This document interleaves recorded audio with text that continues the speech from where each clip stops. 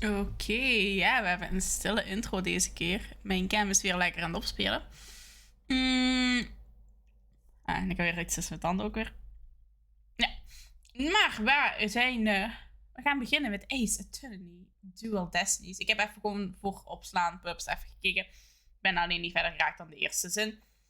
Dus we gaan gewoon select episode gewoon de eerste doen. Verder was ik ook niet geraakt met deze simulator. Dit is ook een emulator. Voor de mensen die het willen weten. Meestal doe ik wel originele consoles.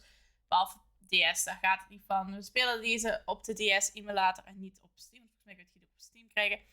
Ook gaat het in beelddingen zijn. Dus als ik zo dingen doe, gaan jullie dingen kunnen zien. Want het is gewoon een schermopname.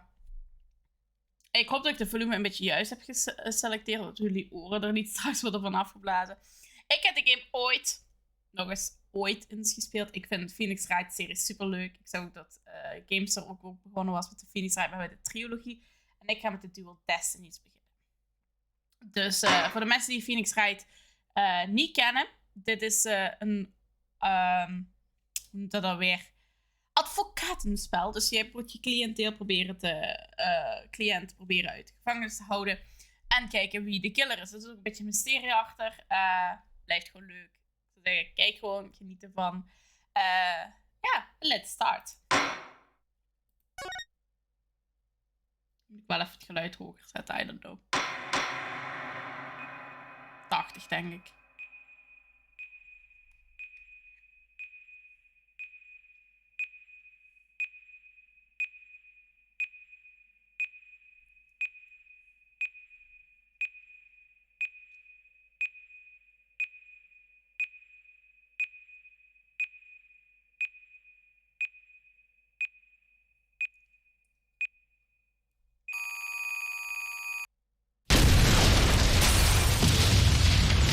Die is ook op 70.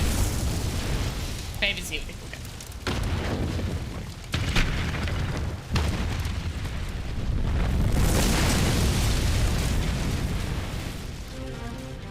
These are dark times, where the law has been reduced to rubble. And it's up to us to restore it to its former glory.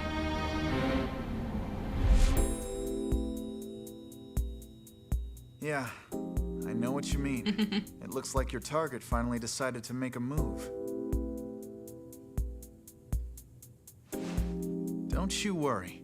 I've got a trusty new partner on board.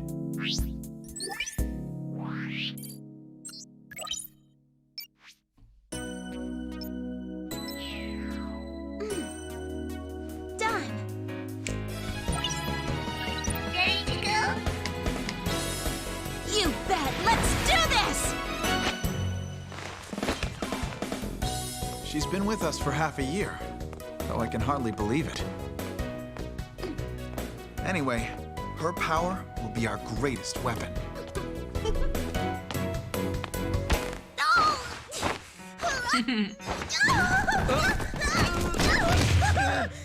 Are you all right, miss?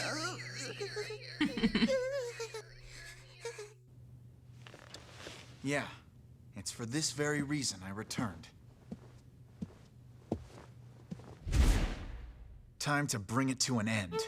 Bring it to an end. Let's go.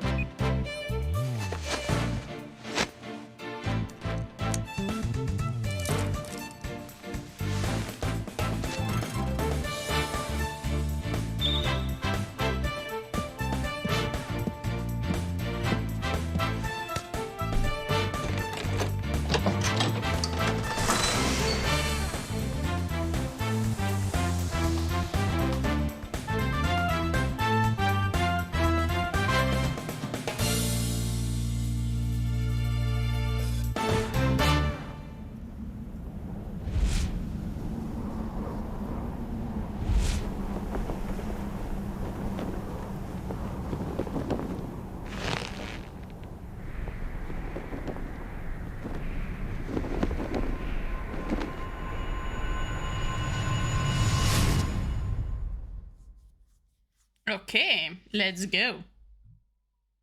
Turnabout Courttown. Turnabout. Okay. Ha ha ha.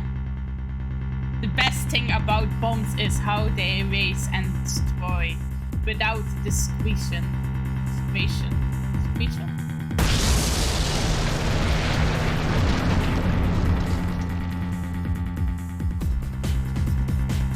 Now all I have to do is spin everything on that little girl.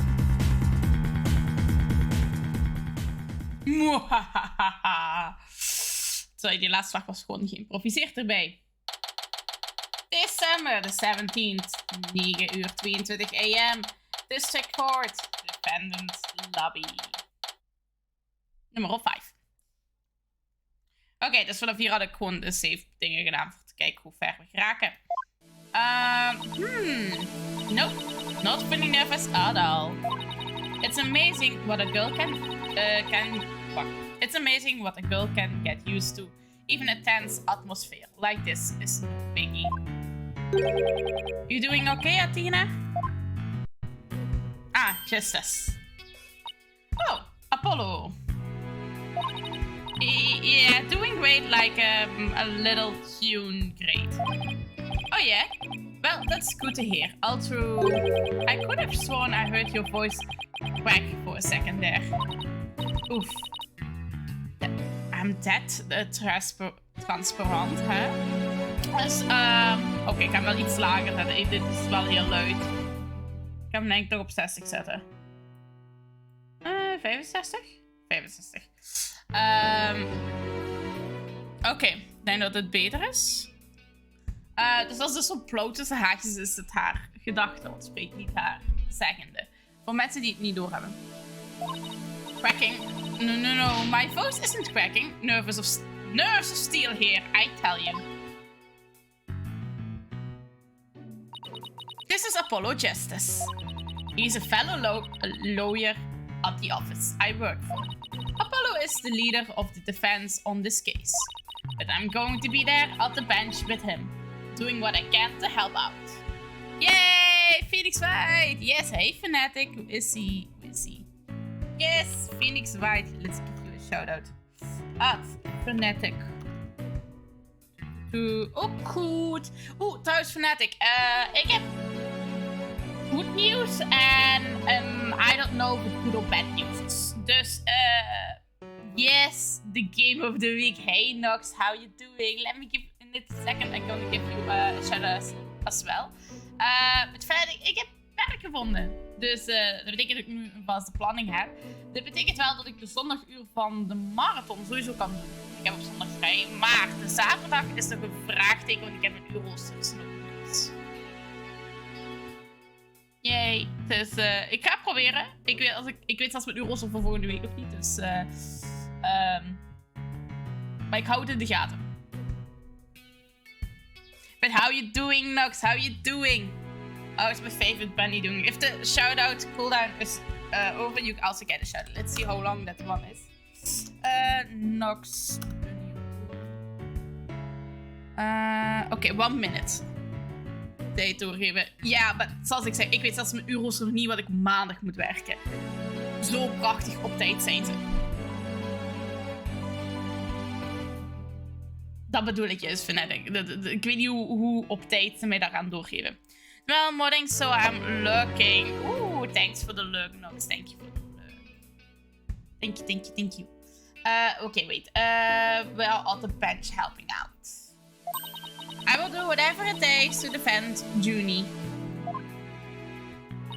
Speaking of steel, how are you holding up? That explosion really did a number on you. Yep, the explosion really got a mel.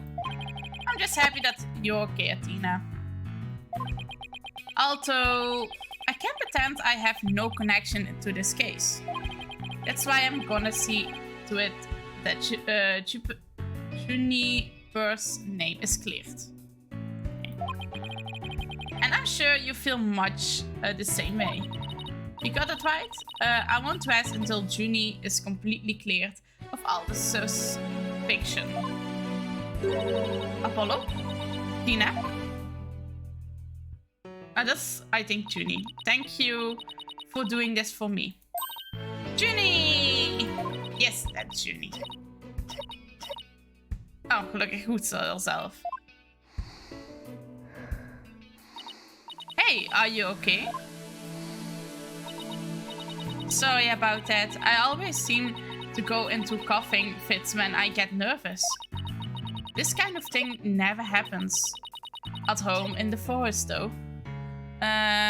Nee, zondag is geen probleem. Omdat ik werk nu in een winkel en we zijn zondags dicht, maar zaterdag zijn we wel open.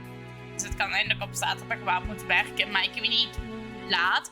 Als het nu bijvoorbeeld als deze zaterdag zal het dan fout lopen met uurrooster. Maar als ik de normale uurrooster heb, wat ik de normale uur waar ik de meeste heb gewerkt door de week, dan moet dat wel lukken. Dan gaat het alleen heel moeilijk voor mij. Maar als ik een volledige dag van begin tot einde moet werken, dan gaat dat niet lukken, de ochtend. Dus dat is even kijken welke uren ik ga krijgen op die zaterdag.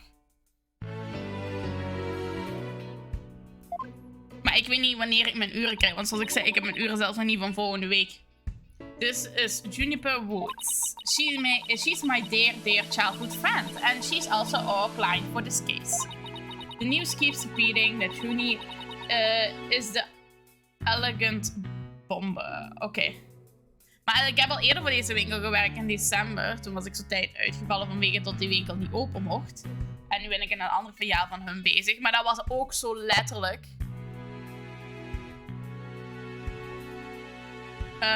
Tot ik daar gewoon letterlijk op de zaterdag of de zondag pas de uurrooster van mijn maandag kreeg. Dus ik weet echt niet, want die zijn ook continu bezig met die derde winkel nu, wat dus dan niet open is geweest. Dat is een beetje chaos op mijn werk. Dus dan weet je dat Fnatic. Sorry nog if I'm talking Dutch, but I'm telling Fnatic something important. But that's ridiculous. There's no way June would do anything like that. I bought you a little snack, Tina. Just a little something for my garden. Aw, thanks. Hey, thanks. So, is that an orange or a tangerine? It's an orange. My grandma says that orange is the color of strength and endurance. Oh, I get it. Strength for the trial, right? June, you're always so good to me.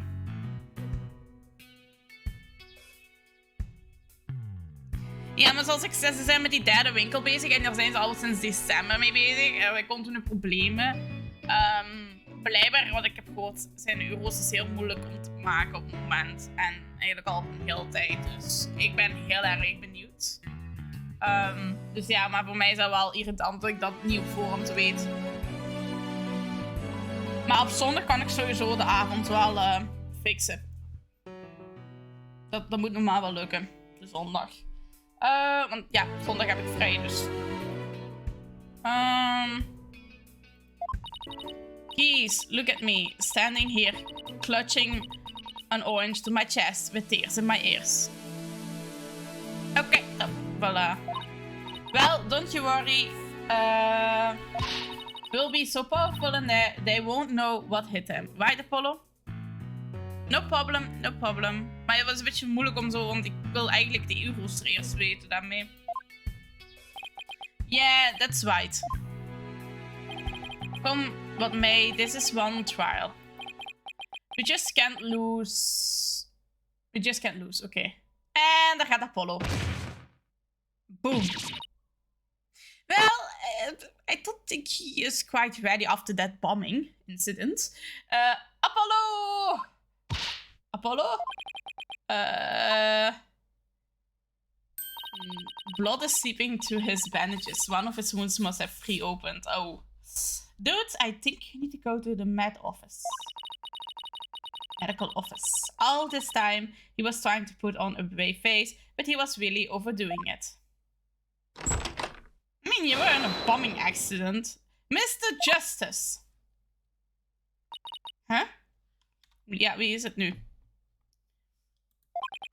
The trial is about to start, sir. Please proceed to the courtroom. Ah, dat is de bailiff. What? Now? But Apollo's not in no state to defend. Wel, dat betekent dat wij doen.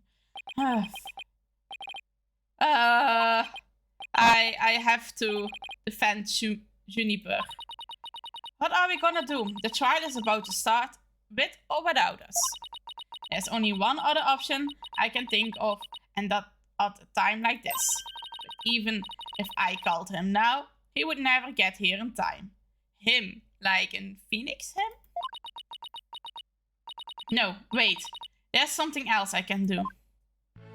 Apollo, give me all the evidence for the case. Huh? What are you going to do? Bailiff? Yes, miss. The defense would like to submit a substitution of attorney petition. Tina? You're not seriously. You're just concentrating on getting better. I will defend Junie. All by yourself? Athena, stop for a second and think about what you're saying. You've never once taken a case on alone before, right? Ja, dat is meer mijn vorige job die dan problemen had in een ander filiaal. En bij degene wat toen verantwoordelijk was in degene wat nieuw ging openen waar ik werkte, die ook nu daar werkt, die had gezegd van haal die binnen. Ik wil die nu hier hebben. Ik heb iemand nodig nu. En zo ben ik daar terug geraakt. Dus ja, en laten we hopen dat ik daar kan blijven. Want ik vind het wel leuk, dus het is wel leuk. No, hey, problema. No, hey, problema. I can handle it, I think. But I guess it's really up to you, Junie. Would you be okay with me taking over? Sure. I believe in you, Tina, and that's enough for me.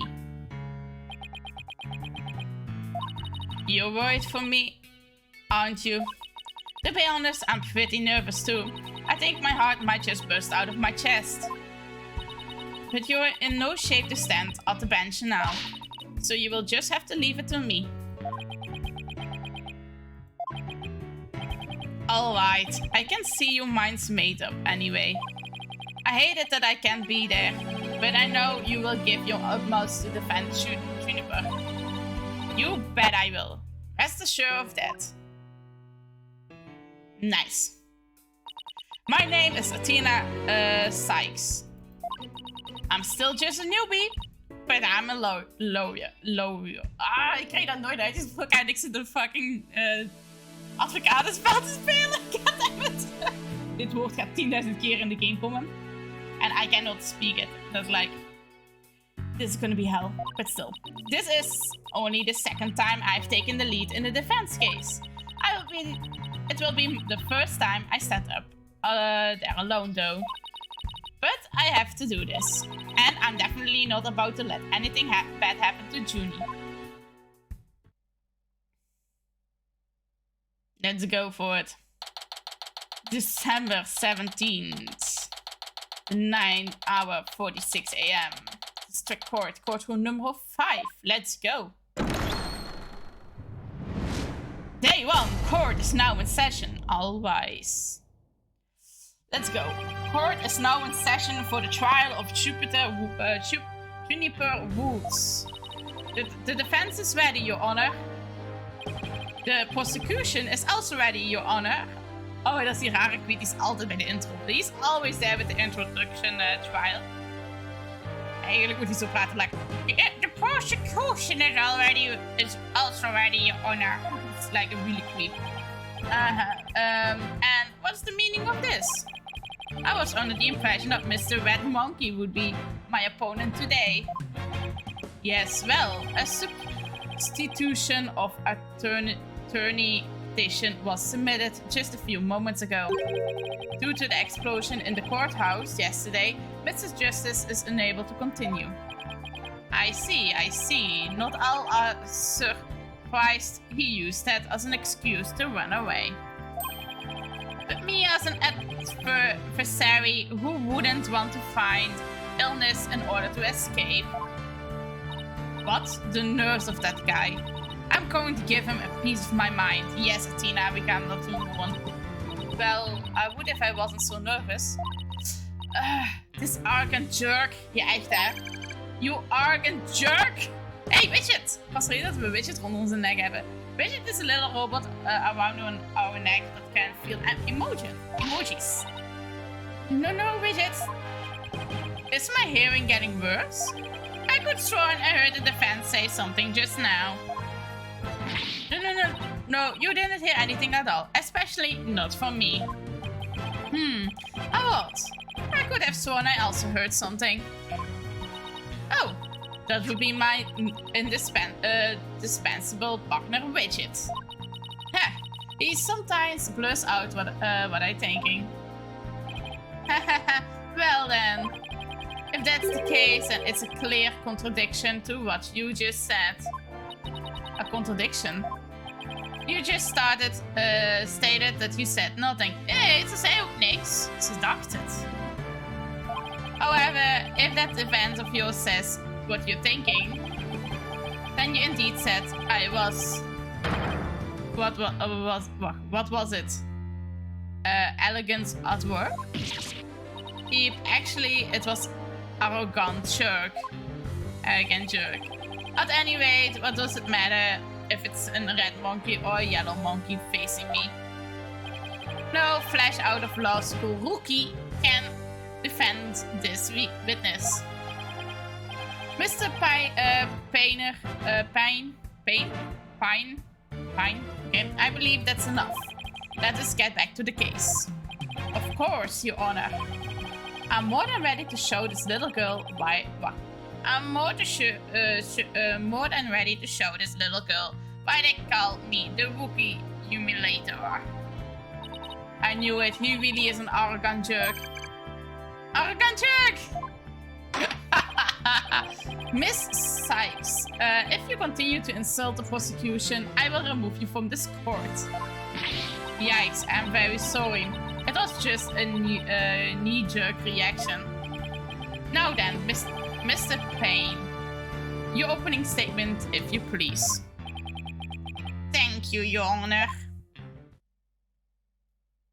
Okay, now then, the incident occurred yesterday here at the very courthouse in courtroom number 4. At that time, the trial for a certain bombing was being held in courtroom 4. Ah yes, I was presenting over that trial as well. And Mr. Justice was there as well as the lawyer for the defense. A bomb was being presented as evidence suddenly went off during the trial. It was a terrible incident, and courtroom number 4 was completely destroyed. Fortunately, we were able to start evacuation procedures before the explosion occurred. Just a few seconds more, and it would have been turned into a horrific loss of human life. But there was, in fact, one death, was there not? That is correct, Your Honor. When courtroom number 4 was examined after the blast,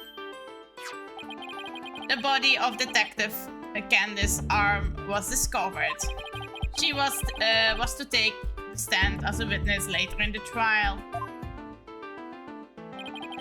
I suppose she wasn't able to evacuate in time. What a terrible tragedy. I must admit, I stumbled at least 10 times myself before I was able to escape. Maybe the court should see to getting you even shorter ropes. Yeah, like that. Because he keeps falling over ropes. The victim's body was found near the entrance to the courtroom. I suspect she stayed until the very end to help guide the others out safely.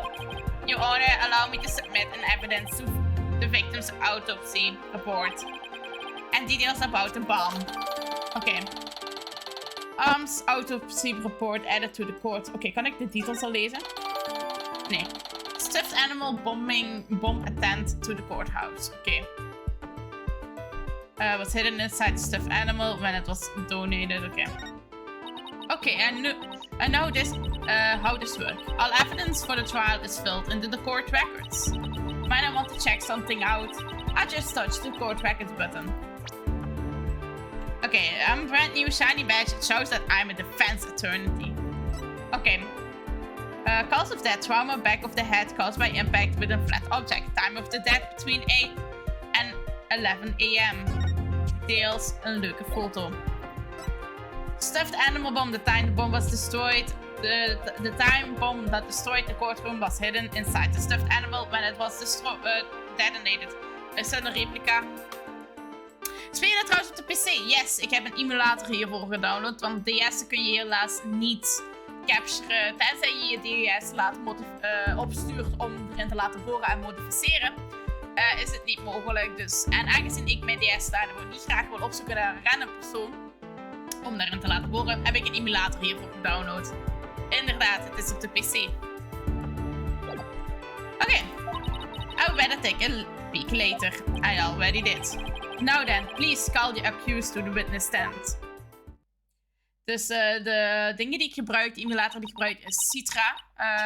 Dat is een hele leuke emulator. Die heb ik al eens eerder gebruikt voor een paar Professor Layton games. Het is een heel simpele emulator en het werkt gewoon. Dus ja, waarom niet? Defendant, are you feeling alright? Het is voor mij ook alweer wat jaar geleden dat ik Phoenix Wright heb gespeeld. We zien dat het kon met een emulator. Wel, de dingen stond op oké, dus het is speelbaar, maar er zullen wel geluids- en visuele errors zijn soms. Of errors of kleine glitches, maar niet dat je de game moet spelen stond op. Professor Layton ging perfect. Daar heb ik geen probleem meer aan het meemaken. En thanks Epic UU voor de wait. Thank you for the wait. Ik weet niet, ik ga jou een kleine SO'tje alvast geven, maar welkom. Hallo, hallo, hallo. Wacht, Epic. Als ik Epic juist schrijf, yes, Epic UU. Gaan we eens kijken. Eerst naar een leuk clipje, hoop ik. Yes, daar is de clip. En de stoel ook, want die kraakt alleen maar. Ja, maar dat komt gewoon door andere dingen. Ja, dat is merk wel, man. Doet op de stoel. Doe eens rustig op de stoel, jong. Mama was je stoel aan het bereiden. Wait. Maar thank you voor de raid. Echt wel, dankjewel. Het was niet het En welkom in de stream. Wij zijn Phoenix Wright pas begonnen. Dual Destinies. Ik weet niet of jullie Phoenix Wright kennen. Ja, echt die stoel zo. Deze stoel heeft ook wel een bui, maar die kraakt niet, gelukkig niet. Wat een clip. Hey, het is jouw clip, hè. Ik vind niks over te zeggen. De randomizer kiest gewoon een clip tussen jouw clips. Dus nee, maar welkom. En voor de mensen die me dus niet kennen van de raid. Mijn naam is Laptoska. Ik ben er vooruit te streamen met een klein beetje een voorkeur voor World of Warcraft. Maar bij mij komt je van alle games tegen. En vandaag zijn we begonnen met Phoenix Wright. Dual Destiny. En we zijn ook bij de oefentrial. Dus de allereerste trial bezig. En we zijn een bombing al aan het oplossen. Voor de mensen die niet weten wat Phoenix Wright is, het is een hele leuke spel op de DS vroeger. Er zijn al remakes van op de PC verkrijgbaar op Steam. Dit is de emulator van de DS. En ja, we moeten gaan uitzoeken wie de bomber is. En onze cliënt eerst verdedigen, zeggen dat dat niet de bomber is. En de echte bomber naar boven halen. Dat is het eigenlijk. Wat een clip, inderdaad. Maar hoe is het met jou, Epic UU? Heb je ook Fortnite gedaan vandaag? Succes met je stream. Komt helemaal goed, maar dankjewel. Defendant, are you feeling alright? You're looking a bit pale. I'm so sorry. I was feeling a bit weak when I first arrived here at the courthouse. En Charlotte heeft eigenlijk veel... welke Charlotte? 1, 2, 3 of 4 of de... die niet echt de 5 kunt je het noemen, maar zo'n tussen dingen.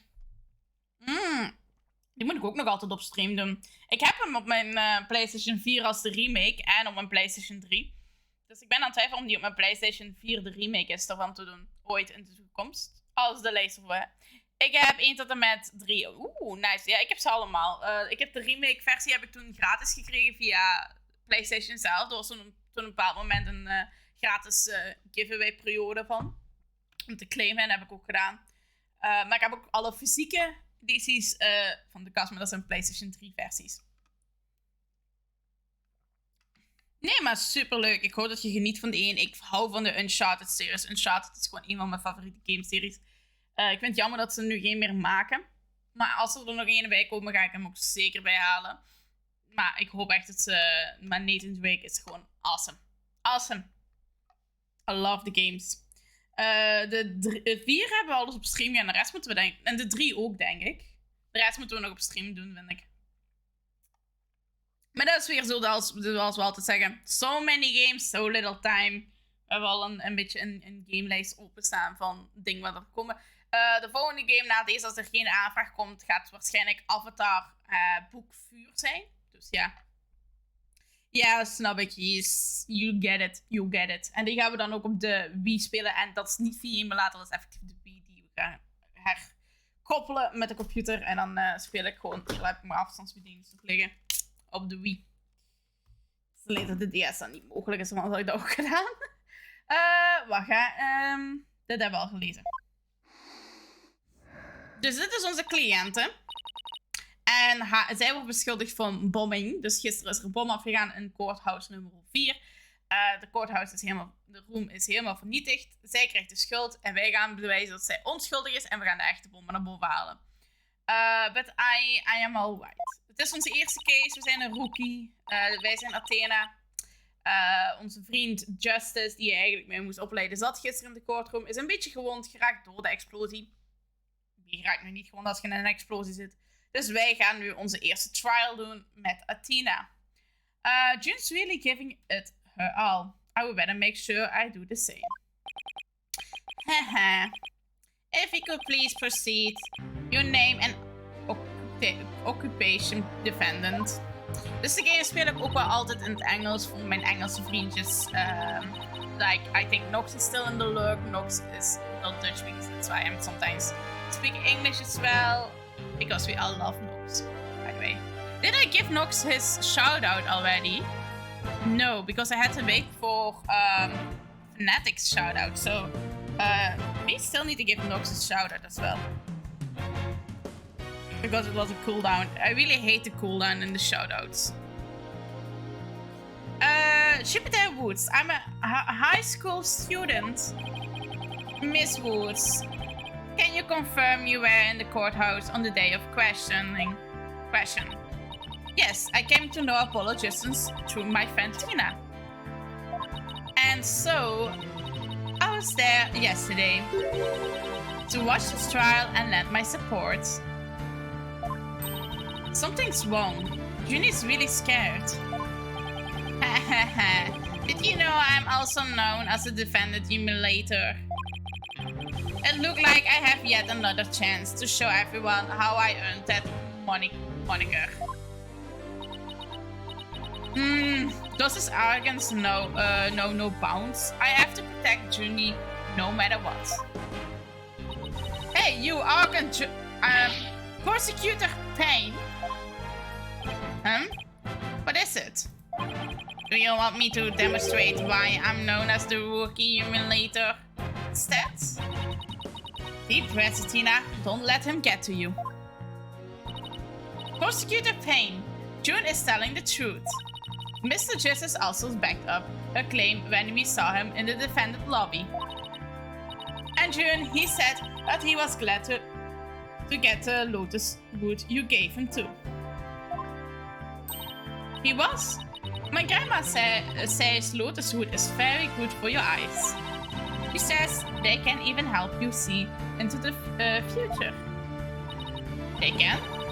Then that's the perfect present for a lawyer. And if that's true, I guess he must not have eaten them. Oeh, wacht. I guess he not have eaten. Heeft hij hem opgegeten? Oké. Ofwel, niet opgegeten. A sweet, meek girl like this. Blow a courtroom to bits. I must say, it's very hard to believe. Objection! No, Your Honor. Don't let her seemingly innocent appearance fool you. The defendant had a motive for committing this crime. That's not true. I don't have any kind of motive. And I don't even know the lady who was killed. I admit the investigation didn't turn up any connection between the victim and the defendant. However, that doesn't matter. The only thing that does is that her objective was the destruction of the courtroom number 4 itself. Uh-oh. Hey!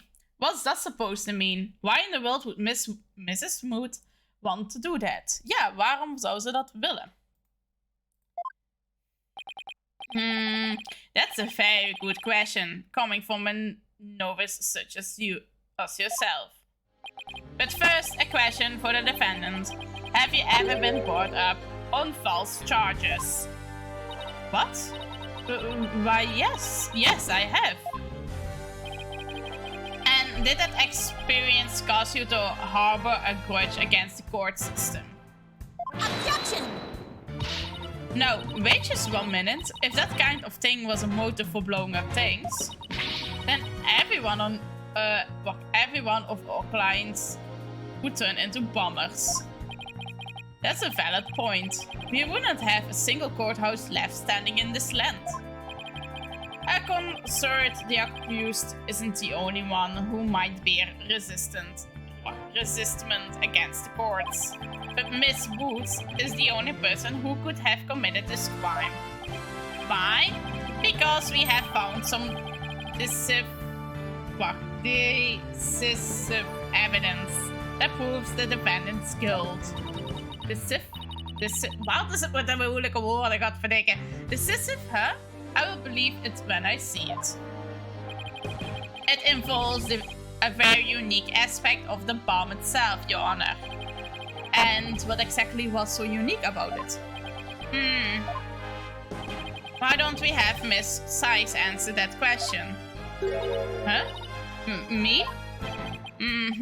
I noticed that you appear to be very nervous and, well, gentlemen, that I would like to offer you the chance to gain some confidence. It's such an easy question. Could he be any more condescending? Really, what a truthfully unpleasant man. L is for loser. What did you just say? Nothing, not a single thing. Weet je, ik moet eigenlijk zijn mond beginnen te houden. Dus ik heb zo'n kat in de ketting op mijn nek en die zegt wat ik denk. Dus die zegt gewoon letterlijk Alice van Loga. Tegen die ene. Now, let's see, what was I supposed to do at a time like this? Oh, I know. The court records. The information I need is somewhere in the court records. Alright, Miss Sykes, let's hear your answer. What was unique about the bomb that blew up the courtroom?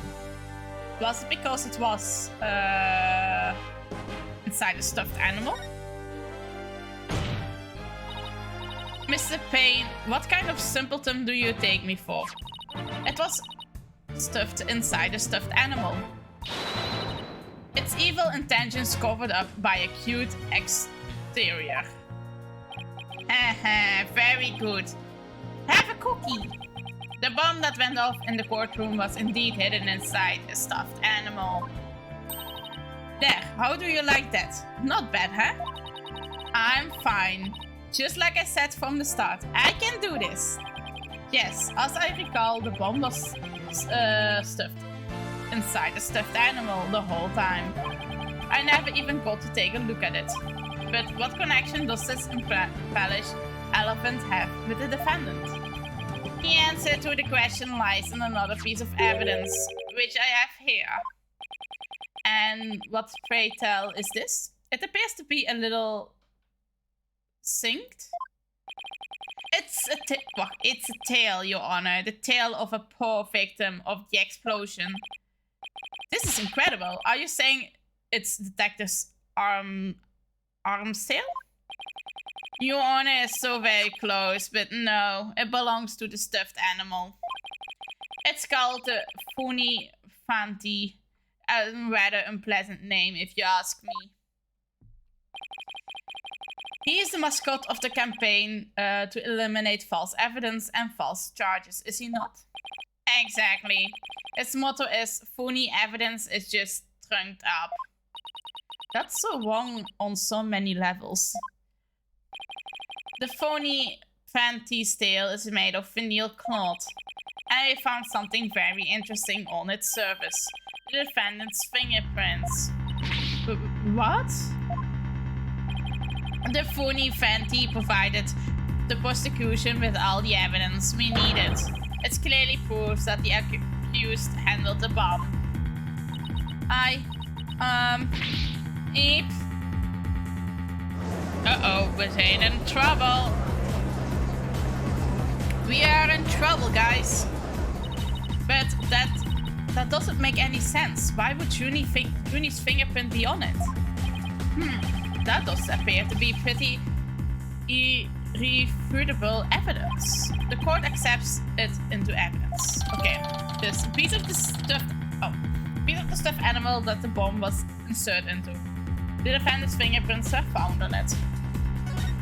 Okay, Miss Woods, do you have any an explanation for this? I don't understand. How about you, Miss Sykes? Do you have any plausible explanation to refute this specific piece of evidence? Well, I can't do it. I can't think of a single thing. But I would better come up with something, for June's sake. If you can't produce an answer, we could always go straight to the ruling, if you prefer. No, I have to say something fast. Oh no, I can't get my voice to work. Why now, of all times?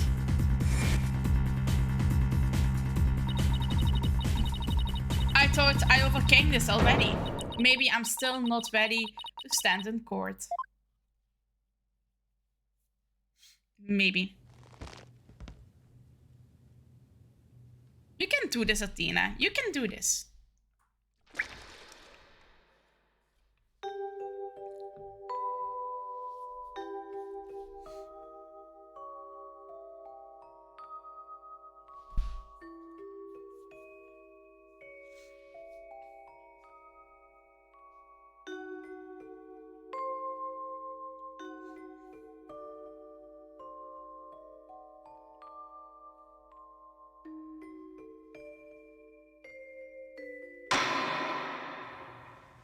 As you can see, there is no room for debate.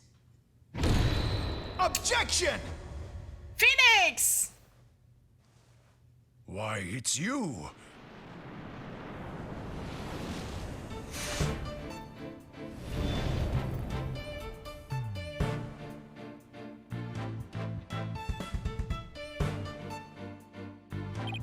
Sorry it took me so long to get here, Tina. Okay, we got the big boss with us. Let's go! Apollo explained me the whole thing to me over the phone. He asked me to come help you out in his place. Thanks for coming. I hate to admit it, but I was having a real tough time on my own. Oh, I don't know. I think you were doing just fine, all things considered. And you hung in there, giving me enough time to get here.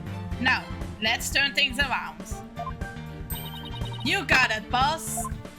Oh ho ho, look who showed up out of the blue. If it isn't Mr. Phoenix Wright, you always manage to surprise me. Your Honor, Mr. Payne has called for an early ruling, but I believe there are still many things that need to be deliberated. How did Miss Wood's fingerprints wind up on the stuffed animal tail?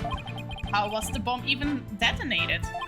Until these questions are answered, I assert it's impossible for a fair ruling to be made. You are absolutely right. Let us continue from where I left off. I assumed you have no objections, Mr. Payne. Not at all, Your Honor. Ik weet alleen maar aan het voice, voor de rest weet ik geen voice. Miss Woods really looks like she's having a hard time. June's really struggling, Mr. Wright. I get the sense she's afraid of the courtroom itself. Because of yesterday? Yeah, it was understandable, very traumatic for her. Poor thing. And here she is, back at the courthouse again, being so brave. I would like to make a request, Your Honor. If at all possible, I would like to have Miss Woods rest in the lobby. Given the defendant's condition? Very well, I grant a special permission. You go get some rest, Junie, and leave the rest to us. Okay, thank you. Sorry about this. Oké, zij gaat rusten. Wij gaan het hier aanpakken. Phoenix Wright. I've been looking forward to meeting you. Je hebt ons al toch gemeet in andere games. It's been a while, Mr. Payne. You're more clueless than I've heard. I do believe you mean, how do you do? For I am Gaspin Payne. I am the younger brother of your long-standing rival, Winston Payne. What? Long-standing rival? When were we even rivals, let alone long-standing? You will see, Mr. Wright. I will cleanse Winston of the disgrace he met with at your hands. Looks like this royal Payne is going to be thoroughly unpleasant as the other. Your Honor, the prosecution would now like to call the decisive witness to the stand. This witness will testify as to how the accused detonated the bomb in the courtroom. Very well. Please call your witness, Mr. Payne. Oh ja, dat is onze bommer. Witness, your name and occupation, please. Witness? Name.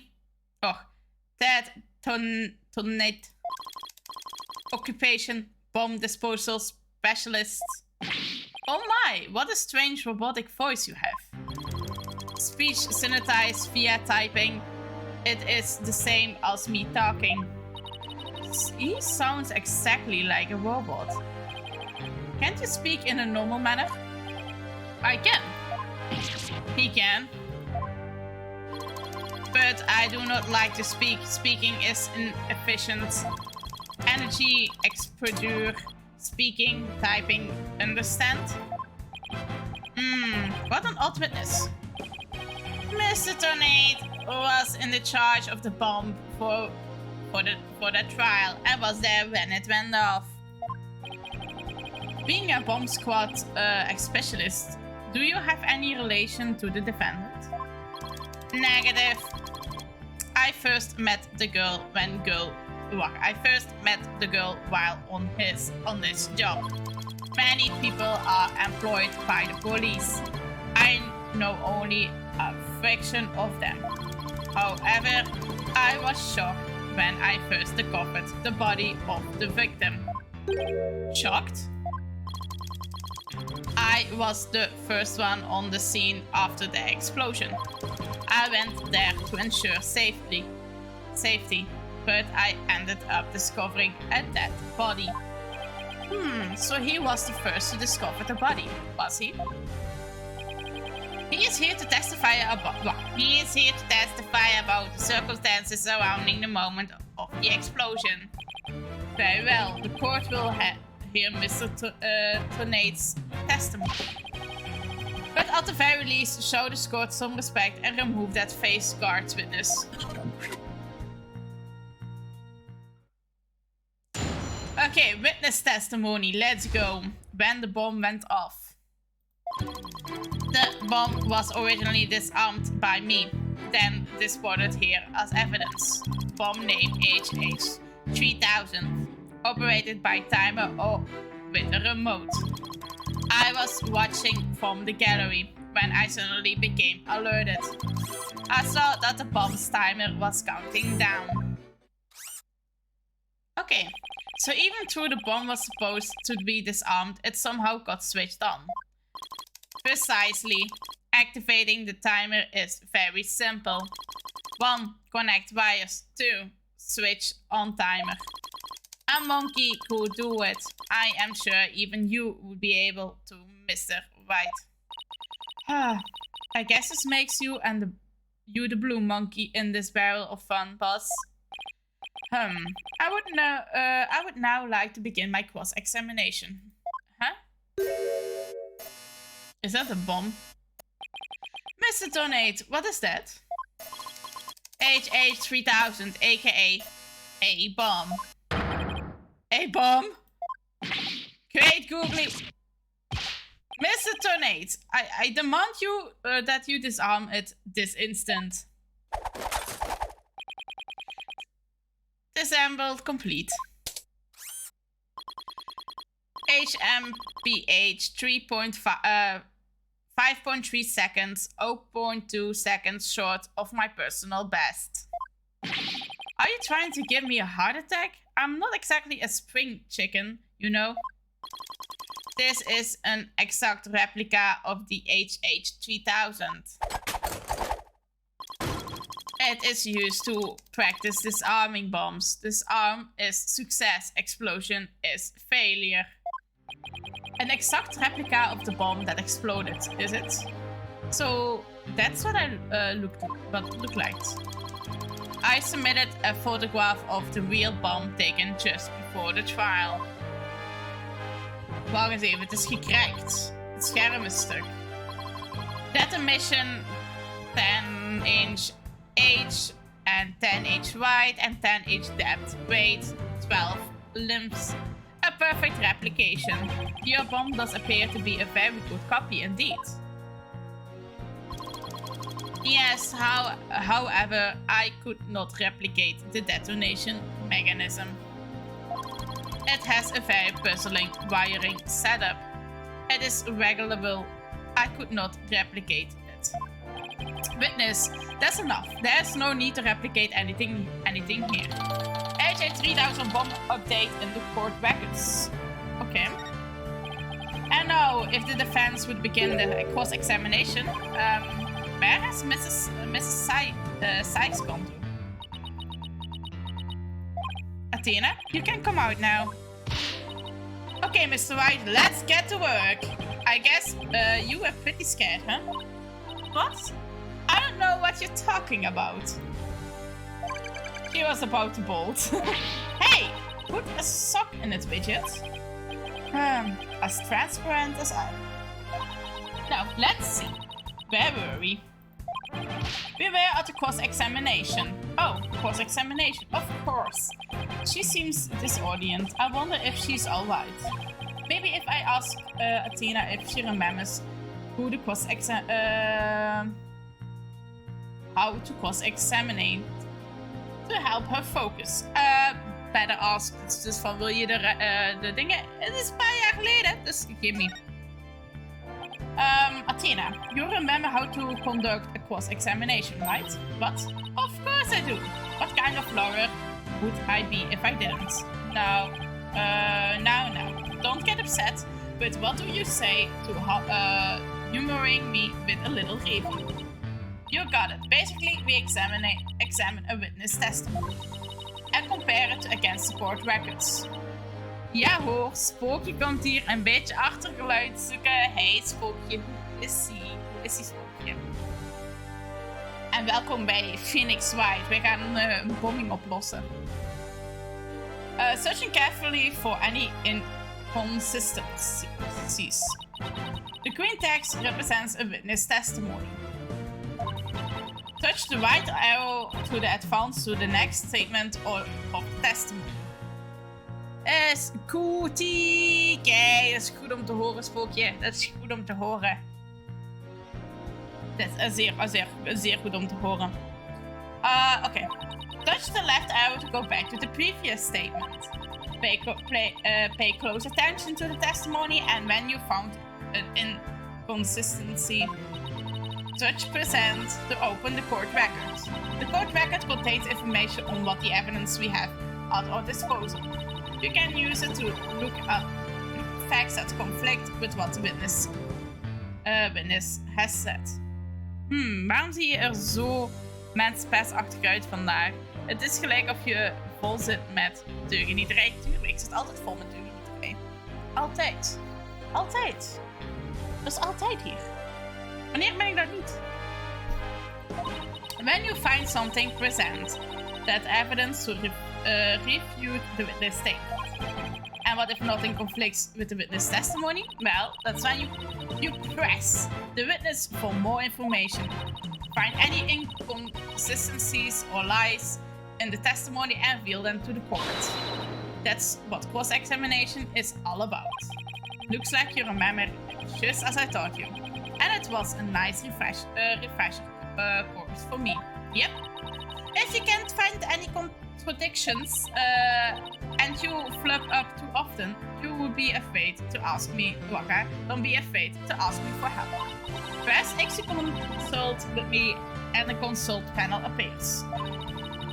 I will let you know where I think the suspicious statement is. Sounds good. I will be counting on you if I get in the blind. Alright, it's cross-examination time. Let's go. Ik denk dat we moeten pressen, hè? When the bomb went off. The bomb was originally disarmed by me, then transported as evidence. Okay, let's press this. You said that you disarmed the bomb, but are you really sure it was disarmed? Absolutely. I can disarm anything. In a flash. That looks more like dismantling than disarm to me. Oh, pardon me. Let's see, is there any chance you would have forgotten to disarm the bomb? Impossible. I do not make rudimentary mistakes like that. They say to error is human. Although the judge is still out on the sky. If you must know, Mr. Wright, according to the court's own records, the fact that the bomb has indeed been disarmed was officially confirmed. I guess I can rule out the possibility that they forgot to disarm it. Could you talk about the bomb in a little more detail for the court, Mr. Tonate? Certainly. Bomb name HH3000 operated by the time of or with remote. Oké, we gaan een beetje doordrukken. What was the approximated size and weight of the bomb? The ammunition, oh ja, die hebben we al gelezen, eigenlijk weigh 12 grams. This information is also written on the photograph. Ah yes, here it is, on the back. According to this, the case is made out of alloy plating 5/16 of an inch thick.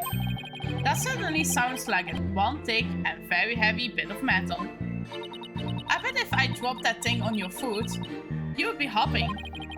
If you drop that thing anywhere, it would be hopping for the nearest exit. Yep, want het is een bom. Very well, I would believe the court has heard enough about the bomb itself. So, Mr. Tonate, you were keeping an eye on the bomb. Where you watching from? I was watching from the gallery when I suddenly became alarmed. Wacht eens even, die zei van de displays. I saw the bomb's timer was counting down. Maar de timer is stuk, als ik me goed herinner, hè? Hier, de timer is stuk. Objection! Objection! So you saw the bomb's countdown, is that right? Of course, I clearly saw it counting down to 0. And I say that you are clearly lying. What are you talking about? There is no way you could have seen the bomb's timer. After all, the bomb was concealed inside a stuffed animal. Ook. Dat was ook waar. It was inside the animal. Mr. Tonate, how can you claim to know the bomb was about to go off? When you couldn't even see the timer.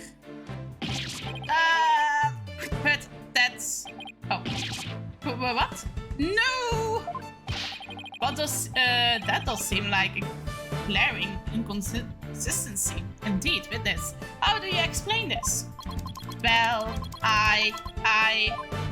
Oh, that was great, Mr. Wright. You found a contradiction right off the bat.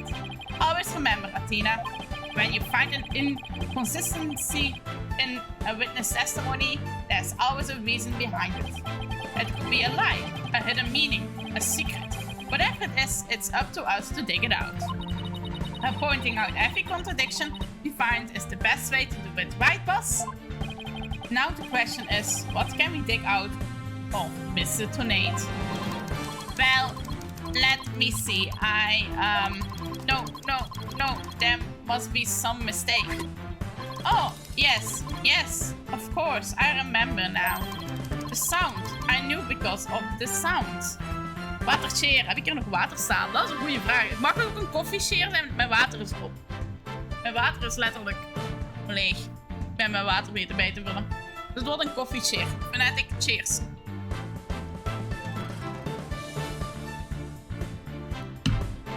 Ja, het is mijn eigen fout. Ik had mijn water moeten bijvullen. Maar ik heb letterlijk hier allemaal lege waterflesjes staan. Dus ik heb gewoon letterlijk geen water bijgevuld. Sound? What sound? When the timer of this type of bomb is switched on, it beeps softly. Beep, beep, beep. It is the sound of the bomb counting down. A beeping noise, you say? I suppose it would be possible to notice that, even with the bomb inside the stuffed animal. I simply made a mistake, my bad. Objection! How in the world did you hear such a tiny little sound all the way from the gallery?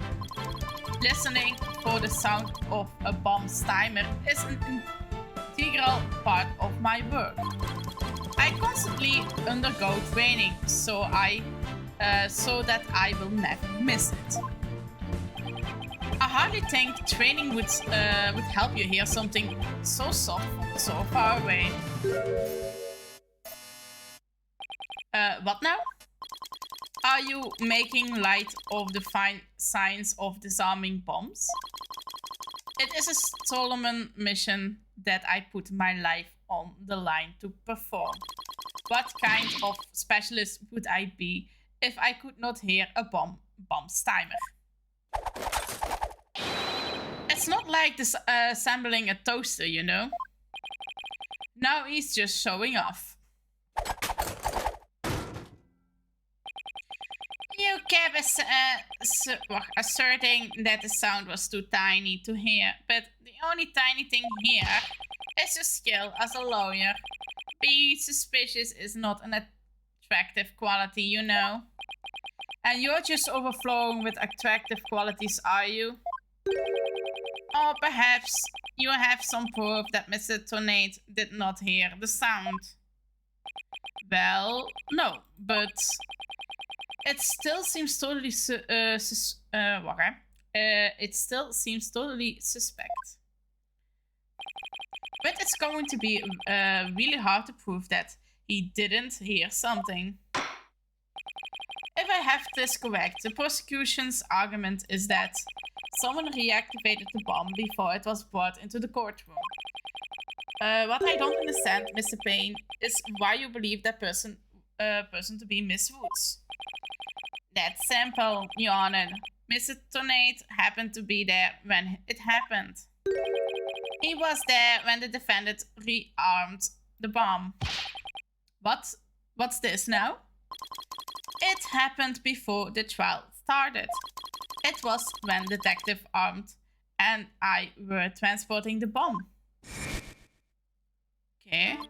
We brought the bomb to the lobby for the defense. Bomb is evidence. The lawyer wanted to see it before the start of the trial. Looking for a chance to get at the bomb. Miss Woods was already there in that lobby. Her goal was certainly to rearm the bomb and steal the remote switch. The remote switch? Yes. Yes, the switch that controls the bomb remotely. Duh. It was been missing ever since the incident. Okay, there's a switch that starts the time bombs come down. It was stolen just before the blast and is now missing. Okay. Missing remote switch added to the court records. I am partially to blame. I left the bomb and remote on top of the transport case. And they were rearmed and stolen while I was talking with the lawyer. The defendant then used the remote from inside the courtroom to start the timer. Objection! How can you assist so Wauw, wat een woord heb ik toch. Een equivocalie dat de bom was rearmed in de lobby. Objection! The bomb was safely secured in the transport case. The only time it was outside of the case was in that lobby. Therefore, that was the one and only opportunity anyone had to meddle with it. Someone other than Mr. Tornade could have opened the case and taken the bomb out. Impossible. The transport case is assigned exclusively to me. Do you see this number here? That is my identification number. And I have the only key that can open the case. The bomb transport case added to the record record. In this case, the case Tornade and Detective Arm transported the bomb, and Tornade has the key. Nevertheless, Mr. Payne's assertion is nothing more than conjecture. You have no proof that it was Miss Woods who stole the remote switch. And by the same token, you have no proof that it wasn't her. But what I do have is a piece of evidence that provides the defendant's handle of bomb. Ah, that's tail. Okay, 5 minutes, 24 seconds, 2.3 DC seconds. The defense advantage lasted a mere 5 minutes. Talk about a rotten hand. As long as they have her fingerprints as their trump card, I'm at a big disadvantage. It appears we will have to hear from the defendant herself once more. I wholeheartedly agree, Your Honor. I would like to recall Ms. Woods to the stand. I trust you have no objections, Mr. Wright. I worried about her condition, but we do need her testimony. On the other hand, I'm not sure I want to make Athena mad. I can beat your feelings, you know, boss. Guess there's no hiding from her, huh? Don't worry, I know we need her testimony. But if anybody picks on her again, they will pay. Guess she's already to anger level 1. Don't worry, I will stop the proceedings before I let anything bad happen to her. The defendant has no objection, Your Honor. In that case, I will take my leave. But before I do, there is just one more thing. Mr. Wright, is it? Me? Yes. Dismantling bombs is my job. Dismantling the case is yours. Do you think you can handle it? I look forward to seeing you try. This guy is hiding something. I just know it. Now, if you will excuse me. Bailey, please go out to the lobby and bring back the defendant. Okay. Junie. Hi, Tina. She looked even worse off than before. Don't worry, Junie. We're here for you. Thanks, Tina. And I will do my best, too. You blew up the courtroom because you bear resistment against the courts, correct? No, of course not. What's that you say? I can barely hear you. I haven't done anything wrong. This prosecutor is scary. Objection! What an impudent little girl. Stop acting innocent and tell the truth. This is getting ugly. You rearmed the bomb because you wanted to blow up the courthouse. Admit it. That's why you went to the lobby where Mr. Justice was. Isn't that right?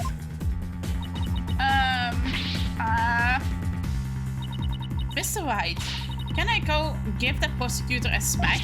What? Of course not. Do you have to review Do we have to review Courtroom Manners 101 again? We can't let a creep that bullies innocent girls like this off so easily. I haven't forgotten about how he treated you. Don't worry about me, just help Junie. Her heart's crying out.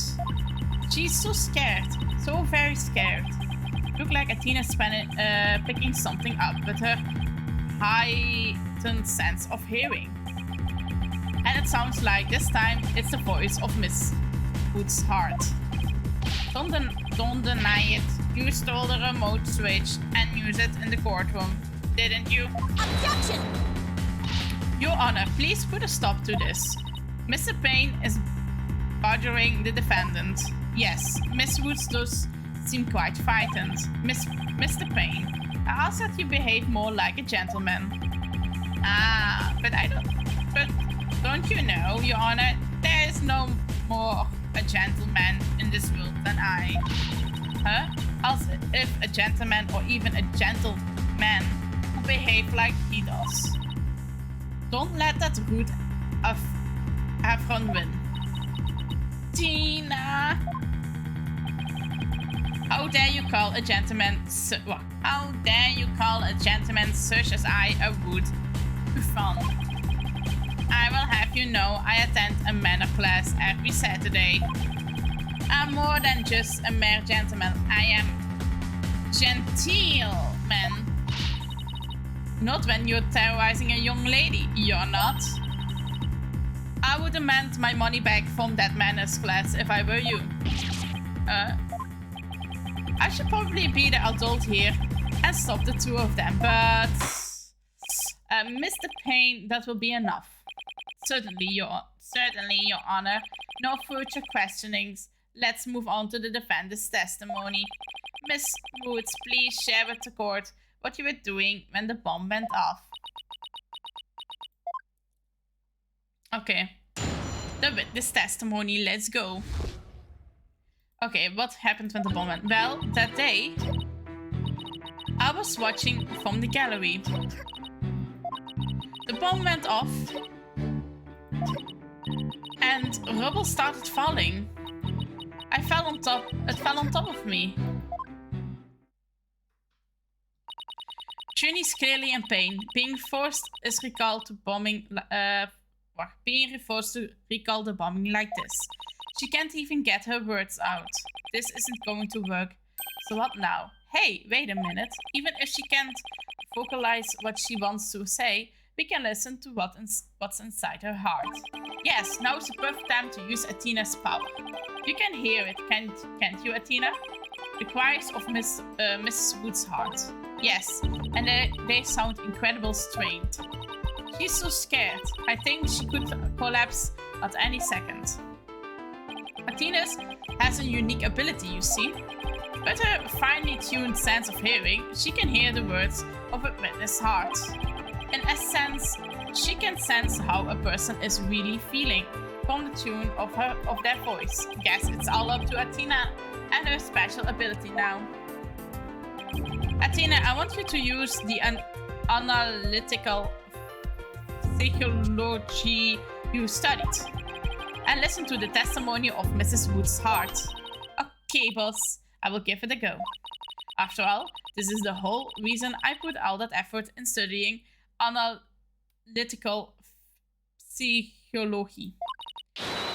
Oof, let's do this.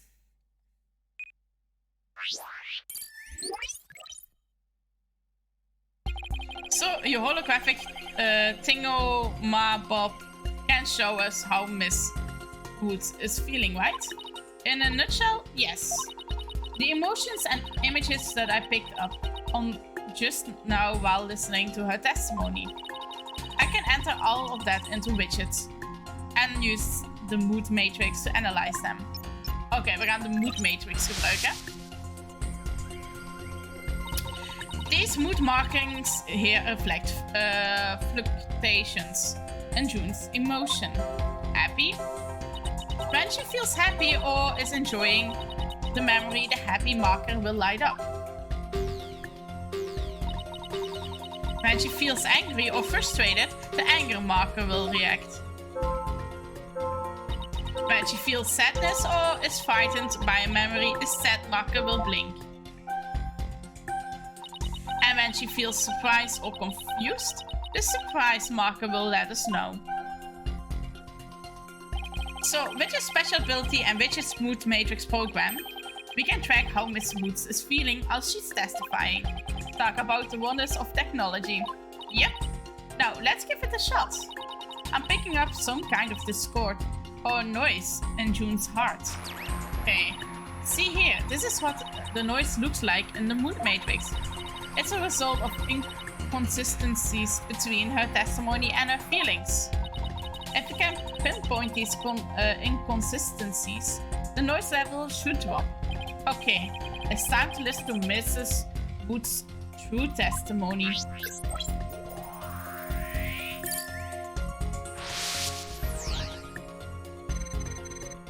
Well, that day, I was watching from the gallery.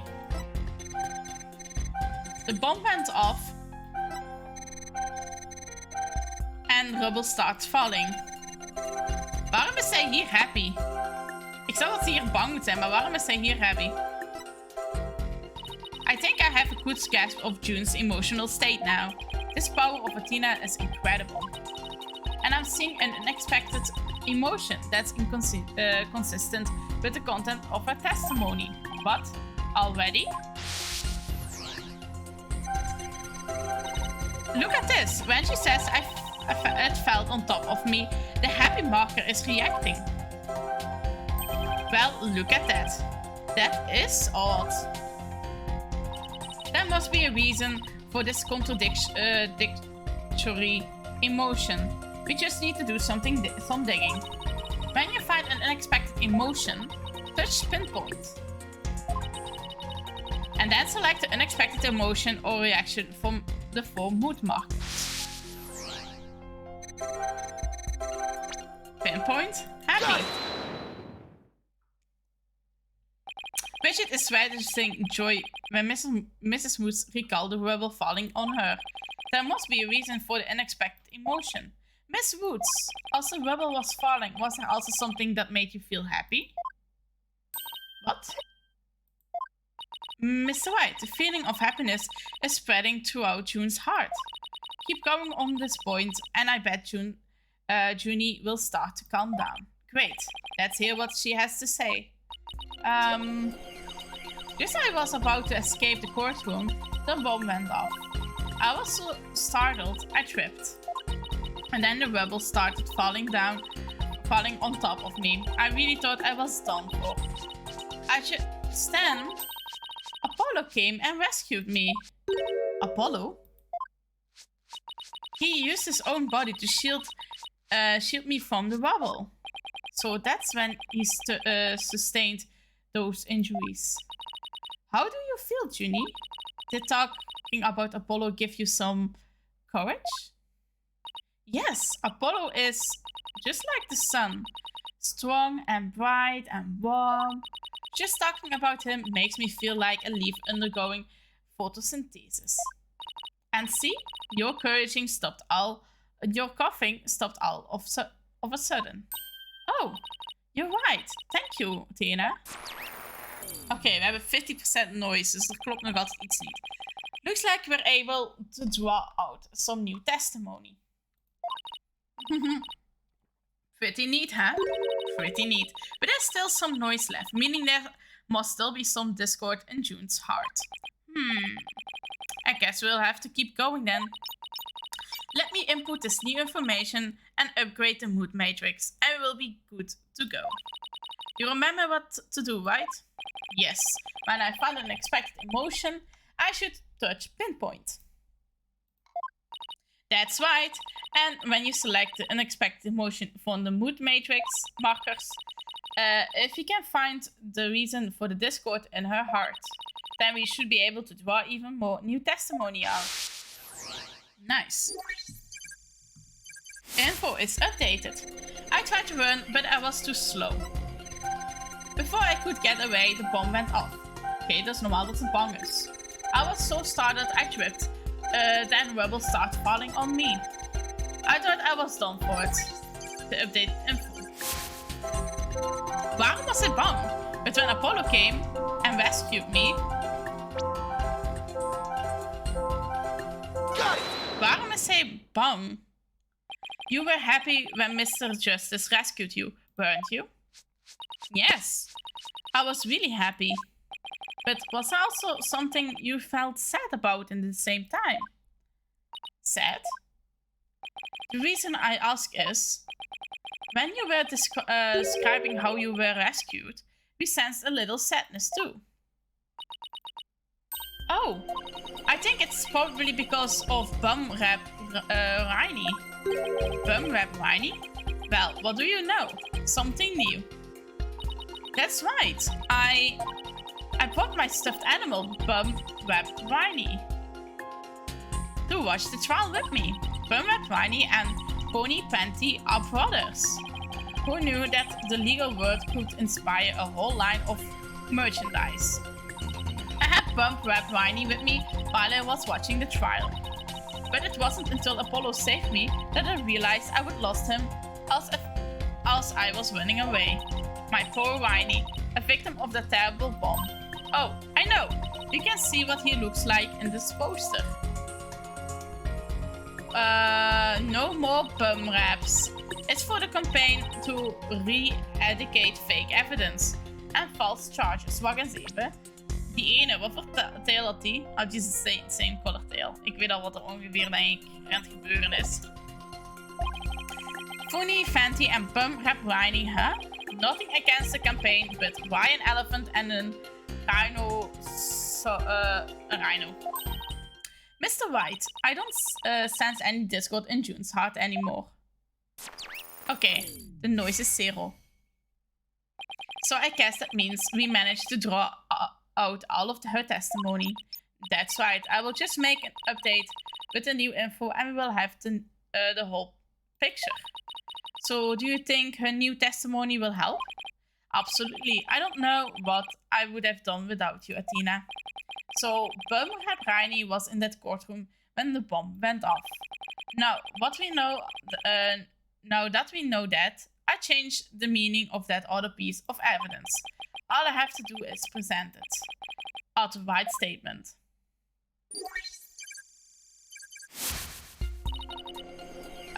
Dus get out of the courtroom. Dus ik denk dat bij de dingen dus moeten. Okay, Apollo came to rescue and then that's June's complete testimony. Not bad, huh, Mr. Wright? I show focus on the new statements Miss made. The existence of Bum Rap Riney should turn things around in our favor. I changed the meaning of a certain piece of evidence we already have. All I have to do is present it at the right statement. I know.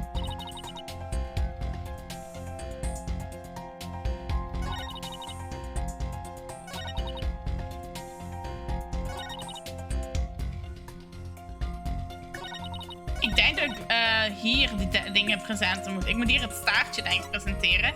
Met de reden, dat is niet het staartje van die olifant. Het is van de rhino. Objection! It's the rhino tail. Miss Woods, I know this trial has been very hard for you. But you can relax now. You are, without a doubt, innocent.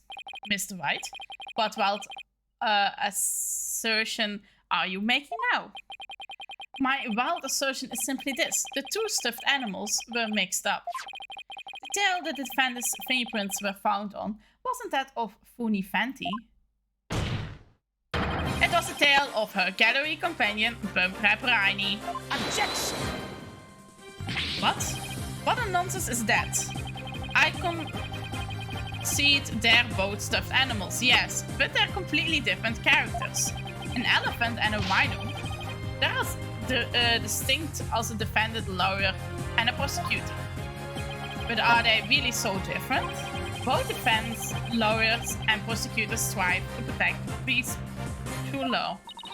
Even elephants and rhinos have some similar characteristics. They're both grey, for example. Anyway, the poster is all I need to prove my assertion to be true. If I may direct the court's attention here, you will clearly see how the two got mixed up. Wel, dat is door het staartje. Present. Take that! Well, would you look at that? The two tails are exactly the same. Yes, exactly. The two stuffed animals are based on entirely different animals. But the design of their tails is exactly the same. Ah! We got him. We got him. Order. Order in the court. As long as the possibility exists that the tail belongs to Bum Riley, we can no longer consider it to be decisive proof that the defendant handled the bomb. As things stand, I consider the charges against the accused unsubstantiable.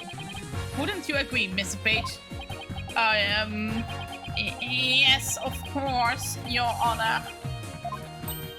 Oh, that was great, Mr. Wright. You two turned things right around. Yeah, it's not over yet, but at least we managed to hold out this long.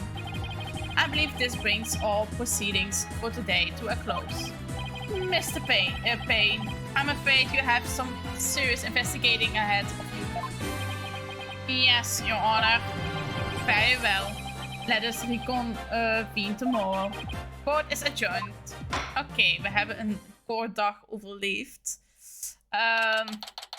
Dus waarschijnlijk gaan we nu op onderzoek uit. We zijn December the 17th, 11:56 a.m. District Court, defendant lobby number 5. That was so exciting, boss. We did it. True to form, you managed to just barely... True to form, you managed to just barely pull it off. At the very last moment. True to form? Gee, I never knew you had such a glowing opinion of me. Thank you for everything you're doing. You did great, Miss Woods. You really stuck it out. And you got really brave at the end, just when we needed you the most, Junie. Thanks to you, we were able to turn things around. Well, you were the one who gave me that courage, Tina. Really? Haha, thanks. So be honest, was I any help at all? Of course. Without you, we wouldn't never gotten out of that tight spot. That's good to hear. I might still have a lot to learn, but you can bet I'm going to give it my all. I will be so good that one day you will call me your partner. That's what I like to hear. Analytic psychology, the ability to solve the riddles of a person's heart. Athena's true potential is beginning to really shine through now. Hey, where's Apollo anyway? Good question. I almost forgot about him. I assumed he would still be here in the lobby. Oh, I know, maybe he's still in courtroom number 4. Courtroom number 4? What would he be doing at the scene of the explosion? When I came out to the lobby to rest, I told Apollo about Bum Riley. I told him I dropped Riley in the courtroom, as I was trying to escape before the blast. And then... Apollo said he had an idea where Riley might be, so we went to take a look together. Huh? I guess Apollo can be pretty nice when he wants to be. So we went looking for Riley together before you were called back into the courtroom number 5? Yes! I had some time to rest, so I was able to go and look for him. But then they called me into courtroom number 5 to testify. Apollo insists on staying there, so... With all those injuries, I wonder how he's managing. I think Apollo might have figured something out. Wonder what it was. He told me, I'm going to look for evidence to clear your name. Juniper. Just maybe he found some new piece of evidence. Anyway, we better go and get him. Good idea. Okay, let's get Apollo. December the 17th, 12:11 p.m. District Court, courtroom number 4. Let's go. Where are you, Apollo? Trial's over for today. Come on, I know you're... No.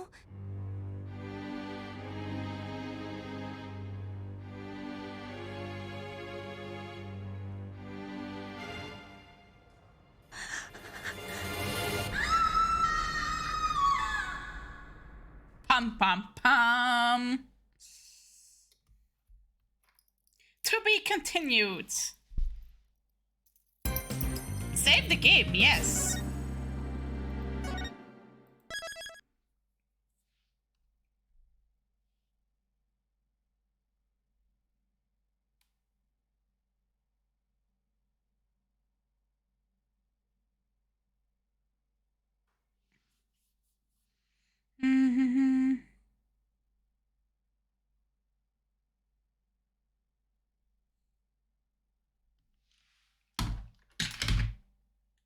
Back. December the 18th, 9:34 a.m. District Court, Defendant Lobby number 5. This isn't exactly how I envisioned the second day of the trial to start. But given how things ended yesterday... Good morning! Wel, blijkbaar is geen goeiemorgen. The mood sure is tense. Not that that's any surprise.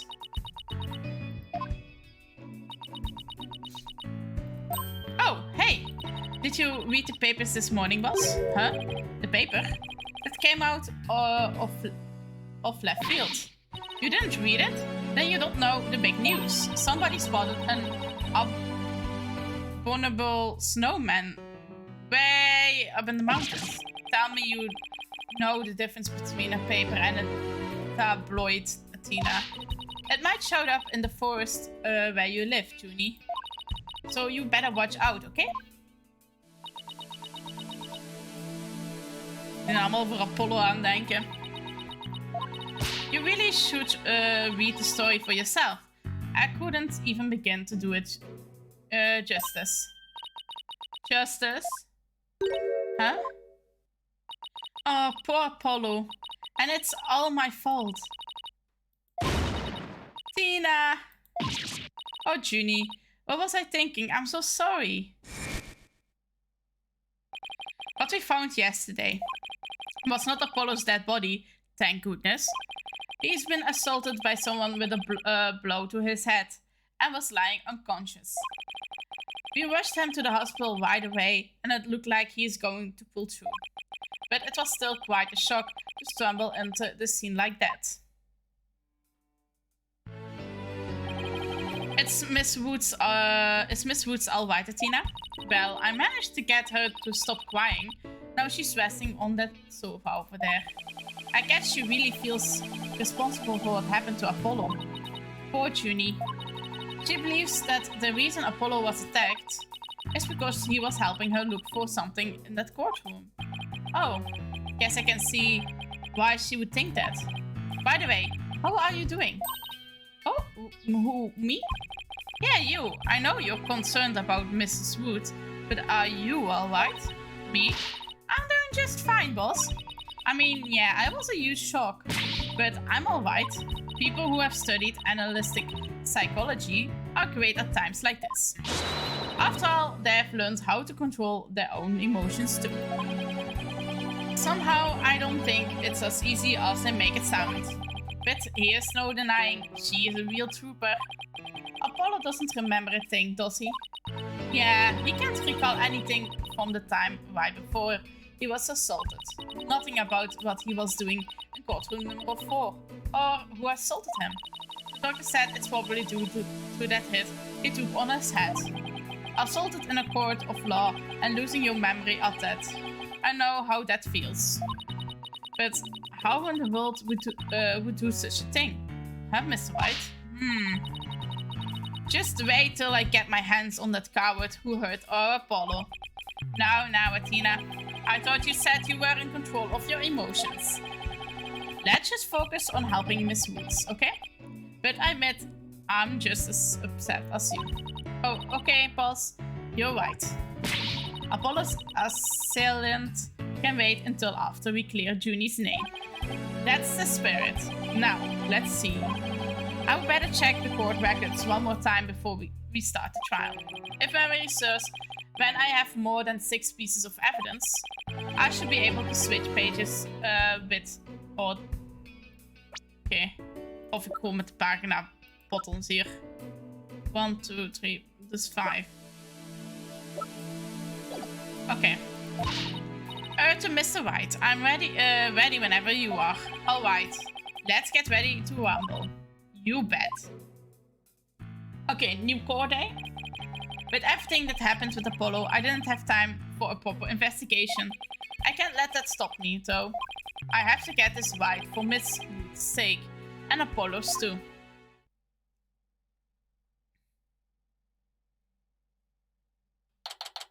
December 18, 9:50 a.m. District Courtroom number 5. Let's go. Day 2. Court is now in session. Let's go. Court will now reconvene for the trial of Juniper Woods. Prosecution is what? The prosecution is ready, Your Honor. The defense is also ready, Your Honor. Now then, I believe I instructed the prosecution to further the investigation. Were you able to locate the remote switch in question? I'm afraid the remote switch is still missing, Your Honor. I must say, I'm disappointed, Mr. Payne. Not angry, just disappointed. I apologize, Your Honor. Aha, looks like the prosecution is just as unprepared as I am.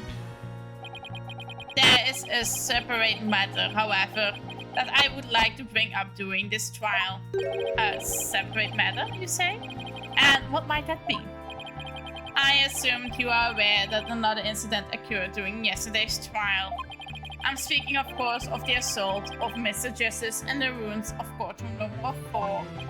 Uh-oh, why is he bringing that up? Yes, what a truly harrowing experience it must have been for Mr. Justice. At the time of the attack, Mr. Justice was not alone. He was with the defendant, Mrs. Juniper Woods. He isn't going where I think he's going with this, is he? The prosecution wishes to indict Miss Woods on the charge of misjustice assault. Oh, we gaan van een bombing naar assault. Order in the court. Miss Payne, the incident under deliberation here is the courtroom bombing. The assault of Mr. Justice has nothing to do with this trial. Ah, but I believe this is a connection between the cases and Mr. Justice's assault. Please take a moment to consider these facts. Both events occurred in courtroom number 4. This is the location, the courtroom number 4, where the unconscious Mr. Justice was discovered. As you can see, they're quite close to where Detective Army's body was found. Phone number for diagram is added to the record. The question is, why did the culprit feel the need to maliciously attack Mr. Justice? Why indeed? What do you believe their motive to be, Miss Payne? I believe Mr. Justice found something in that courtroom while Miss Woods was with him. Evidence that figured her as perpetrator of the bombing. You mean he found some incriminating evidence? Precisely. And so, Samir, that defendant picked up a piece of rubble and hit Mr. Justice on the back of his head in order to silence him. Objection! Junie would never do such a thing. She was at first stated when we found Apollo hurt like that. Miss Sykes, please control your outbursts. It is the prosecution's belief that by deliberating on Mr. Justice's assault, we will draw even closer to the truth of the courtroom bombing itself. Very well. Miss Woods is hereby officially indicated on the charge of assaulting Mr. Justice. What? Why are you listening to Mr. Toupee over there?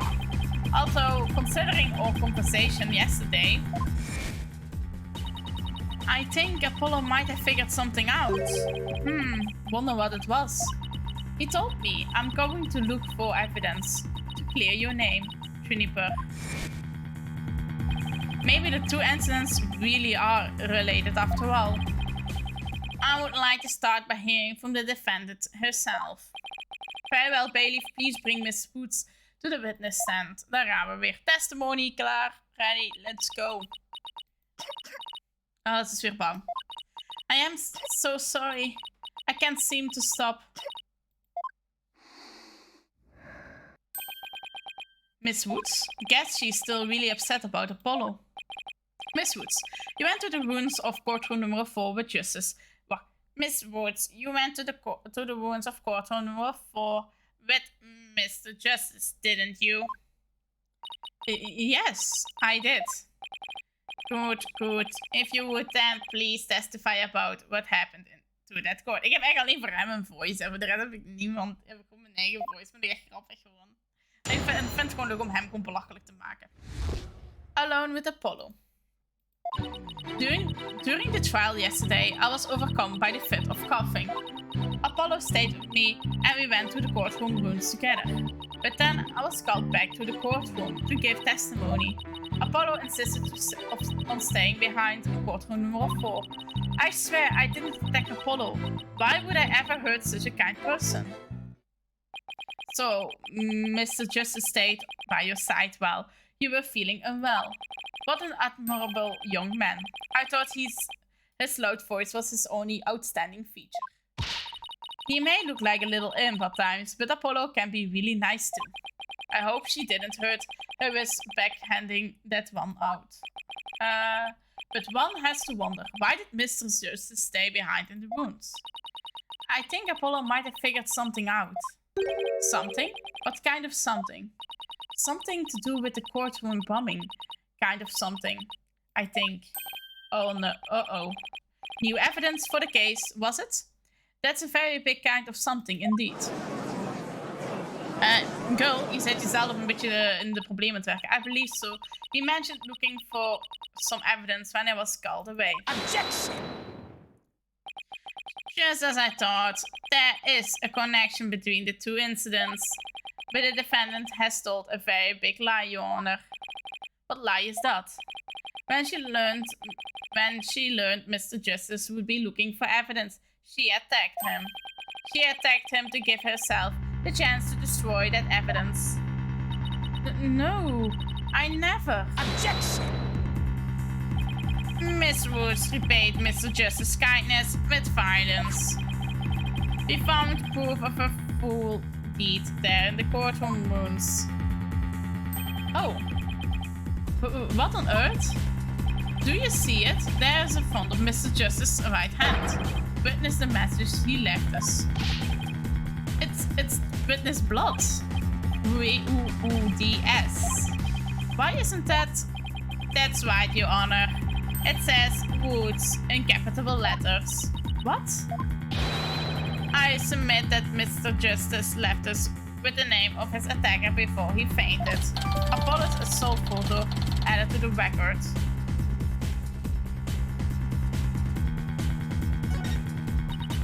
No, that can't be true. Why would Apollo write my name? Mr. Wright, the nerve of him leaving that message. Why would he do this? He don't take this out of me. I don't understand it any more than you do. When we discovered Apollo yesterday, there was no name. Apollo? No. Ah! We didn't even have a chance to rush over to him. As soon as security heard Athena scream, they ran in and cordoned off the area. Sorry. After that, they were there in courtroom number 4 with Apollo the whole time. We couldn't investigate anything ourselves and had to leave everything for the police. Still, I never thought they would find some bloody writing there. Now then, please begin your cross-examination, Mr. Wright. Oh, sorry. Wrong button. Okay. Alone with Apollo. During the trial yesterday, I was overcome by a fit of coughing. Ga ik niet op verder kunnen gaan. Apollo stayed with me and we went to the courtroom rooms together. Press. Hold it! gaan een beetje doorduwen. Why exactly did you go to the courtroom rooms? We went to look for my medicine. To stop my coughing. Your medicine?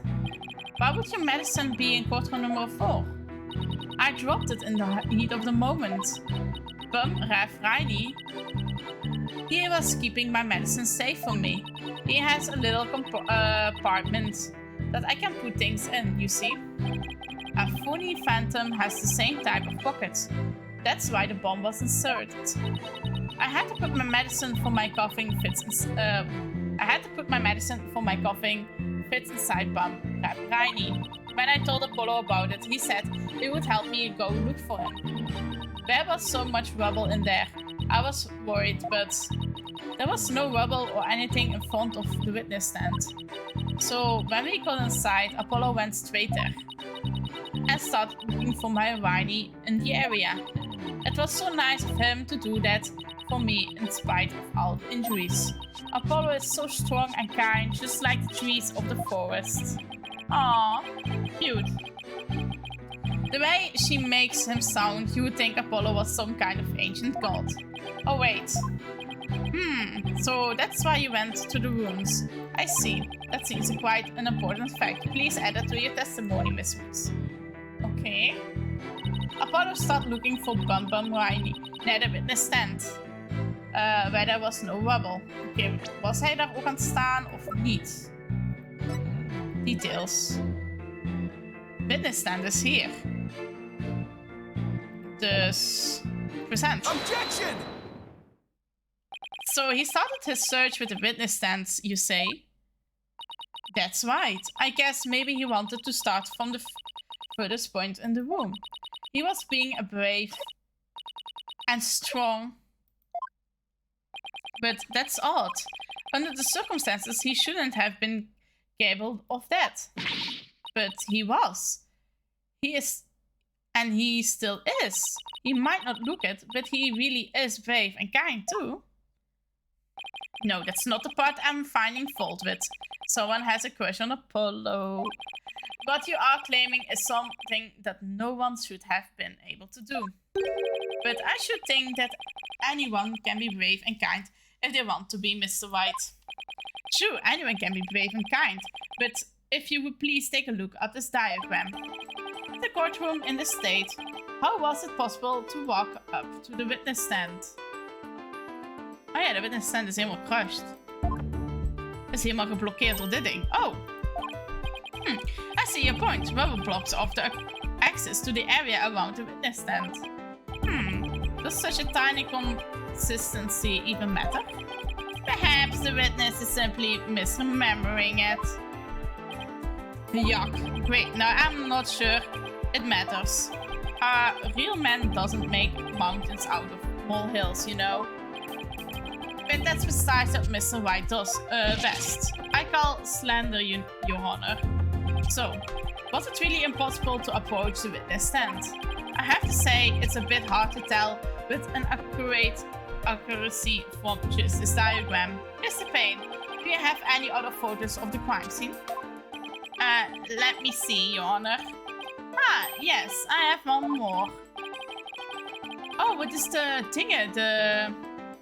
Yes, here it is. It's a more pulled back version of the photo I presented before. Apollo's home photo updated. Okay. Huh? What's that hunk of metal on wheels? Mr. Payne, is this metallic object in that photo Mr. Tornade's bomb transport case? That's right. Is there some problem? Ah yes, that transport case was there in courtroom number 4 when the bomb went off. It must have been there ever since. Oh, that's it. Miss Woods, have you remembered something? Yes, I just realized. Its position. It's different from before. Its position? The position of what? The position of that big metal thing. The bomb transport case? Yes, when Apollo and I went there, it was in a different place. Where the case is in the photo was open. When the case is in is in the photo was an open space, so it was easy to search the stand.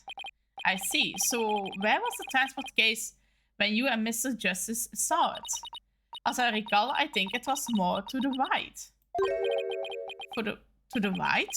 Then that means, in that case, the case was over here at the time of Apollo's attack. Who cares where the transport case was then?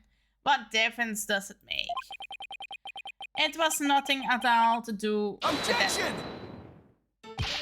Where the transport case was has everything to do with this discussion. In fact, it's so important that it's enough to turn the prosecution's argument on its ear. What? Well, that certainly sounds very relevant indeed.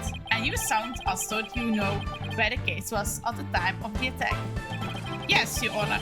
The diagram represents the crime scene as shown in the photo. And this is where the transport case was at the time of the assault on Mr. Justice. Alright, I have this. The bomb transport case was here at the time of Apollo's attack. Wel, voor Apollo denk ik. Waar die zag. Denk ik. En zij zag de case. Ja, de case was... Take that! Oh, dat is niet goed, hè? Your Honor, I thought that this is where the transport case was at the time of the assault. But that's... an inconceivable... Miss Woods, was the case... was this where the transport case was when you saw it? Yes! Yes, that's where it was. Thank you, Miss Woods. I'm sure the court has noted that an interesting fact about this position. The transport case covers up the writing and blood. Exactly. If the transport case was in that position at the time of the assault, then no message could have been written there because the case was in the way. Which leads us to conclude that Mr. Justice couldn't have left that bloody writing. Objection! Why should we believe the defendant's claim that the case was in a different position? She obviously is lying. Objection! Sorry, ik vergeet soms de voice te doen. The fact that the case was moved after the assault on Mr. Justice is proved by more than Miss Woods' testimony alone. What? And where is this proof you're talking about? This is right. It's right here in the crime photo. I'm keen to see the proof myself, Mr. Wright. Oh, the wheel tracks. What the photo indicates that transport case was moved after the assault. The tracks. Nu moet ik wel doen. The tracks, right. Okay. The tracks. Wacht, misschien iets dichter bij de wielen klikken. Take that! All the proof you will need, Your Honor, is right here. I'm a very follow, Mr. Wright, and feeling a doubt from you, which means you're just taking a while. No, it's the tracks. Ah, good. You're good. I bet you can also tell how I'm about to feel a few seconds too. Just earn yourself a penalty. Ik vind dat niet eerlijk. Gewoon omdat de tracks zo lang zijn. If the transport case is moved after the assault, there should be some evidence of it. Oh, better take another good look at the photo. Yeah, the tracks say that. I guess you're giving it another try, Mr. Wright. Oh, ik vind dat echt een onnodige penalty.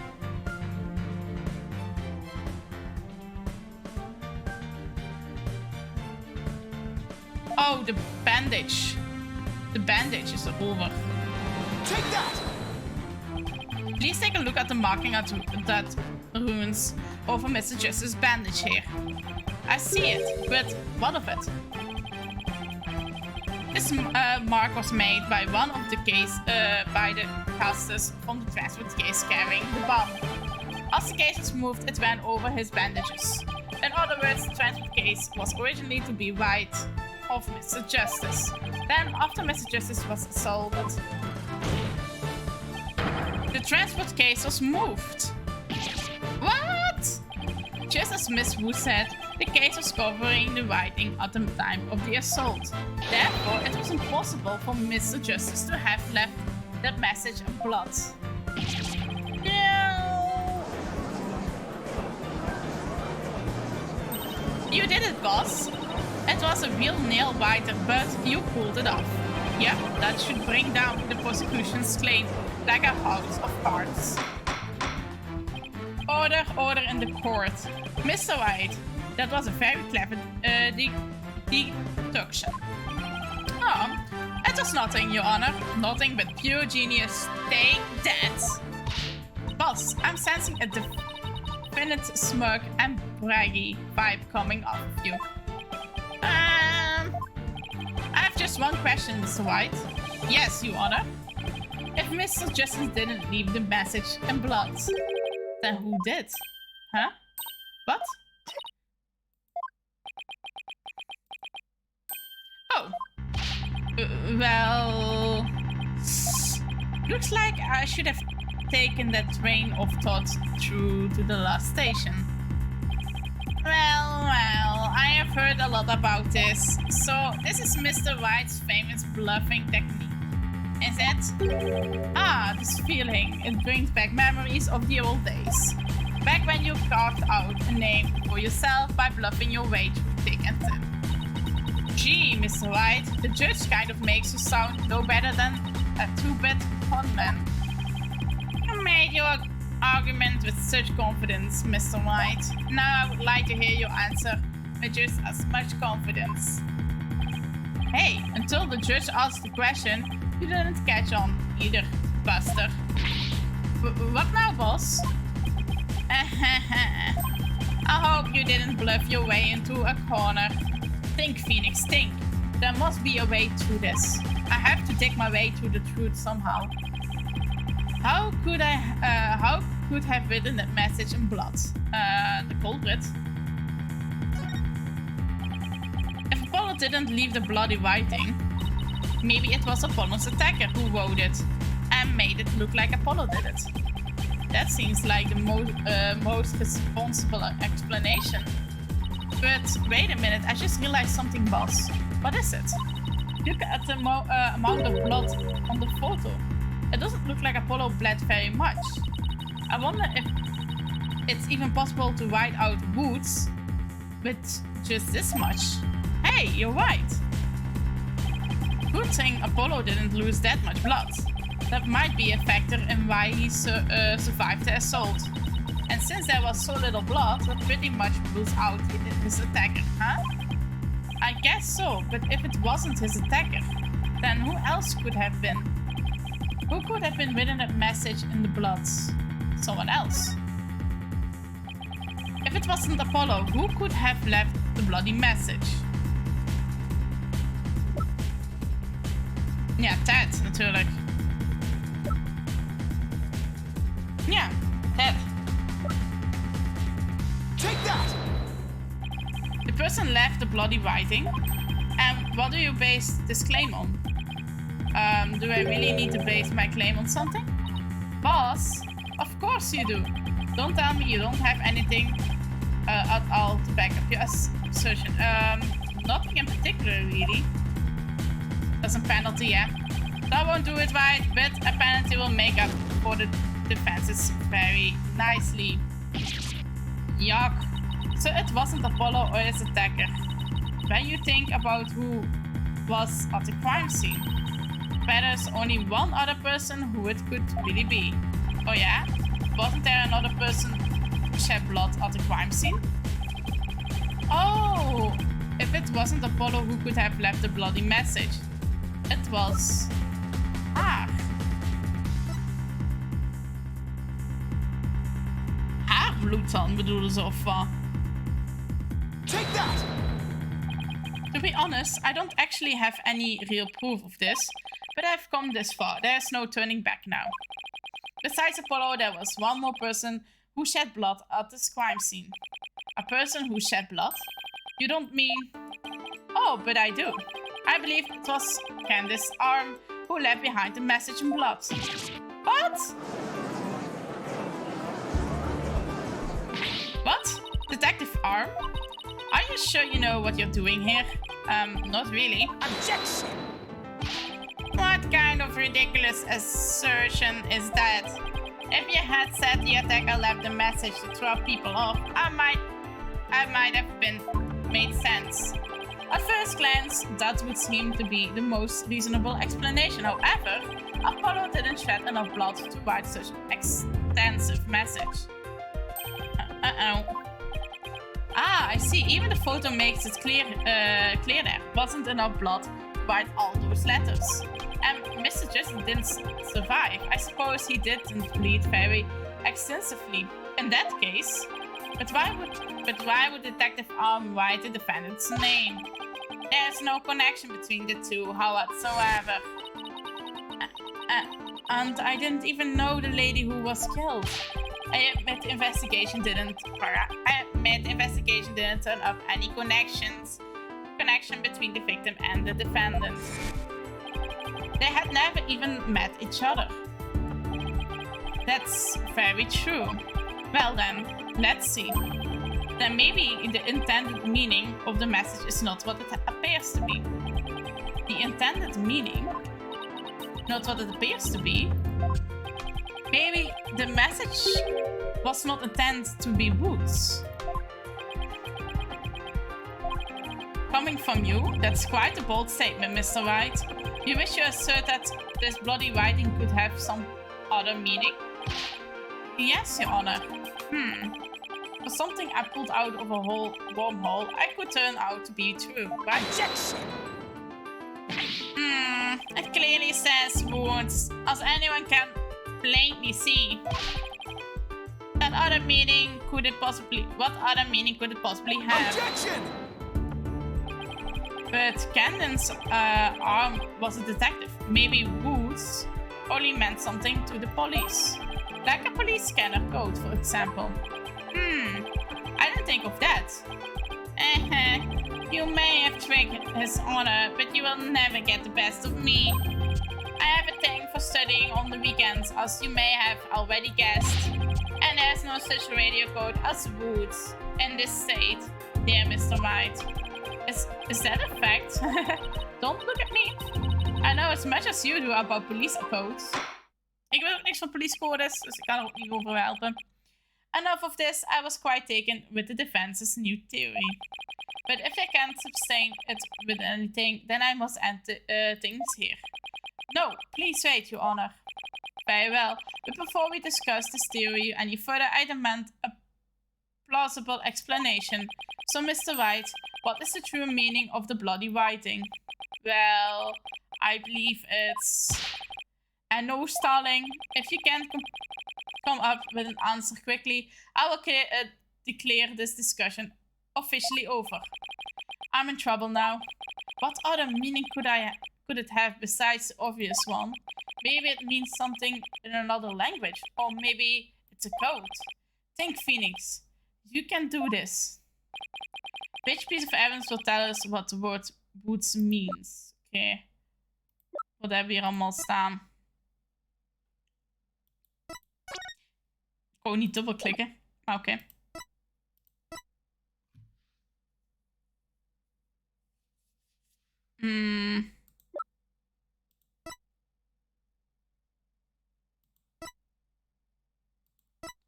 Oh god, ik weet het dus echt niet nu, hè.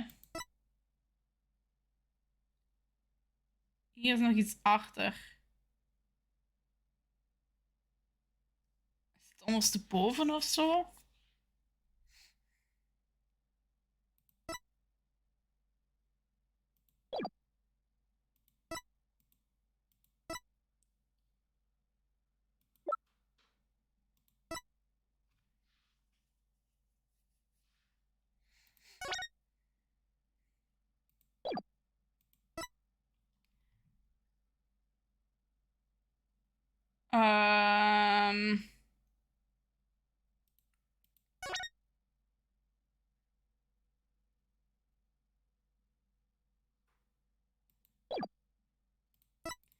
Ik weet het echt niet, joh. Ik ga hier even een save maken, but this is just in case.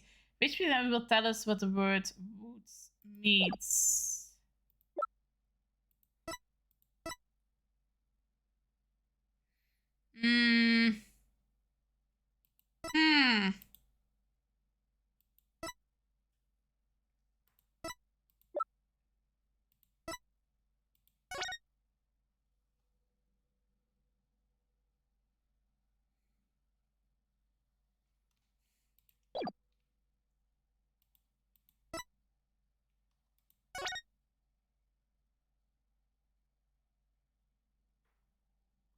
Niks speciaals van Woods hier, hè?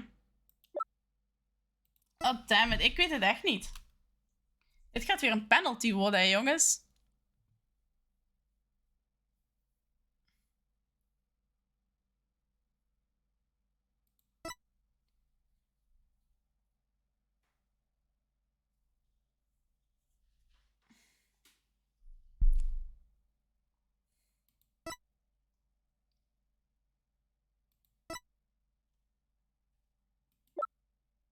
Oh, dit is echt moeilijk. Ik weet het echt niet. It's a code.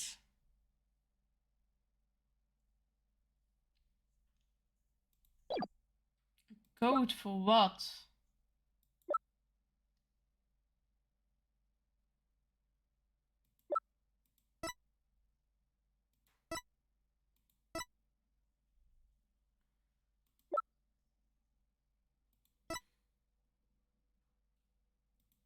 De case?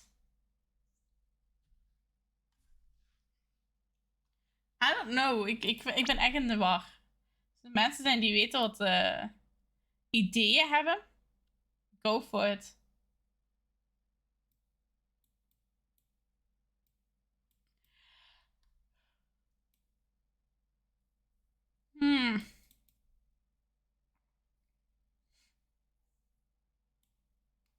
Daar gaat mijn... like I said, I'm not a smart person. Woods moet iets van een code zijn. Which piece of evidence will tell us what the word woods really means?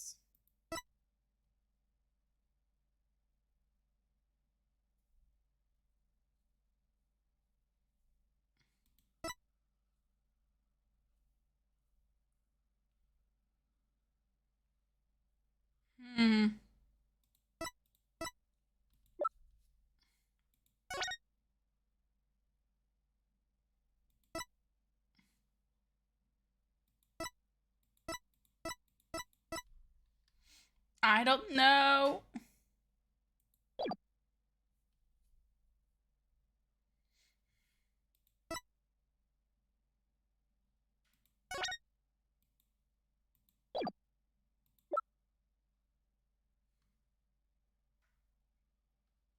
I really don't know.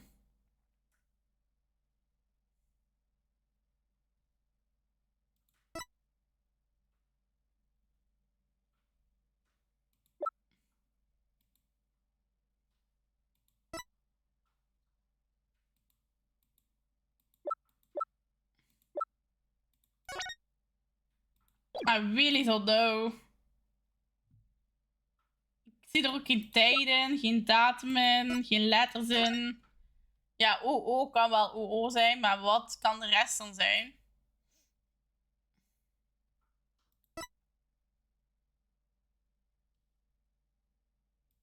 Het kan ook niet ondersteboven zijn, zoals met die D. Die S kan wel ondersteboven, dan heb je C, O, M, maar die D klopt dan niet. Ik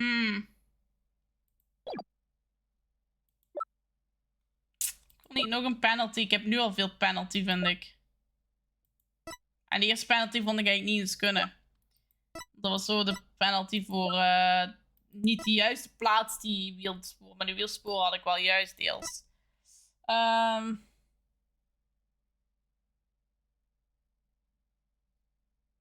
Ik weet het echt niet wat boots is. Dit is echt de bluffing.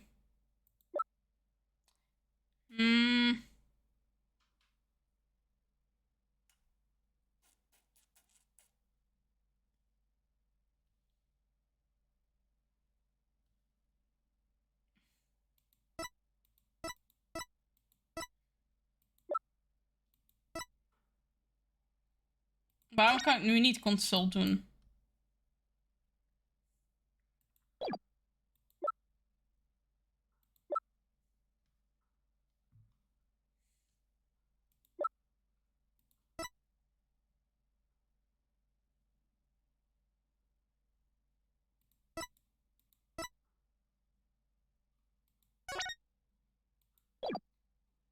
Ik heb het echt niet. Ik weet het echt niet. Stomme bom misschien?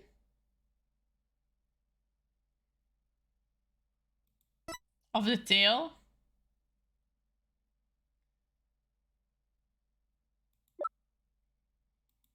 Maar ik weet het echt niet wat wood betekent. Hulp mag van chat. Ja. Ik ga wel gewoon de tail doen en ik pak mijn penalty met waardigheid. Take that! The penalty. What exactly is your point, Mr. Wright? I thought the evidence was supposed to tell me what woods really means. But doesn't it, Your Honor? Nope. You're asking me or telling me? I guess I will let you be the judge of that. Yes, I will do the judging around here. And I will judge that you deserve a penalty. Yeah, thanks. Ik wist het sowieso wel. But okay, I know there's something here that looks like a word woods. Now then, let's try that again, shall we? Which piece of evidence will tell what the word woods really mean? Ja, dan kan ik alleen die kar bedenken misschien. Take that! The bomb transport case. I have about had it up to there with your shenanigans, Mr. Wright. Take a look at the numbers on the case, Your Honor. One woods. Ik kan hier ook geen S en een D in zien. Ik zei nog, de O ook is de enige wat mij... Doesn't the string looks vaguely familiar? L100. What does that have to do with anything? What could those numbers possibly have to do with the case at hand? Now, please take a look at the bloody writing showing at the crime scene photo. Oh, I think I see it. That girl, that's one on my side. It says woods. Oh, you could say it's a horse of a different color, Your Honor. The first character isn't a V, it's actually an L and a 1. Next to our zeros. Oh, my goodness. Ik vond deze heel slecht lijken op de ene en de dingen. The true meaning behind the bloody writing isn't Mr. Wood's name.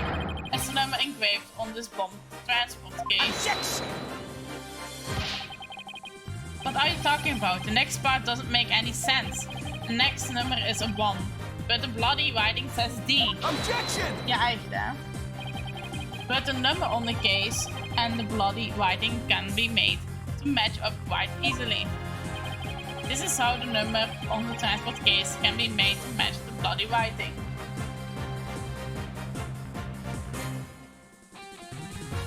Oh my god, direct weer een penalty voor kijken als ik dat fout antwoord heb.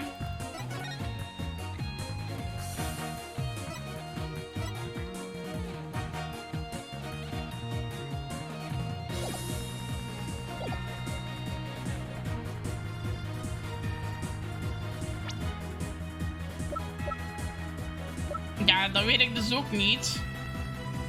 Van scheiding. De ene is de W, O, O en dat moet dan een D voorstellen. D5. En dan was hieronder nog iets D.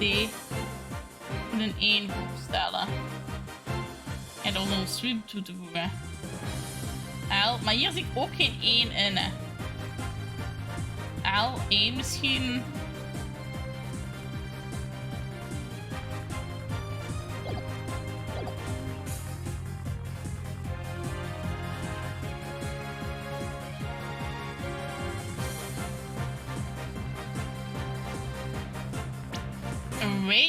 Het is erbij gekomen in mijn hoofd.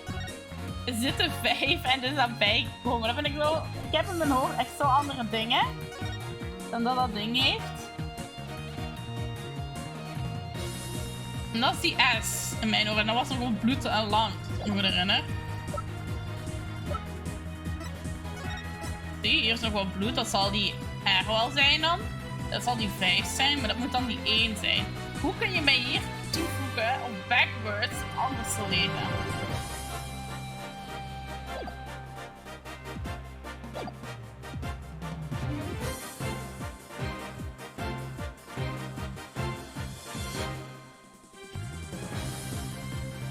Dat vraag ik mij vooral af. Dat is erbij komen, het is niet backwards. En dan is het tussen 1 en 2 lines. Maar ik zie geen arrays, ik zie edits, not arrays, zie ik in mijn hoofd. Oh, ik heb number daar. Ongelooflijk. We pakken de penalty wel weer. Oh, ik pak alweer een penalty. Race 2 lines.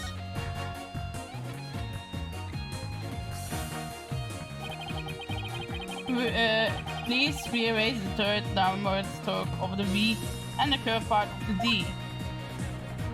Oh yeah, 2 lines, okay. Well, would you look at that? L-E-O-O-E-S. No, Your Honor, it is meant to be read as a word. It's a number L10015, which if you take away the R, is the exact same number that's on the bomb transport case. Okay, we hebben het weer overleefd. Erase 2 lines and they match up. Say, well, I can change anything into anything. Well, I can change anything into anything else simply by erasing 2 lines. But if you erase 2 lines from your name, would you be happy as Mr. Wright? Well, would you, Mr. Wright? The only right spelling is white. Okay, I'm doing pretty well here, and I'm thinking I have drawn the right conclusion.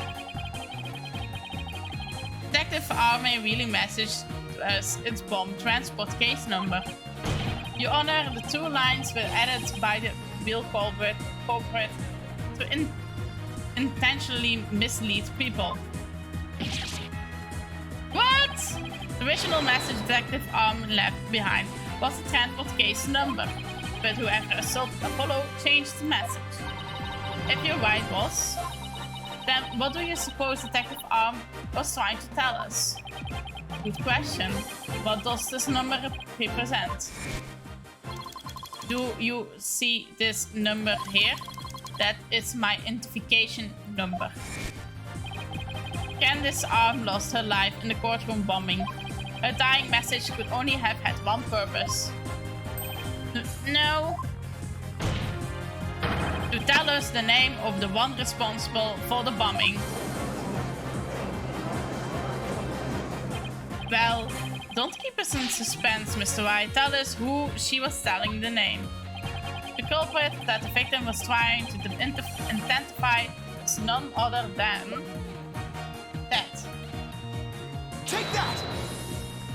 The defense witnessed indict Mr. Ted Tonate on the charge of the courtroom bombing. Ted Tonate? Apparently, disabling bombs isn't Mr. Tonate's only specialty. Somehow, the victim must have realized that he was the bomber. So, when she was caught in the blast, she left the bomb transport case number as her dying message. She used Mr. Tonate's own ID number to finger him for the crime. Why would anyone go out of their way to write an ID number? Wouldn't they simply write the person's name? He's got a good point there. What do you have to say to that, Mr. Wright? That only Detective Army would know the answer to that, but allow me to offer a theory. Perhaps Detective Army couldn't recall Mr.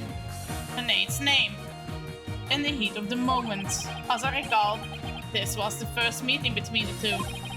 It's entirely possible they wouldn't have been familiar with each other. Or maybe using the ID number was a way to hide meaning for the real culprit, thus lowering the odds that they would erase the bloody writing. But no matter what the reason, the important thing is the meaning behind her message. The fact remains she wrote Mr. Tonate's ID number. Objection! Now, just one moment here. There hasn't been any proof yet that it was indeed Detective Arm who wrote it. The bloody writing wasn't found during the investigation after the blast. If Detective Army had left a message, it should have been found at the time. Objection! No, but gives that proof. Naturally, Mr. Tonate hid it before anyone could discover it. And there's a simple explanation for how he was able to do so. What? Mr. Nader was able to cover the message up because he's the first to find the body. Ja, tuurlijk, hè, want the first person to discover the bloody writing was Mr. Nader himself. I was the first one on the scene after the explosion. I went there to ensure safety, but I ended up discovering a dead body.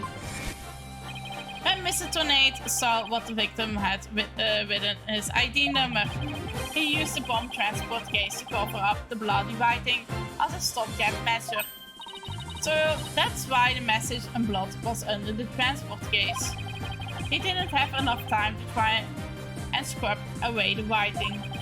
If he didn't report the body right away, he would look suspicious. So those letters lived on to serve another function. When Mr. Tornade used them in another incident. Oh, the incident of Mr. Justice. Exactly. Mr. Tornade hit upon a plan to use the bloody writing for his own purpose. So he didn't clean it right away. Instead, he made it look like Mr. Justice wrote it. By adding 2 lines to the writing the detective army left behind us. He changed the meaning of the message. He made it look like Mr. Justice was accused for Mrs. Woods of the attack. So that means the only person who could have altered the bloody writing was the courtroom bomber, who was the same person who assaulted Mr. Justice. And that person is that Tornade. What? Yep, we got him. We got him.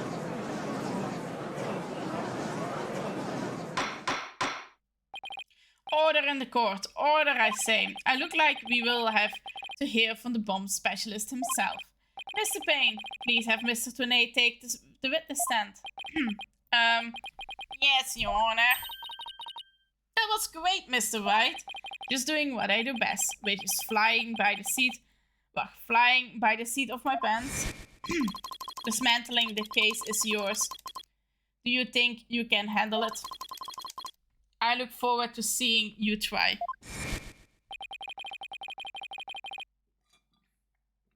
I finally drawn Mr. Tornade back to its witness stand. Looks like you will get your wish, Google man. Now, watch me take your lies apart. Ik heb meer drinken nodig.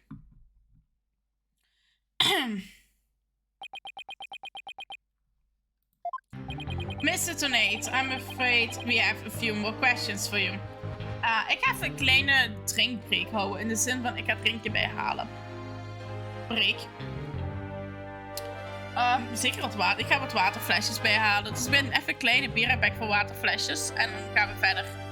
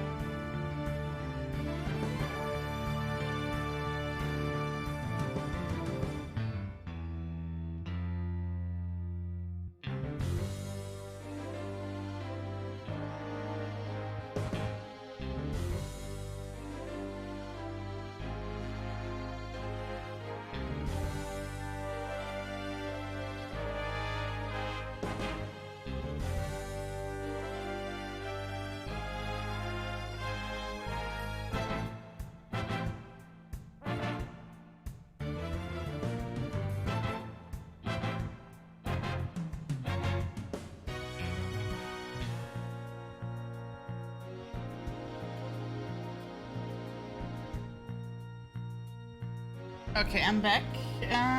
Deze moet ik hebben. Dan is er nog een deel van mijn cam. Nee, zo. Zo, we can go further. Ik heb wat flesjes water gehaald. En dan kunnen we verder.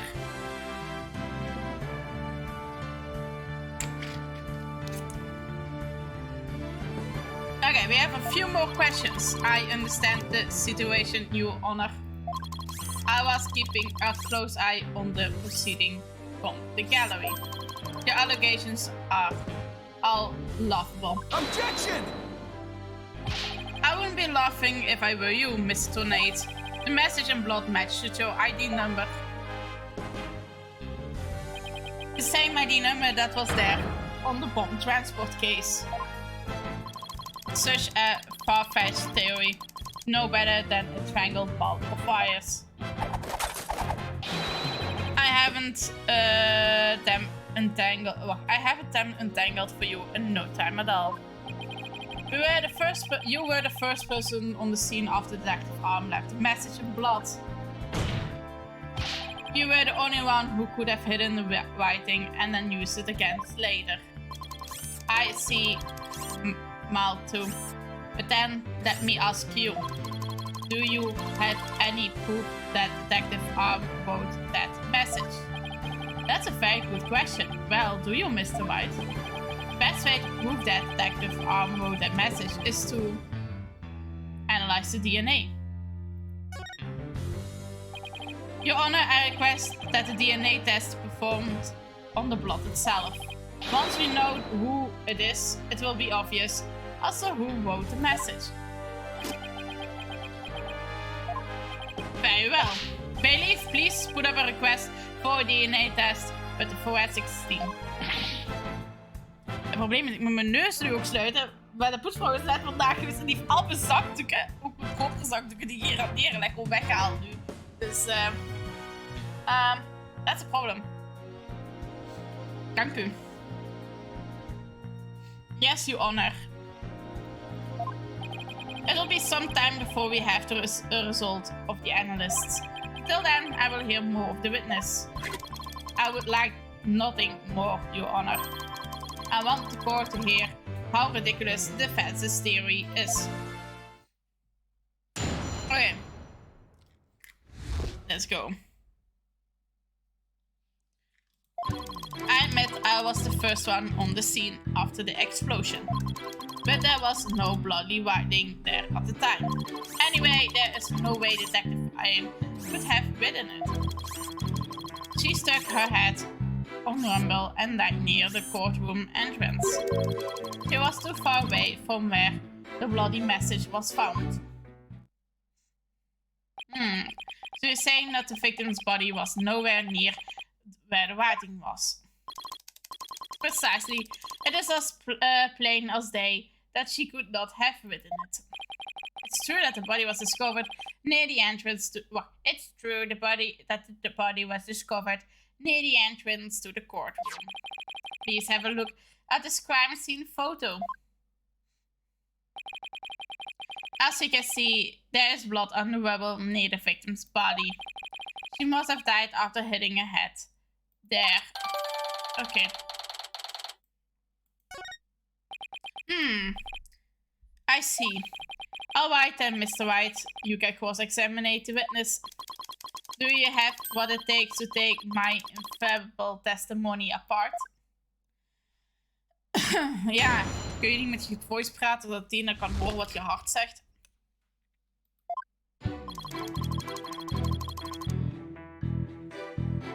Press. Hold it!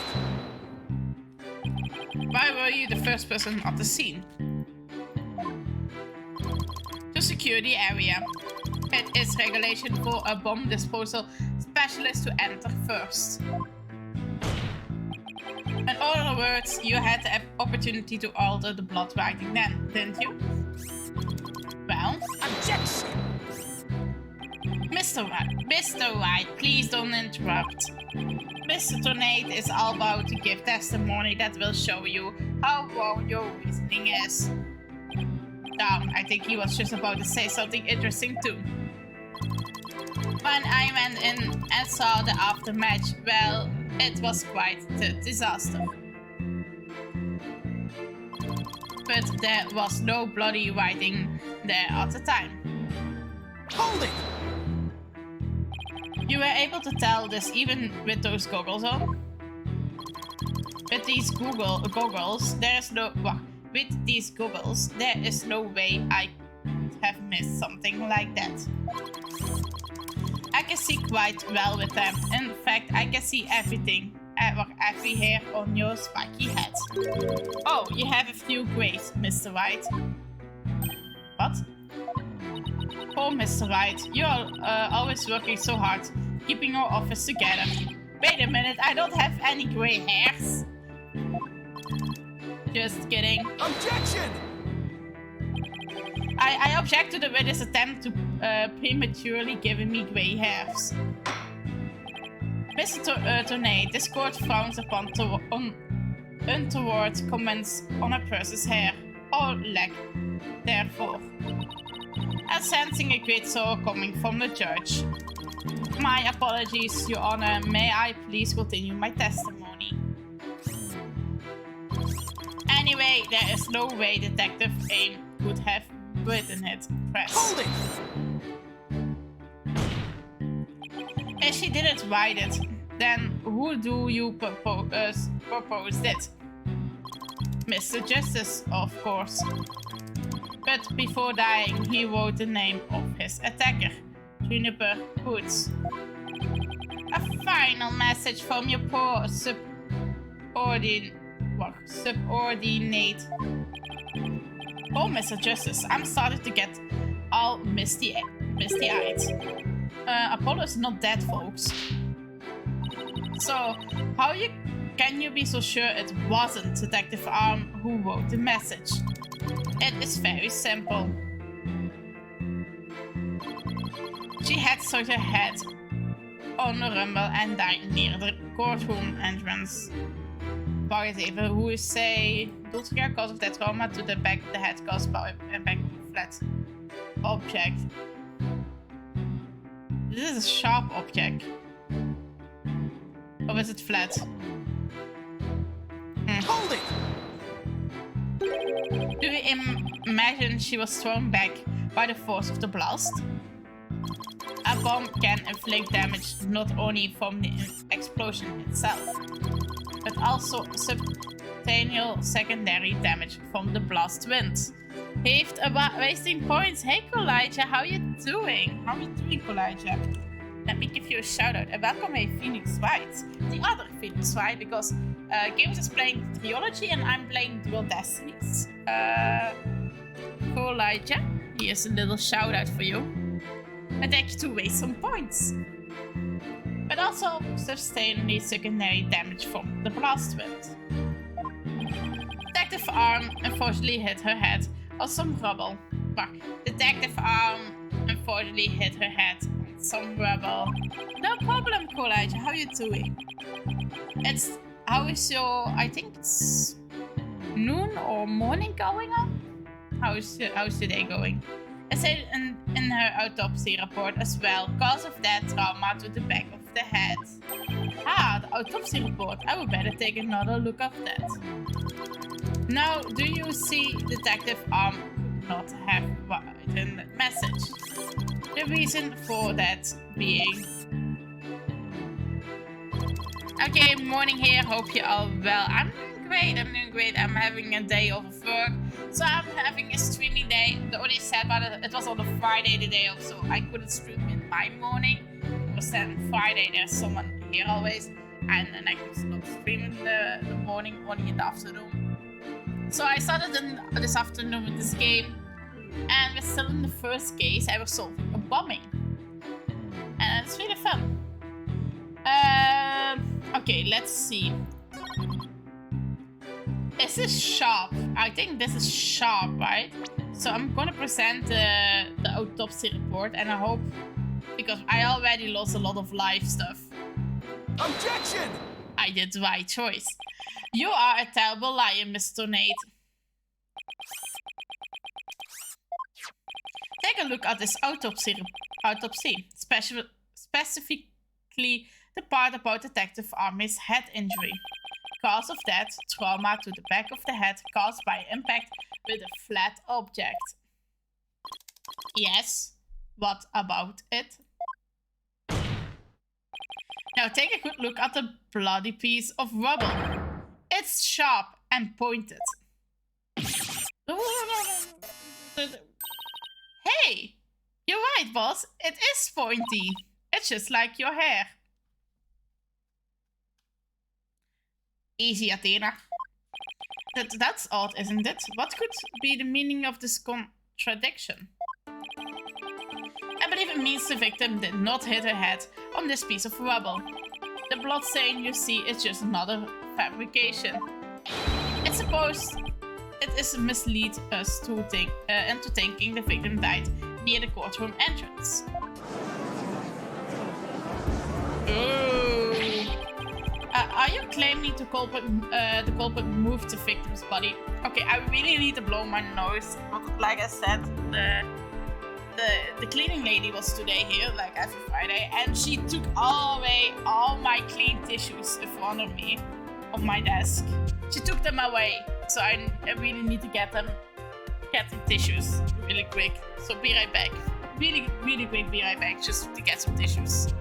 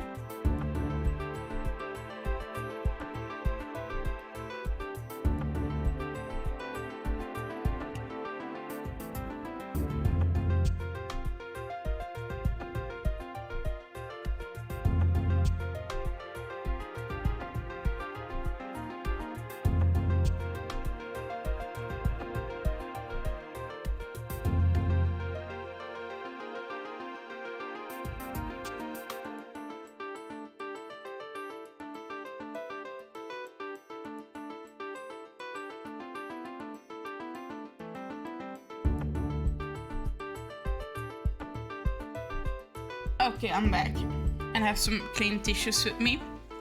I hope it will stay there for this week. It's better now.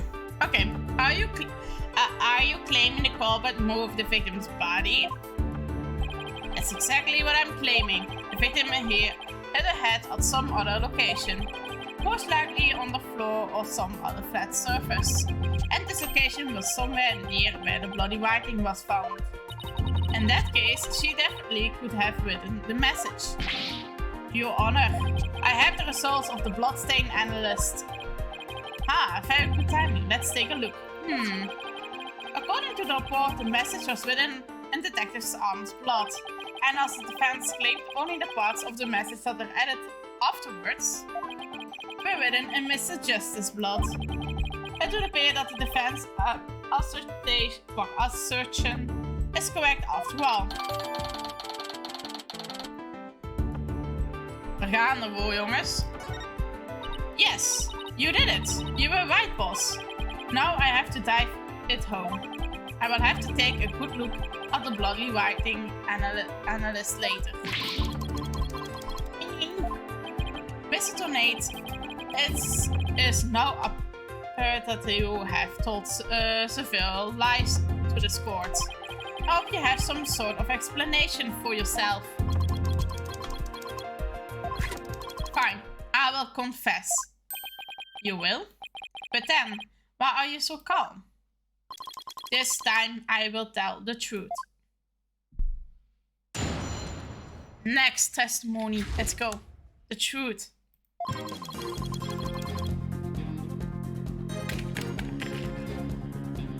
It is true that Detective Arm wrote my ID number. She very plainly wrote L10015R. I was shocked, but I did not detonate the bomb. Detective Arm must have mistaken me for the real bomber. Not wanting to be accused, I moved the body and covered the writing. My bad. Okay, I see. So it is your assertion that you merely moved the body. Is that it? That is correct. I did not kill Detective Arm. Oh well, if that's all you did, then... Wait a minute. That in and of itself is a criminal act. Glad to see you finally cross that finishing line, Your Honor. Very well then. Your cross-examination, please, Mr. Wright. Okay, let's press the matters. Let's press. Okay, this is ID number press. So yeah, Matt, you actually did see the bloody writing that Detective Arm left.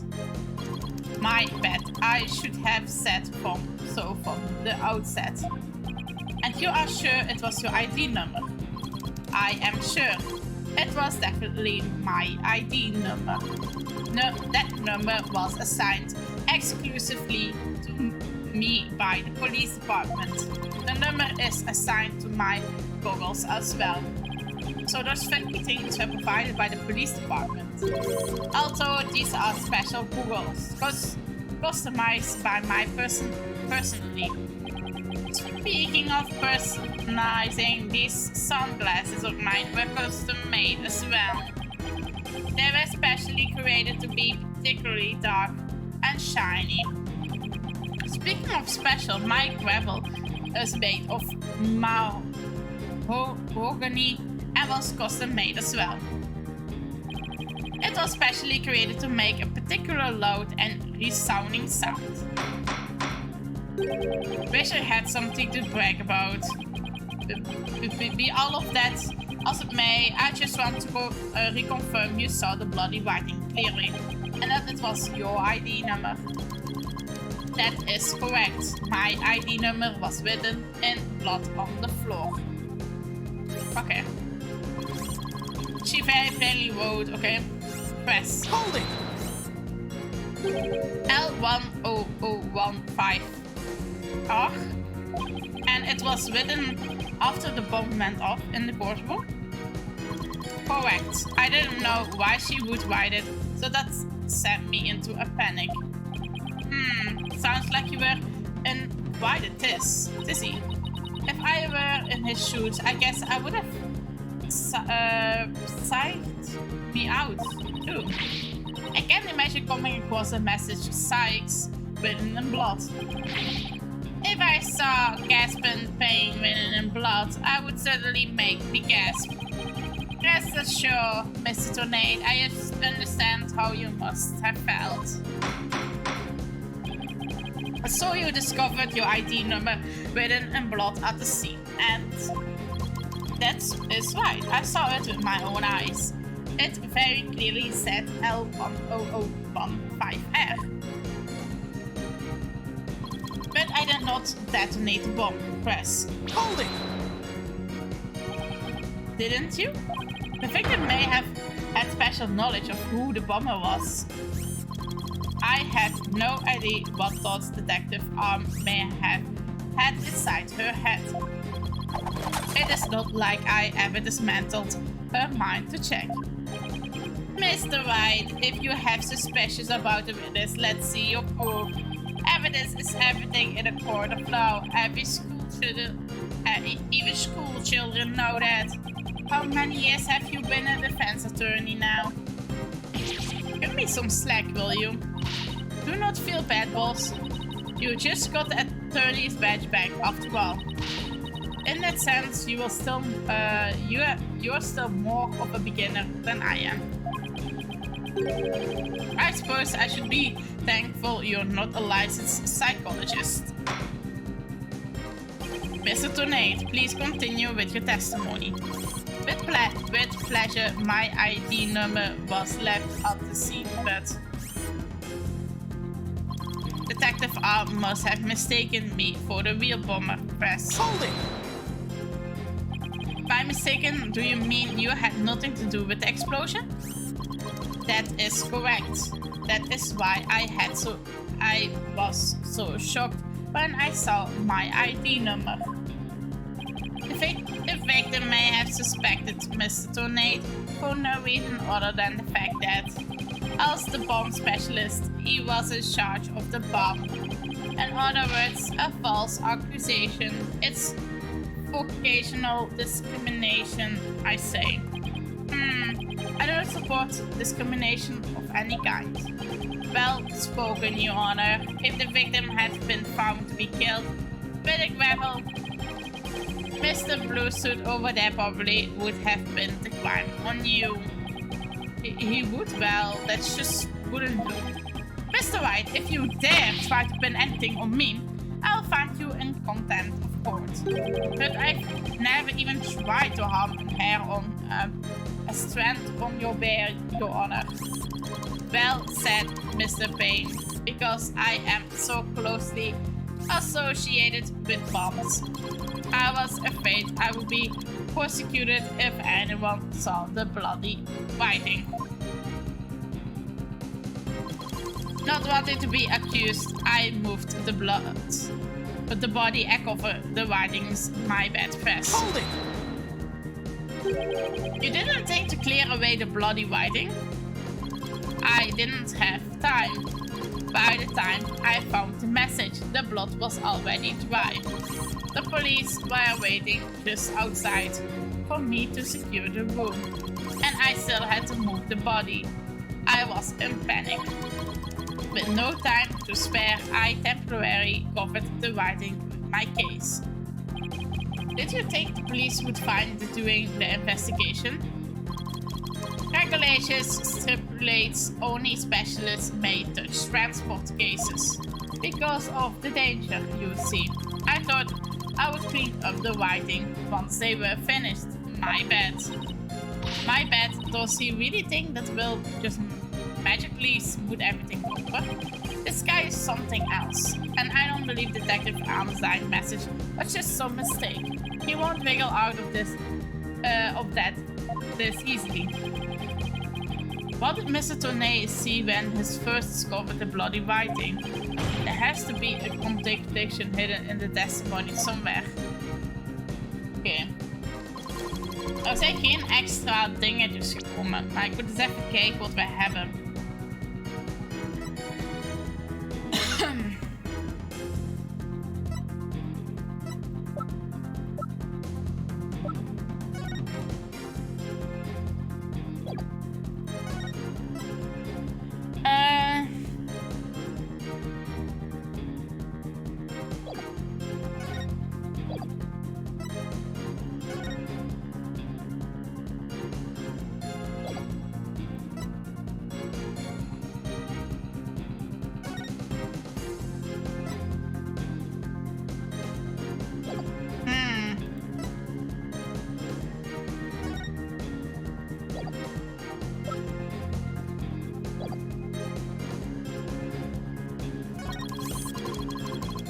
She very played worried. I was shocked. I did not detonate the bomb.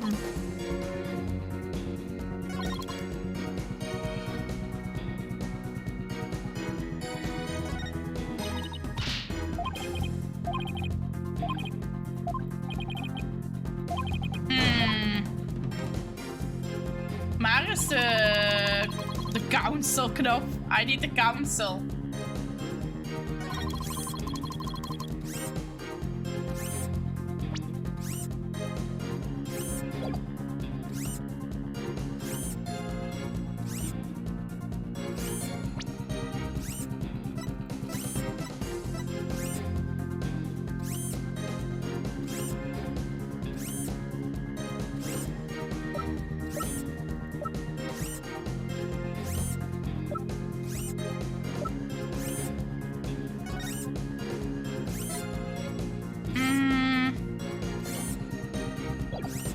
Maar er is geen R. Er is geen R. is alleen Woods.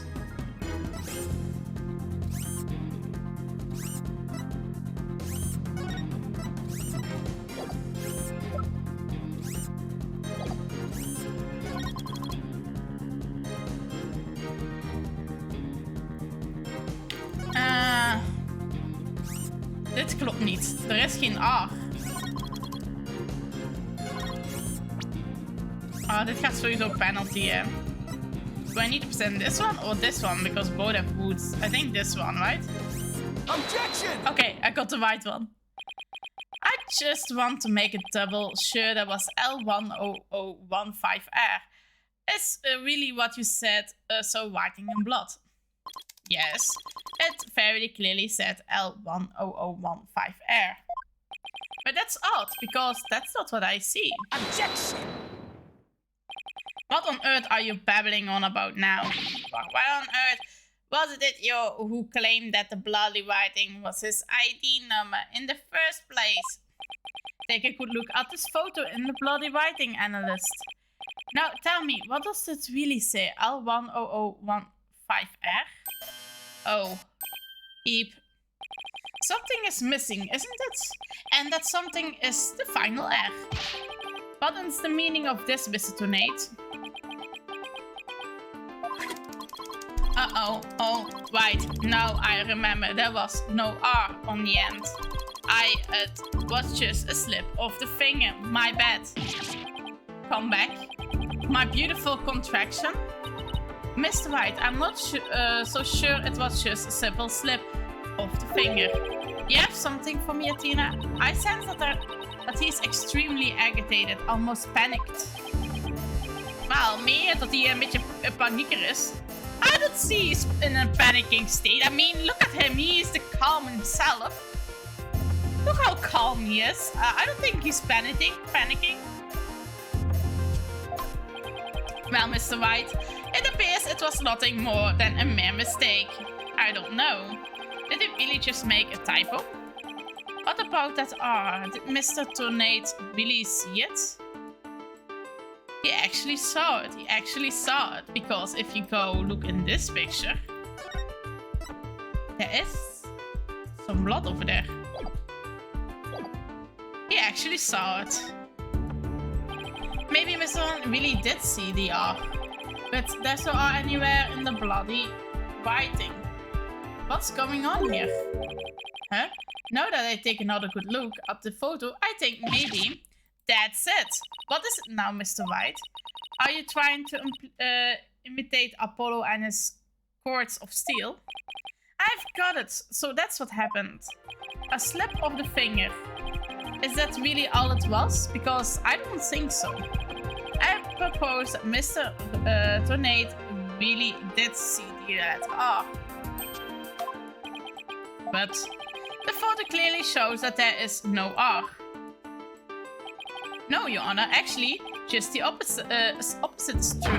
The photos show that Mr. Tornade actually could have seen the R.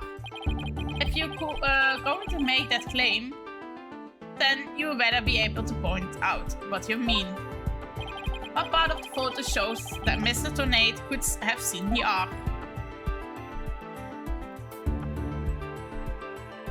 The thing? Take that! Please look at to this right of the 5. Do you see that little bit of red? Oh, I see it. Just on the edge of where the floor is broken up. That's the R that Mr. Tornade saw. Objection! It's true that Withers wears some very, very odd goggles. But that doesn't mean that their eyesight is bad, nor his brain power. What part of that little smudge looked like an R to you? Objection! But what Mr. Tornade saw wasn't that little smudge. There was a whole and complete R within there. Before the floor was damaged by the explosion. Oh well, that explains it. Huh? Care to explain what you mean?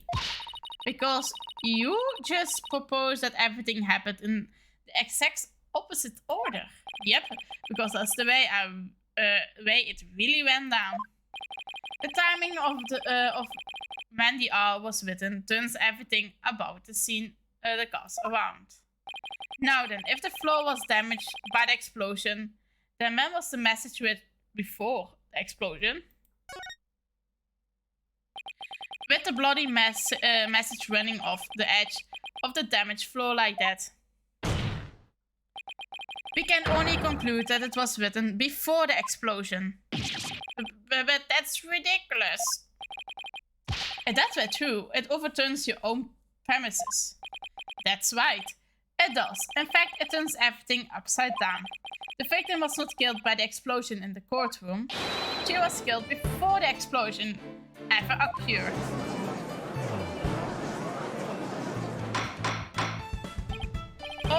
Order in the court. What kind of preposterous claim is that? Have you forgotten that the victim's body was found at the scene of the explosion? Objection! True, but consider the scenario. She was hit on the head and killed before the explosion, or even before the trial began. Her body was secretly placed in the courtroom rooms after the bombing occurred. That way, it could be made it look like she was a victim of the blast. What? It sounds like we had better look into that. The victim was doing before the trial. Mr. Payne, did anyone see Detective Arm before the trial? Let's see. According to the police report, here it is. One person. One person saw the victim before the trial, and that person was Destinies. Wait, what? No one besides Mr. Tornado saw the victim? That appears to be the case, Your Honor. I would now ask the court to recall something, specifically Mr. Tornado's words from yesterday. It was when Detective Arm and I were transporting the bomb. Oh my! Mr. Tornado, just before the trial, you were with the victim. The two of you were together at the scene of the crime, courtroom number 4. Errors? Your Honor, the defense requires new testimony from Mr. Tornado. We wish to hear what he has to say about his whereabouts just before the trial. Mr. Tornado, your testimony, please. My testimony? There is no need for... He's completely unnerved, Mr. Wright. You must have hit the nail on the head. Because of... All I did was transport the bomb to the courtroom. I already told you. Hij is weer in zijn zen state. Hij is helemaal zen. Plus the sting. I was only in the courtroom with the victim because of our work. I swear, I was only transporting the bomb there. Objection! You and the victim were alone together at the scene of the crime. In other words, you certainly had the opportunity to commit murder, did you not? Objection! Do you always leave yourself so open to attacks, Mr. White? What now, Mr. Payne? Yes, Mr. Tornado may have had the opportunity to kill Detective Arm. But an important piece of your assertion is missing. What important piece? The murder weapon. What do you claim was used to kill the victim? Mr. Page has a point. Payne has a point. Even if Mr. Tornado had the chance without a weapon, we can accuse him of the crime. Well, Mr. Tornado? Oh, yes, that's right. Oh, die lach. Die lach gewoon. Zo geweldig. I didn't have any sort of thing that could be used as a murder weapon on me. I couldn't possibly have killed Detective Arm. Did he really have nothing he could use as a murder weapon? The bomb? What is it, Athena? Just looking over the victim's autopsy report, I'm hoping there's something in there that can point us to the right direction. Well, it does say that she died from trauma of the back of the head with a flat object. Yeah. And to inflict that specific kind of injury, all you would need is a flat surface, right? And a heavy blunt object with a flat surface could definitely be a murder weapon. Well, Mr. Wright, can you indicate for the court what was used to kill Detective Arm? I can believe being the key word here. You can? Then please do show us now. What did Mr. Tornado have that could have been used als murder weapon? De bom itself natuurlijk. Heb ik ook een foto van de bom? Nee, dat is deze. Ja, daar moet een foto bij zitten. De bom itself, het was cracked. Het is broken zelfs. Take that! Mr. Tornado, you say you didn't have anything that could be used as a weapon. But in fact, you had the perfect thing. What? What the devil are you talking about? You had this. That's the bomb. I thought you were trying to prove that the victim wasn't killed by the bomb blast. The bomb blast, no, but I believe Candice Arms was killed with this bomb. Because this is a blunt object that delivered the fatal blow to her head. Oeh, kijk die ogen gaan. Please recall the description of Detective Arms' head wound. Trauma to the back of the head caused by an impact of a flat object. We assume this injury was sustained when her head hit the floor. But a blow from any flat side of this bomb would produce the exact same wound pattern.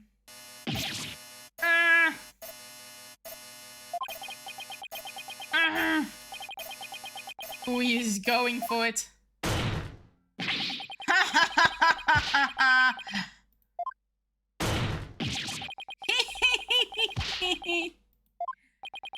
What's with him? Then show me some proof. Where's the evidence that I hit the victim with the bomb? Ike, he's right. I don't have anything to see with. Do you find any of the victim's blood on the bomb? That would be decisive proof. But too bad the bomb is blown to bits. It's long gone. Boom. Game over. Yay. Mr. Wright, is there really nothing on the bomb in the photo? Jawel, er is een crack. I don't see any blood or anything. Wait. Time display is a little broken there. Maybe it broke when it made contact with Detective Arm's head. That's definitely a distinct possibility, but unless we find a fragment with the victim's blood on it, it's not going to count. I guess you're right. By setting off the bomb, Tornado managed to obfuscate all trace of this murder weapon. What in the world do I do now? At times like this, I've got to change gears and look at things in a different way. Instead of looking for the things he hasn't able to hide, I should be looking for a way to expose the things he did hide. That Tornado murdered Detective Arms before the trial started. Then he placed her body in the courtroom after the bomb went off, which means there was something he needed to keep hiding until then. And I think I've just the thing. Time to present a photo that shows exactly what Mr. Tornado had to hide. Wait. The exact sentence, please, wacht.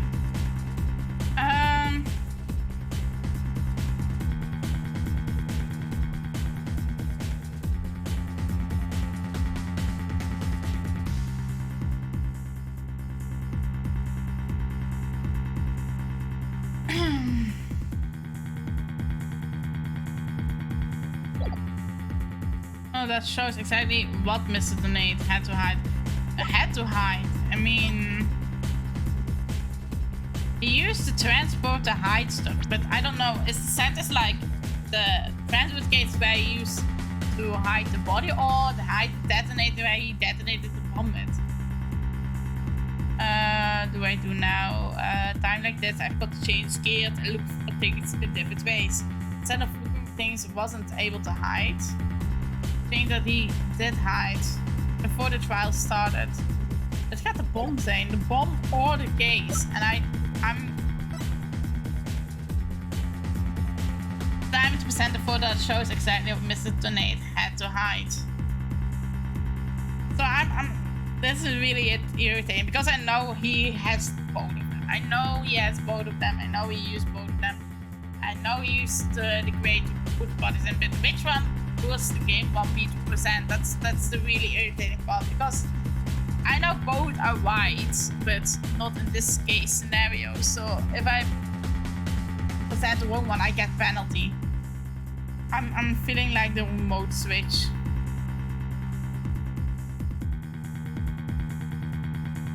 Take that! Your Honor, please take a look at this. No. This is not it. No, it is the penalty. So it is the box. It's the box. I was like, both are right in my head, but it's the box then. So we only have like one life to go.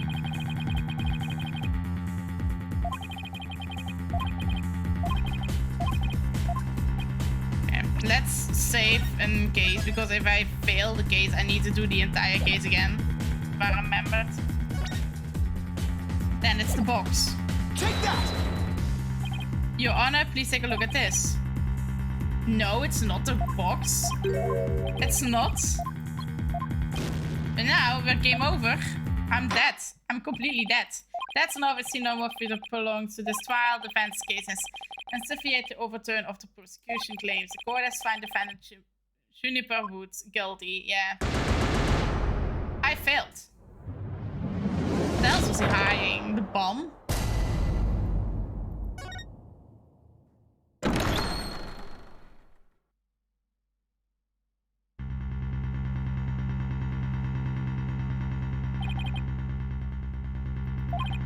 Okay, we're back at this point. Oh wait, I have fully live. Okay, that's interesting. I thought that was maybe because it's the first trial.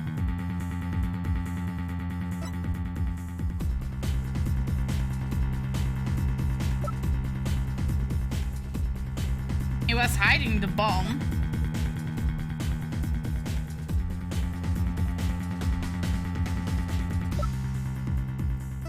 For the body. The bomb. He was hiding the bomb. Take that! Is it the bomb, Your Honor? Take it. No, it's not the bomb. Okay. The body had to hide the body. So, is that the autopsy report? No, the picture of the body.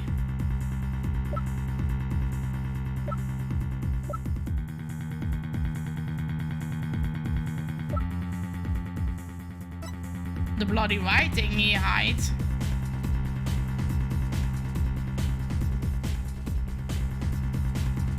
Take that! The bloody writing. It's the body, isn't it? I'm literally getting destroyed in this one. Who's hiding the body then? Take that! Your Honor, there's something I've all been overlooking. If the murder took place before the trial, then Mr. Tonate would have had to hide the body somewhere during the trial. Hey, you're right, and if we can figure out where that hiding place was, exactly, we might be able to find some evidence we can pin him down with. So where could Mr. Hunt have hid the body during the trial? Yeah, in the crate. Now we can do the crate. Take that! Wait, a box big enough for a body, a box that was in the courtroom the whole time, a box nobody would touch if they thought there was a bomb in it. Mr. Tonate, what is it? What is it? Do you finally have some decisive evidence to show me? No, you're the one who's going to show it to me. Come again? You heard me. Now, show me what's inside that bomb transport case. What? Why? No, there's no need. I've got him now. Just before the trial, you killed the victim with a blunt object, and then you placed the body in the ruins of the courtroom after the bomb went off. Clearly, you were trying to make it look like she died in the explosion. But where was the body hidden during the trial? Oh, I didn't thought of that. The answer is right here. Inside a box made of thick alloyed plating that can withstand any impact. No, that's completely false. If it's false, you should have no objection to showing us your transport case. So let's open it up and take a look inside, shall we? We got him.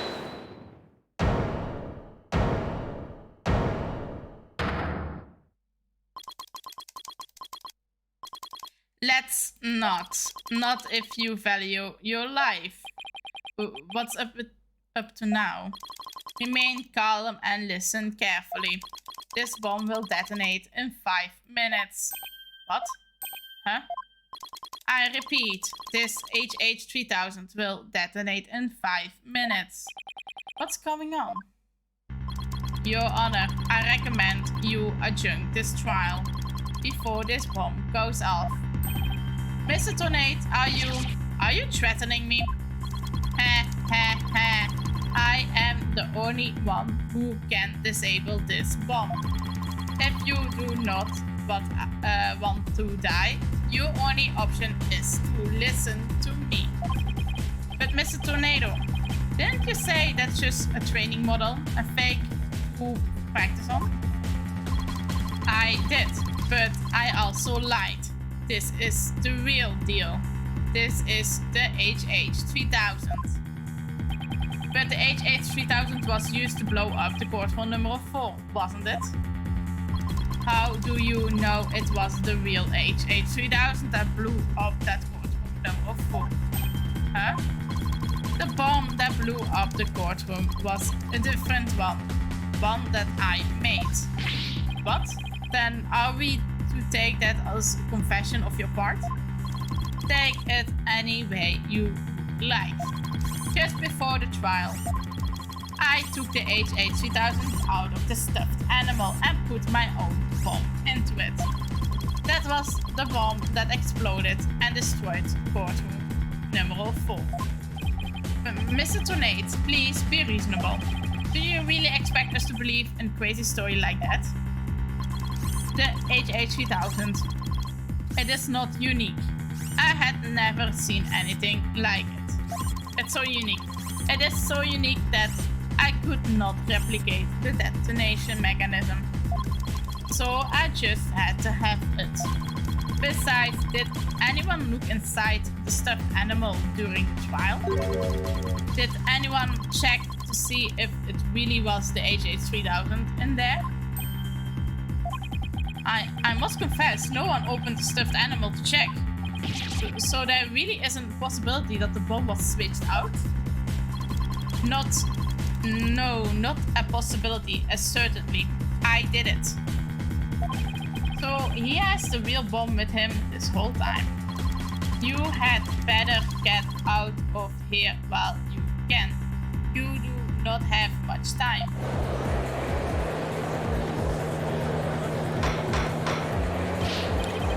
Order in the court, Hannah. I'm getting out of here. It's gonna blow. Run! Okay, publiek is weg. You four are still here. Well, aren't you brave? I just got... it just wouldn't do for the judge presenting over this court to run. But that horrible explosion the other day. The judge looks like he about to book it for the nearest exit any second. And Mr. Payne... En daar gaat de... En he's off. Mr. Wright, what do we do? I would pretty pathetic to run out. Run now, wouldn't it? But the bomb might really go off. Only 3 more minutes, folks. Is that bomb really the HH-3000? What should I do? I stand my ground. I mean, die heeft niet zo van die kabeltjes, dus stand my ground. I can't run now. Well, it's been fun, but I will be going now. With my dear HH-3000, naturally. Oh, and by the way, I would advise against having me followed. Even with no remote switch, this bomb can still be triggered manually. If I think I'm being followed, I will detonate it on the spot. Farewell. No. Hold it! Hold it, indeed. You're not going anywhere, Detonate. Oh. Your Honor, there's no reason to be afraid. That bomb is a fake. Are you sure, Mr. Wright? More of your famous bluffing. Even at the risk of your own life. Mr. Wright. None of your bluffing now. Not at a time like this. Lives are at the line here. I'm not bluffing. And I have proof. You do? Yes, of course. Your Honor. It's right here in the photo of the bomb. Clear as day. Proof that Mr. Tornade's bomb is not the real HH3000. Really? Out with it then, immediately. Wherein to prove that Mr. Tornade is holding a not real HH300. Well, there are no cables. Take that! The proof is here. Mr. Wright, are you getting at a time like this? I'm sorry, Your Honor. Let me try again. Oh ja, de scherm is gebroken. The bomb is missing something it should have. If it were the real thing. Ja, die ging crack. Die ging kapot scherm. That's the proof I need. My bad. Sorry, ik was hier op de kabels aan het mikken. If the bomb doesn't get us, the judge definitely will if you don't get us right. Try again, Mr. Wright, and no guessing this time. Sorry.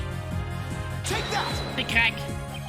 The display of the timer on this bomb in the photo is broken. Most likely it broke when Mr. Tornade used the bomb to attack the detective's arm.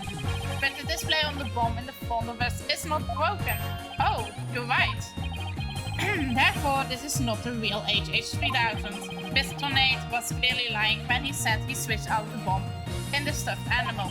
The real HH3000 blew up courtroom number 4. This bomb is nothing more than a fake, a model used for training purposes. Fear not, Your Honor. I will examine the inside of the bomb transport case. I will examine the inside of the bomb transport case myself. Yes, please do that, Mr. Wright. No! Stop!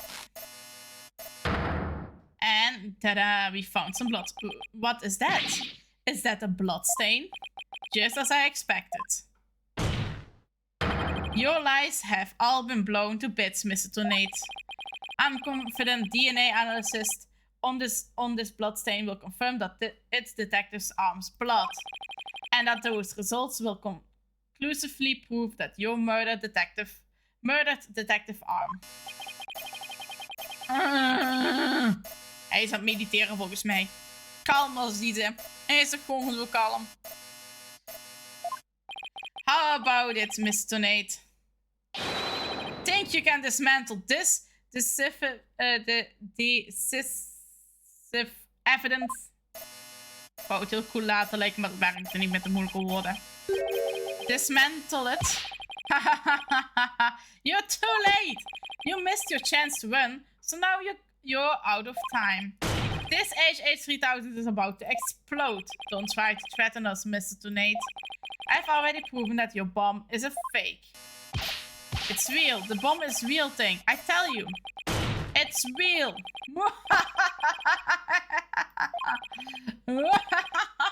Wel, als het echt is, waarom blijf je daar zo lang staan?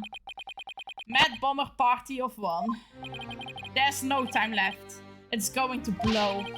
I have to disarm it. I have to take it apart. I can dismantle anything. I can take apart the evidence. I can take apart bombs. I can dismantle it all. Dismantle. Dismantle. Dismantle. I'm not gonna make only one thing left. Stop! Is hij net face first in die bom gegaan? Dat is ook een manier om een bom te defusen. Okay, how to defuse a bomb. Go face first with the bomb. Made it.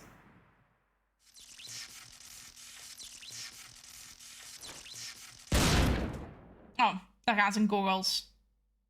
En zijn eyebrows.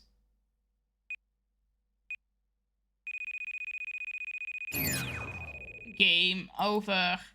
Dismantle attempt failed.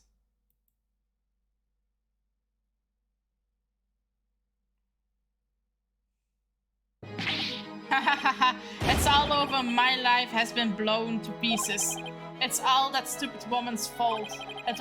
I was selling the bombs I disarmed on the black market. When I tried to take this one, she just had to notice, didn't she? She confronted me in courtroom number 4 that day. That's why I had no choice. Before I knew what I was doing, I hit her. It's all her fault.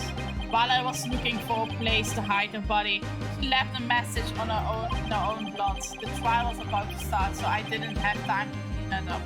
And now all this. I thought for sure I could disguise her death with an explosion.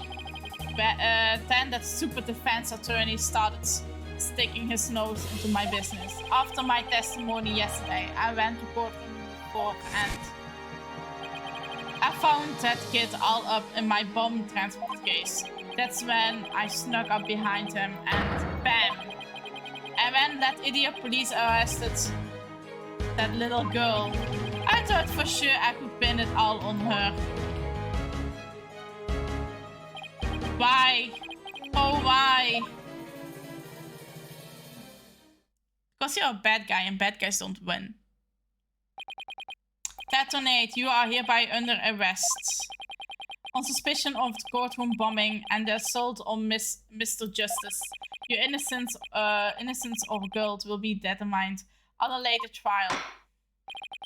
Now then, I see that members of the public have returned to the gallery. One person, however, seems to still be running far, far away. Be that as it may, I will now announce Mrs. Juniper Wood's verdict. Not guilty. We got it. Yay! Confetti.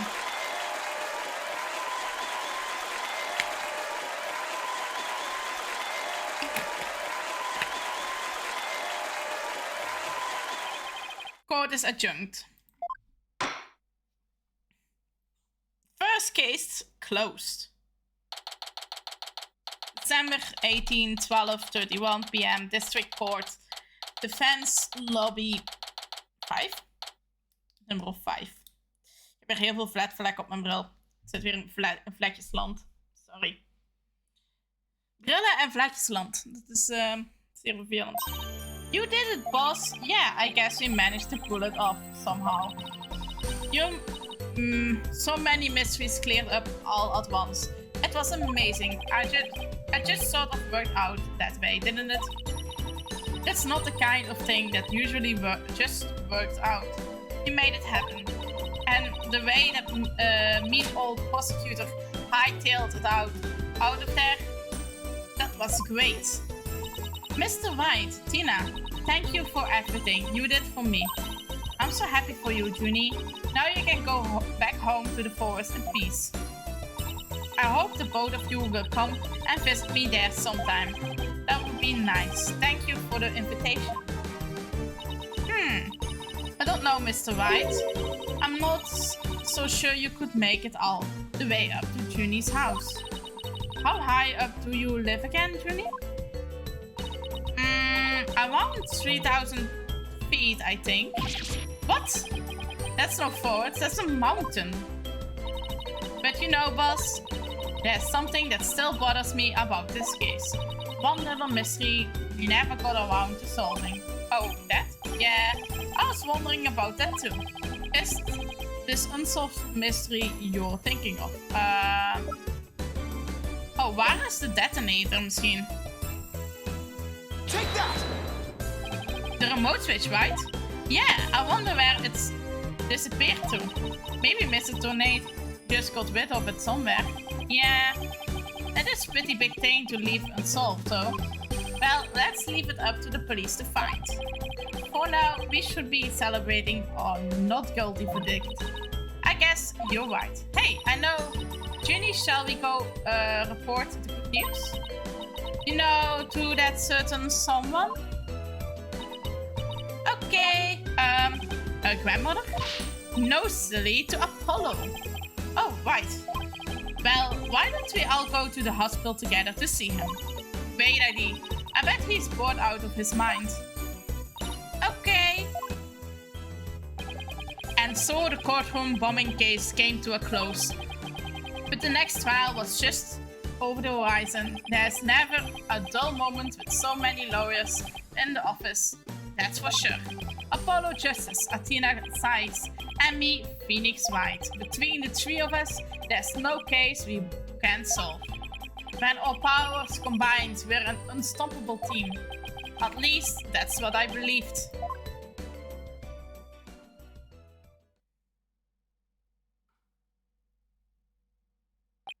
But all of that changed with what Apollo said to us that day.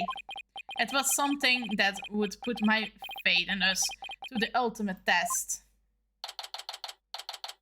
Date unknown, time unknown, White anything, agency.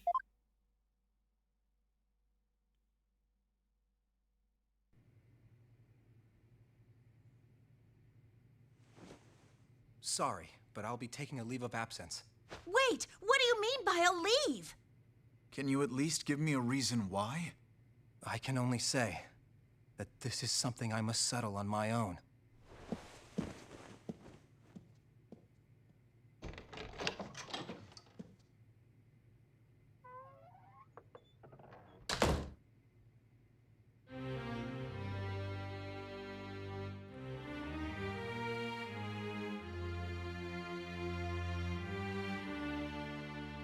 Oh, why, Apollo? Why are you shutting us out?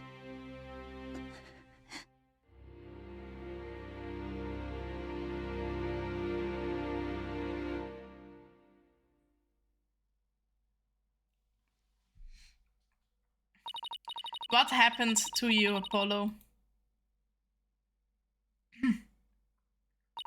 Ever since you put that jacket on, you have changed.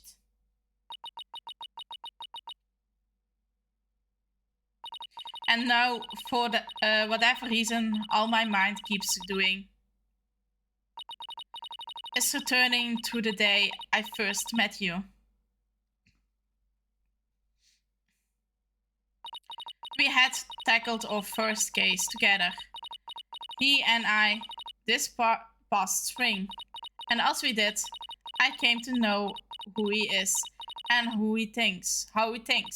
It was a very particular case, on in which the victim was killed by a mythical creature. Okay. And ja, the game over. Game is klaar. Nee. New episode has been added. The monstrous turnabout. We kunnen het begin er al van doen.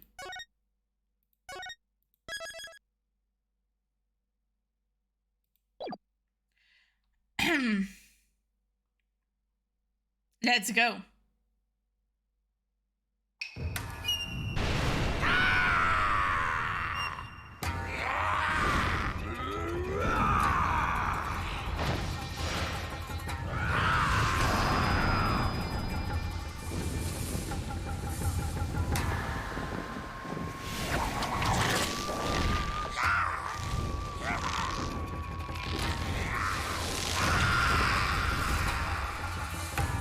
Long, long ago, the nine-tailed fox defeated the evil Tenmataro and sealed the fallen demon away.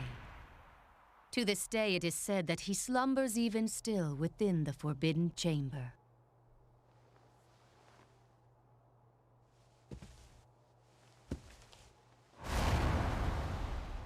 Night, night, Alderman. Sweet dreams.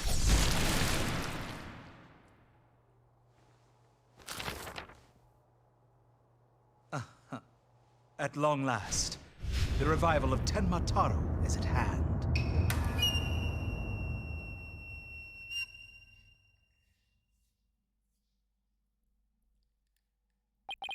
A few months prior to the courthouse bombing. Nice, flying spaghetti in de achtergrond. I see flying spaghetti. En Mr. Wright's hat. Dus dat is wel leuk. Wright Anything Agency, April the 17th, 12:30 p.m. Guess I'm a little early. Oh, hey Apollo. Getting an early start today? Yeah, this is the first job I've had in a while after all. Well, aren't we all fired up? Well, it's not every day I get a call from Mr. Wright. What kind of work is it anyway? Mr. Wright didn't mention any details. Work? Is that how he put it? Don't tell me he just wants me to clean the toilet again. You've really become a fixture around here, Apollo. Come to think of it, it's been almost a year since I was hired. A lot happened since then, but I've settled in nicely despite a few bumps in the road. My name is Apollo Justice. I have been practicing law for about a year, but I still have a lot to learn. This is Wright Anything Agency, and this is where I work. Don't let the name fool you, it's definitely a law agency. But don't forget that this place is a talent agency too, Polly. It's the law agency part of this office that's usually forgotten. This is Trucy Wright, a budding magician, and adopted daughter of the agency owner, Phoenix Wright. She sometimes makes me help with her magic tricks. And what's wrong with that? You're one of the agency talents as well. I was under the impression that I was a lawyer. Oh, we better hurry. Doesn't look Daddy's going to make it. So let's get going. Huh? Where are we going? What about the job he mentioned? This is the job, buddy. You're supposed to keep me company today. Now, come on. Another day of not being a lawyer. Should have seen this coming. Well, this is the Wright Anything Agency, you know. And there's no law-related work at the moment. So, tell me again why I choose to work here. Where is Mr. Wright anyway? Daddy should said something about going to meet an acquaintance. But don't worry, just focus on your job and I will tell you exactly what you need to know. Well, let's go. We don't have all day. May the 2nd. And another day of anything goes. Beginning with the Wright Anything Agency. Okay. April the 17th, 1:30 p.m. Ninetales Vale, Okai Lane.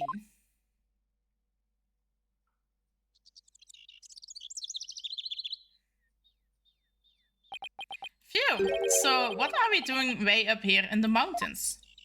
This is Ninetales Vale. Everyone's been talking about the yokai craze here. Yokai? Oh, you mean Japanese monsters. Guess that explains all these weird things. Speaking of which, wasn't Ninetales Vale founded by Japanese immigrants? Yeah, they're holding a festival to boost tourism over at the Alderman's Manor. My friend who works here invited us. That's why we're here. In other words, I'm your chaperone because your dad was too busy. Daddy said that with those horns of yours, you would make a great addition to their festival. I mean, you look just like a Japanese demon. Wasn't that thoughtful of him, Polly? I could do without thoughtfulness like that. Oh, it's almost time. Come on, Polly. The festival grounds are this way. Alright, guess it's time to move to the Chubby Manor's garden. Okay. So we can move to the garden. April the 17th, 2:05 p.m. Chubby Manor Garden. Wow, this place is really something. I definitely feels like a different world here. Trucy? Hi. Jinxie? Okay. And this is my friend, Jinxie Tenma. She is one who invited us. She just happens to be the maid here. 2 horns, a love of red. Are you a demon? No, I'm Apollo Justice. Eek! He is a demon. What the? She throws a sticker at me. Be gone! Foul beast. You look great, Polly. Fills in some of that space on your forehead. What is this thing? It's a warding charm. Jinxie puts them on all the monsters she finds. But I'm not a monster. Maybe I should have told her you're a good demon.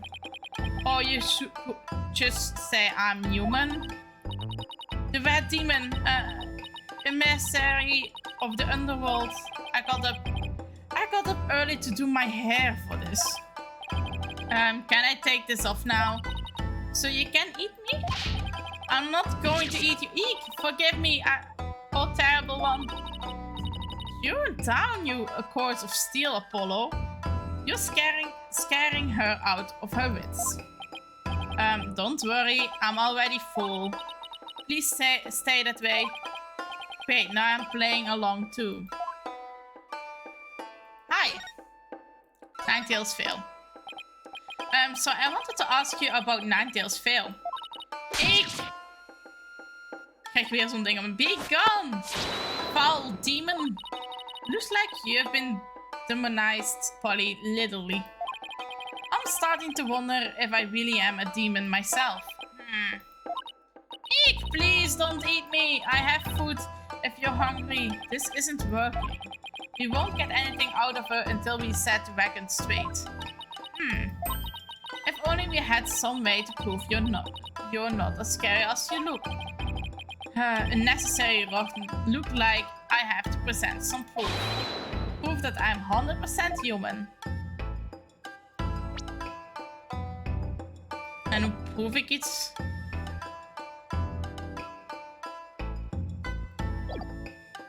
Present. I wanted to show you this. Eek, what is it? It's my attorney's badge. You see, I'm not a demon, I'm a lawyer. Really? You're a lawyer? Phew, maybe now she will stop calling me a demon.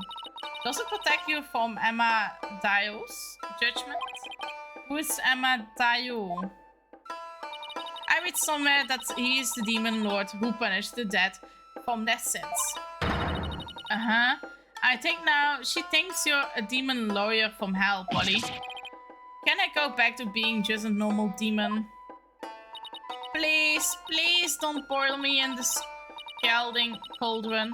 I would prefer a Turkish bath if possible. A Turkish bath? Isn't that more sauna than bed? Geen idee, ik heb nog nooit een Turkish bed gehad.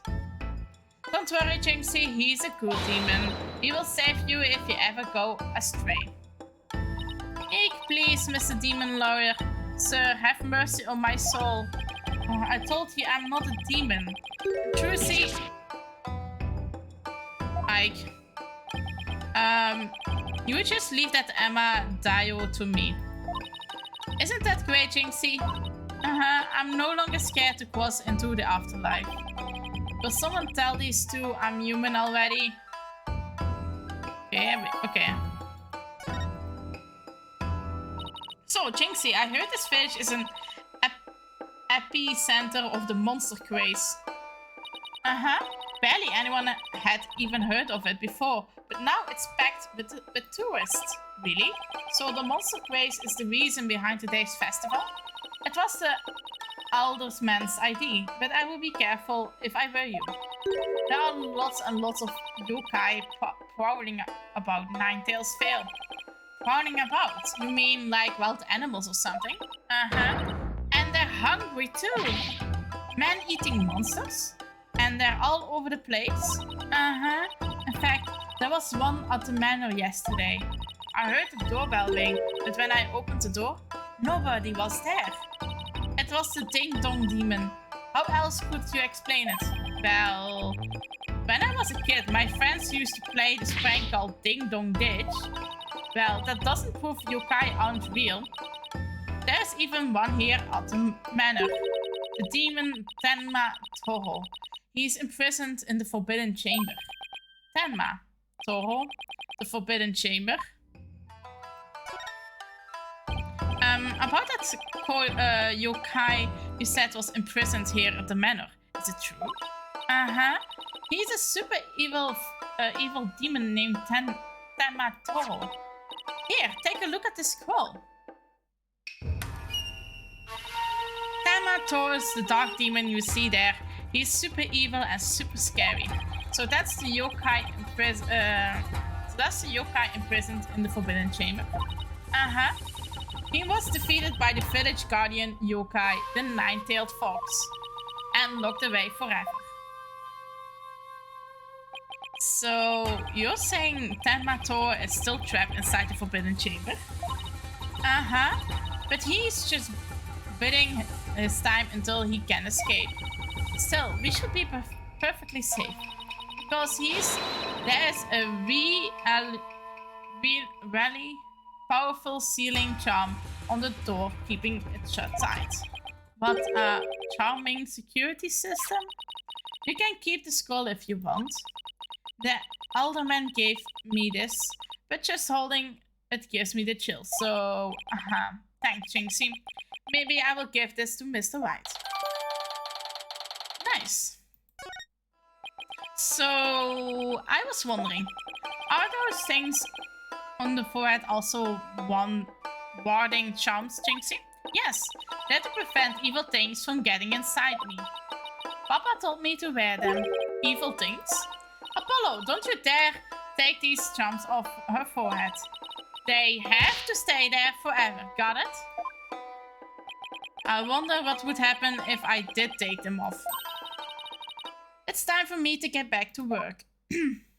Thanks for inviting us, Jinxie.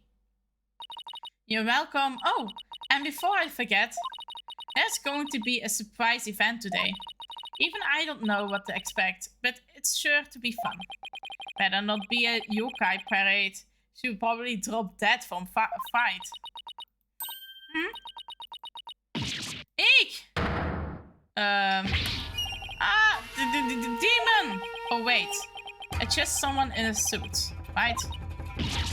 Tenma Taro, the demon from the Forbidden Chamber?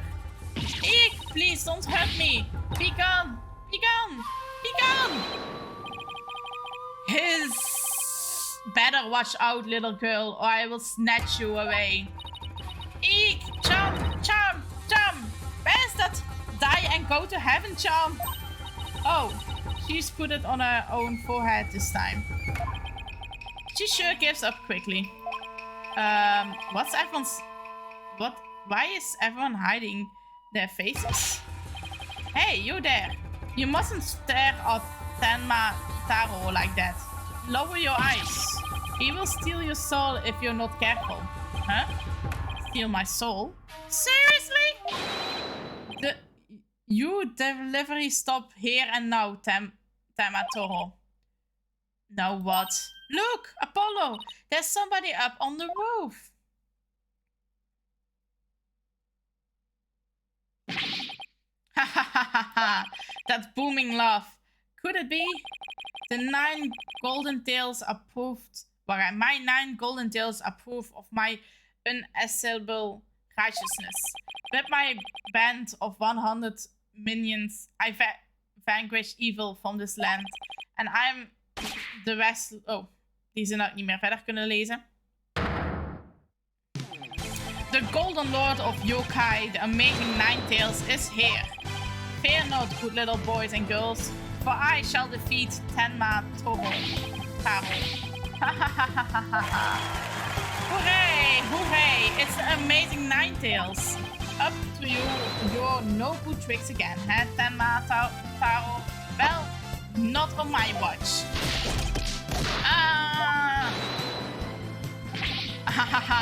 There's nothing to fear now, my child. I have banished Tenma Taro. You and your people can now live in peace. Thank you, Mr. Amazing 9 tails, sir. Now, I must be off. Another match and another foe to vanquish await. Ooh. What was that all about? Did that wrestler just chase off a yokai? Looked like he came out of the Alderman's manor. That was the amazing Ninetales. He is a pro wrestler from right here in Ninetales Vale, but no one knows his true identity. Jinxie sure seems chipper all of a sudden. That was all that about him vanishing. What was it all about vanishing Tenma Taro? That was a yokai exorcism. It's an annual ritual here where Tenma Taro is released to remind us of his wickedness. In the end, the Nine-Tailed Fox drives Tenma Taro out and purifies our village. But the amazing Ninetales did the honors this year. So that was the big surprise, huh? The amazing Ninetales and the Tenma Taro, huh?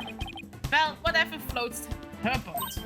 Oh, would you look at the time? I would better get back to work. Please excuse me. You are excused. She's a strange one, all right. I think she's sweet in her own special way.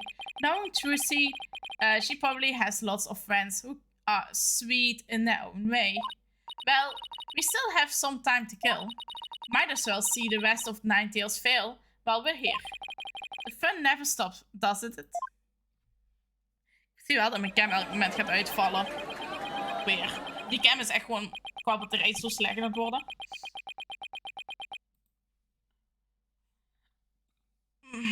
Maar over een half uur moeten we toch stoppen. Maar ik weet niet of dat ding een half uur nog blijft leven. Dat is ook de vraag. Oké. Kirby Manor Garden. I think I bought nearly every kawaii souvenir that was for sale. I know, because my wallet's running on empty. Huh? What's with all the commotion over there? Huh? Hey, isn't that your friend Jinxie? I hope everything's okay. It's terrible. Calm down, Jinxie. Tell us what happened. The demon Tenma Taro. He killed Alderman QB. What? Wait, killed as in dead? Yes, and Tenma Taro did it. Tenma Taro? You stay here while I go have a... Please wait. It's a Tenma Taro warding charm. I should protect you, but please be careful. The Alderman's in the Fox Chamber at the top of the main staircase. Okay, got it. Okay.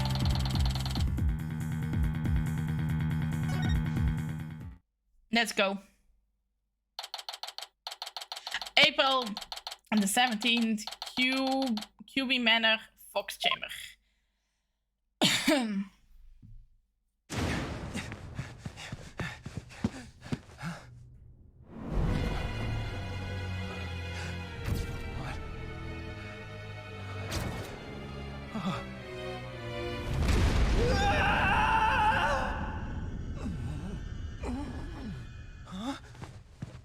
Are you all right? Who are you? Help! Someone call an ambulance!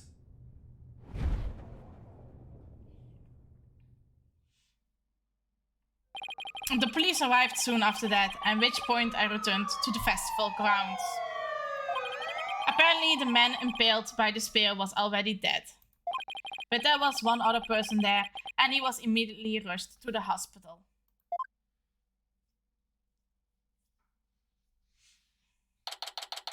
April the 17th, QB Manor Garden.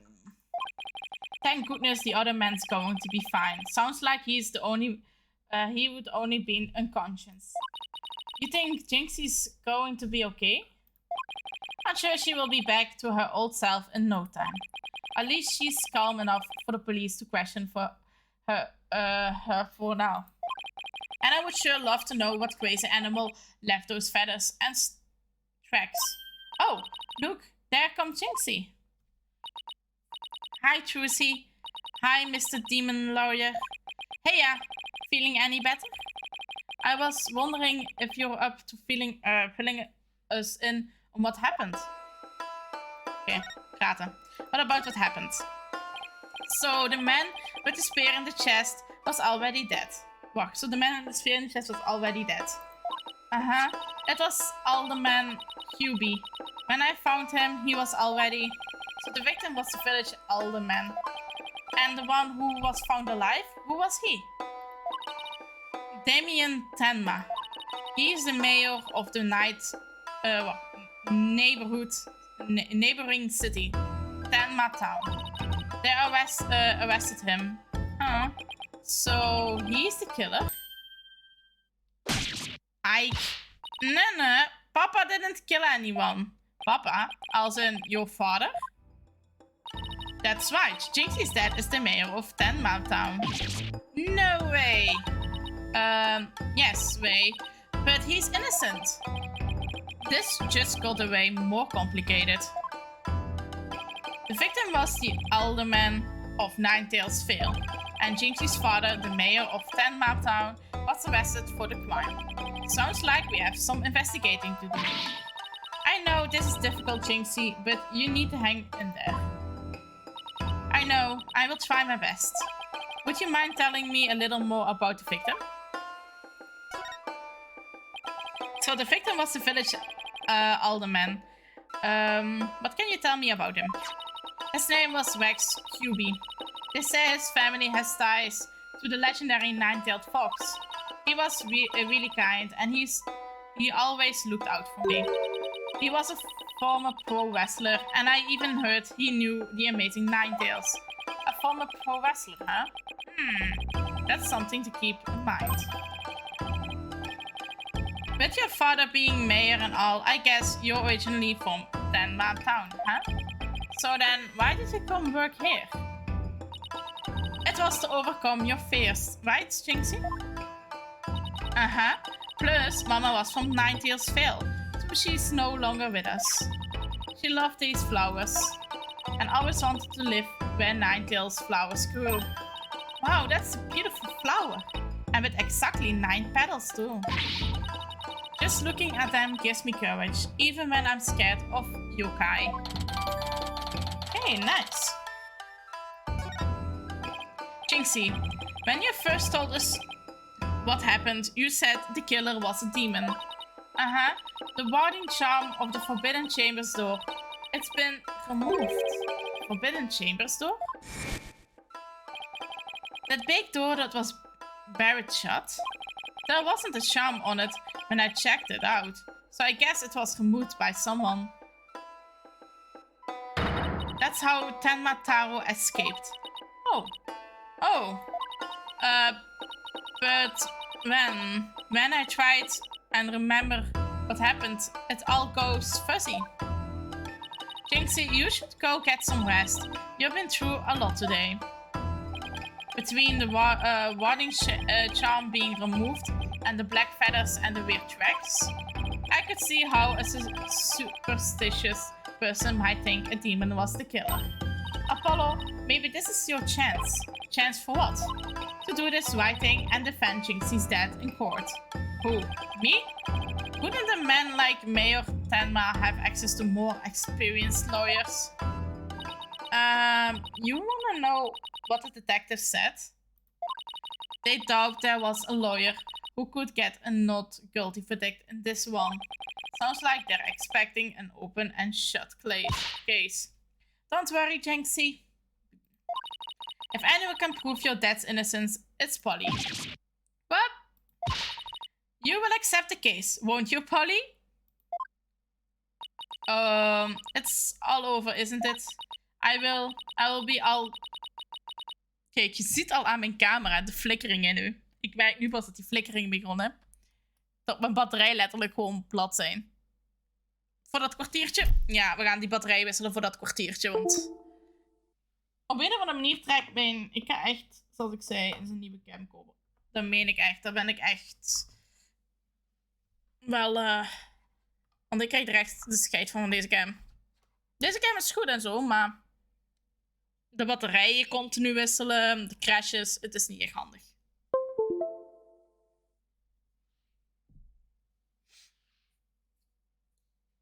Oké. Oké, nu is die groen. I'll be all alone for the rest of my life. You won't. Alright. Jinxie already lost her mother. Alright. Jinxie, leave your father's defense to me. Atta boy, Polly. You're going to help Papa, Mr. Demon Lawyer? Yep, because that's what lawyers do. Plus, no toilet cleaning. Well, I'll do whatever it takes to make sure your father walks away a free man. Thank you, Mr. Demon Lawyer. I can tell you're one of the good ones. Red demons are usually so mean. It's been a while, but we will be fine. Ready or not, here comes justice. Yes, I gotta go and meet my new client. Ah, but before I forget, better jot this down in my notebook. Hey, Apollo, what is this notebook for? Oh, I just thought I should jot down some stuff about the case. And so I don't misplace them, I put my notes in the court records. I guess that's what you would call a to-do list. Oh, sounds handy. To read my notes, just open the court records by R. Then I can switch between tabs using L and R. Oh, I almost forgot. So about Jinxie's father. No matter how scary he seems, promise me you will resist the urge to run away. Wait, what? His angry glare can paralyze you with fear. And some claim he can even shoot laser beams from his eyes. Well, maybe Papa isn't really that scary. Paralyzing stare, laser beams from his eyes. He sounds like some kind of monster. I think it's about time I see Jinxie off. I will head back to the office after I'm done. Oké, we gaan eens even kijken. Dus hier heb ik de notes. Go meet my client. Oké. Ik heb echt weer zo'n jeukneus als jullie me zien krabben. Dat is echt... ik haat het. Ik haat dat ik een jeukneus heb. Oké, thanks. Oké, we gaan... detention...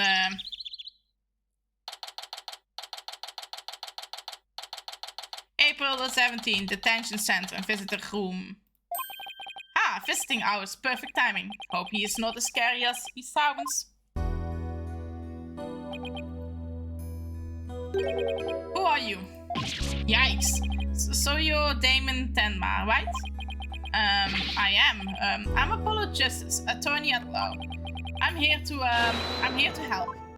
Huh? Ah, let me out of here. So sorry, I get a little loud sometimes. How incredible. Rude.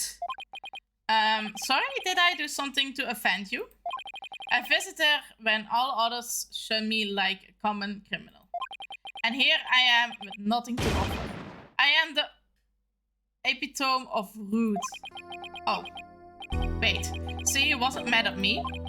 Unworthy as I am, I, Damien Tenma, shall reach these walls. So that is that I may treat my benefactor to some tea. And maybe some cookies too. I like him. No, wait. We can do tea and cookies after we prove your innocence. How about you start by telling me what happened? I see. So tea and cookies can wait, can they? Phew, that was close. We don't need jailbreak added to the list of charges. Seems like a good guy, but with a face like that, I can see why he's misunderstood. Okay, let's talk to this guy. Reason for arrest.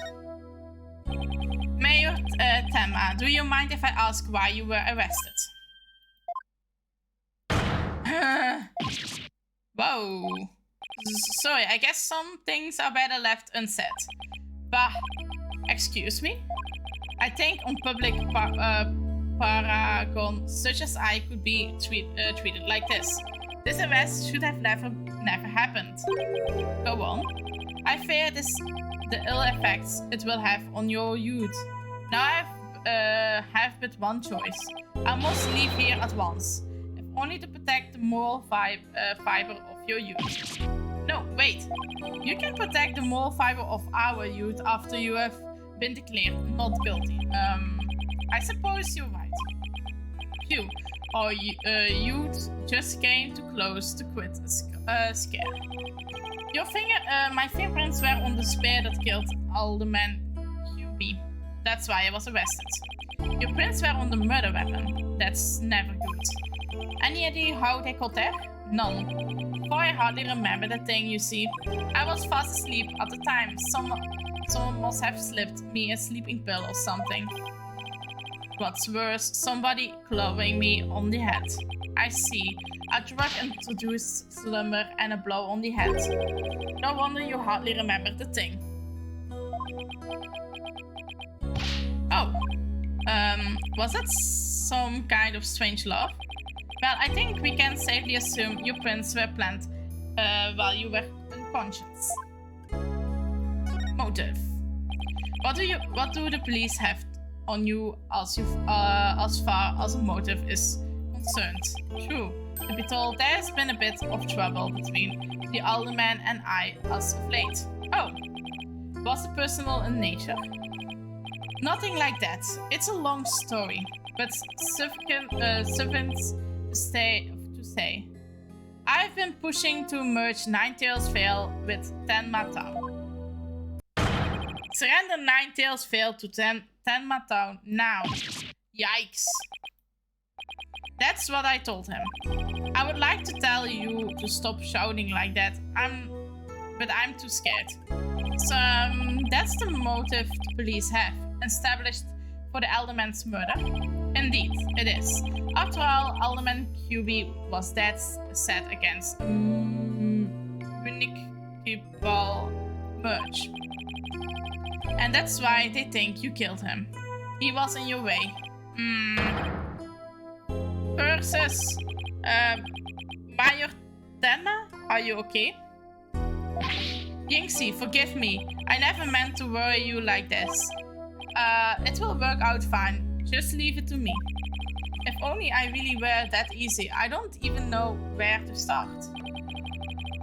Thank you for meeting with me, Mayor Tenma. Please, wait. My daughter Jinxie. Yes. She already lost her mother, and now with me being held in here, I fear she will be terribly lonely.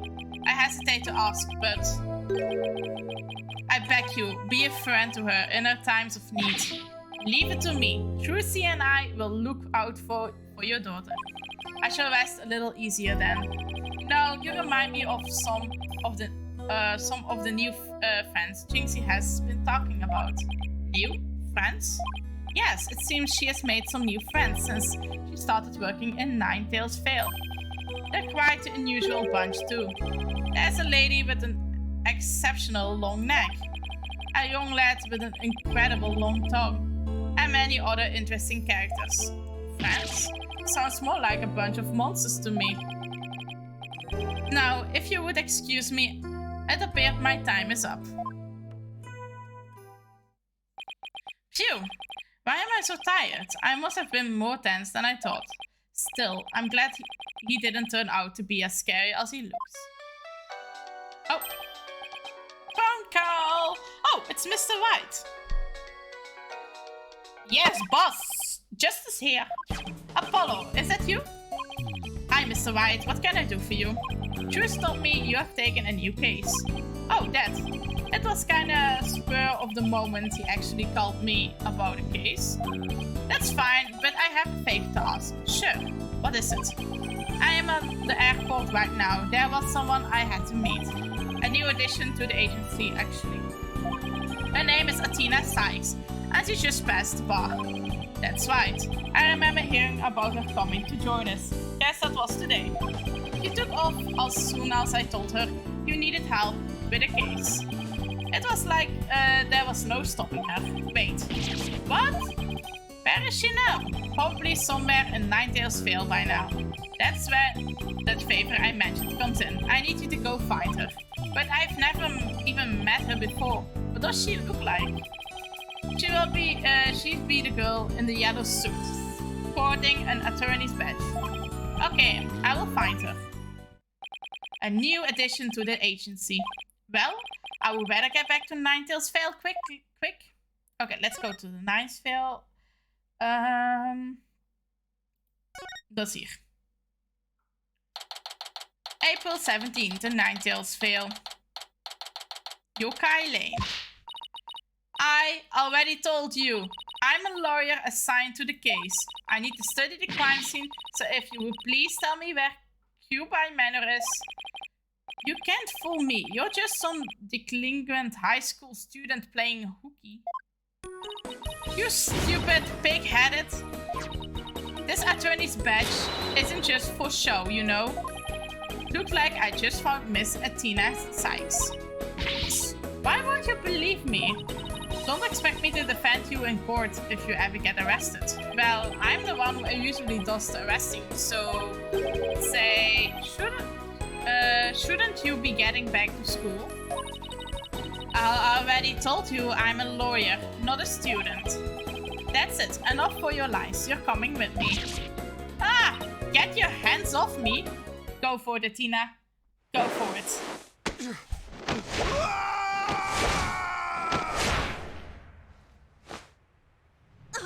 What the? Oh, our Apollo.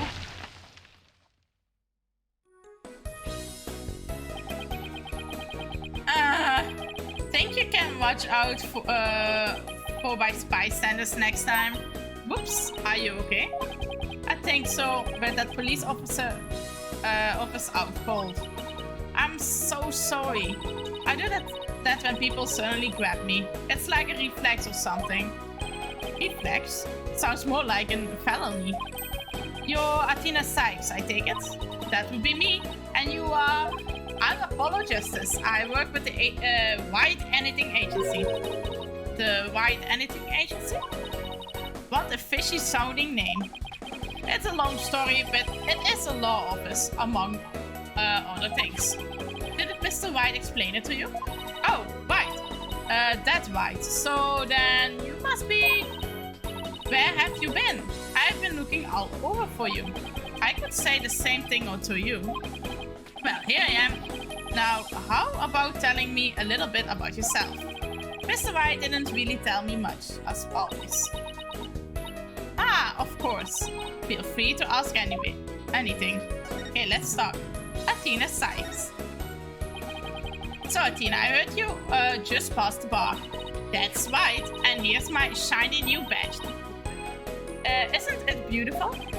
Oh, so you must be a bit younger than me. Haha, a bit more than you might think, in fact. I'm only 18. 18? How in the world did you become a lawyer at that age? I skipped a few grades while I was an exchange student in Europe. And I got my license to practice law while I was over there. All I can say is, wow, you must be a genius or something.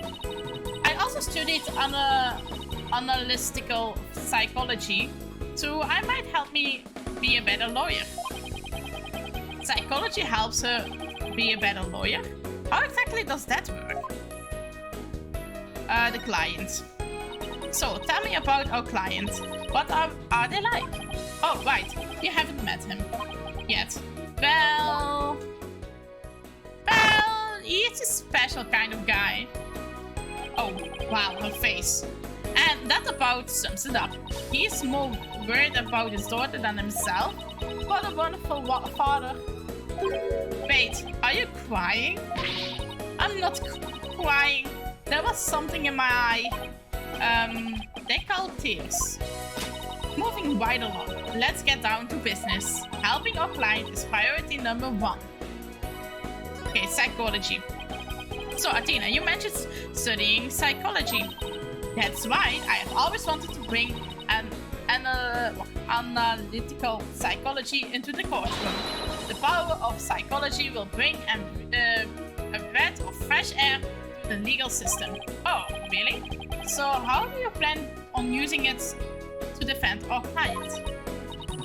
Well, for example, I can try to listen in on the witness' inner voice and then analyze their psychological state with the help of my trusty partner, Widget. Widget. This device around my neck here. Say hi, Widget. Hi, Widget. It talks. Wow, you need a volume knob. Anyway, the little guy will sometimes say what I'm feeling. Awkward. Don't worry, you will get used to it. Now, that I seriously doubt. Oh, I almost forgot. I have something you might be interested in. I got it on my way here. Think it might have something to do with our case. A special edition covering our case. A special edition covering our case? That was quick. That's the whole point of special editions, isn't it? To be the first to get the scoop rapido. Right. Well, let's see what it says here. What's the deal with this Spanish? Temataro real or fight or flight or fancy. An airborne figure resembles Temataro was captured on camera around 3:40 p.m. near Ninetales Vale. Temataro was seen. What? He was seen flying around the sky? Ik kreeg meldingen. Yeah, somebody happened to snap that photo near Ninetales Vale. The article goes on to say it might be connected to our case. Apparently, that photo was shot right after the murder occurred. Well, there was black feathers and a strange track at the crime scene. I'm not supposed to I'm not surprised the locals think a yokai was involved. Wait a second. Yokai as in one of those Japanese monsters. My god. Just, you don't actually think it was a supernatural murder, do you? No, of course not. No German? Why not plain old English? Well, since you spent time in Europe, we all know languages in Europe. Newspaper editor. Andel Apollo, let's get cracking on that crime scene already. Okay, let's go to the crime scene. Nee, dat was de detention center. Dat is wrong. Oh, okay. Oh, here. The crime scene. QB Manor foyer. Do you hear that? It sounds like a TV or something. Oh, look! There's a TV in that little room in the corner. Ik zie wel de security camera. Oh, hier in deze corner. Ja, oké. In other news, the mysterious masked wrestler, the Amazing Ninetales, has been confirmed missing according to sources close to the wrestler. It appears he disappeared sometime after the special event held in Ninetales Vale today. He also failed to appear at the march today, where he was scheduled to defend his title. Local villagers say his disappearance may be connected with Tenma Thor's recent escape, so that wrestler's going to go missing. Hey, you two! You don't belong in here.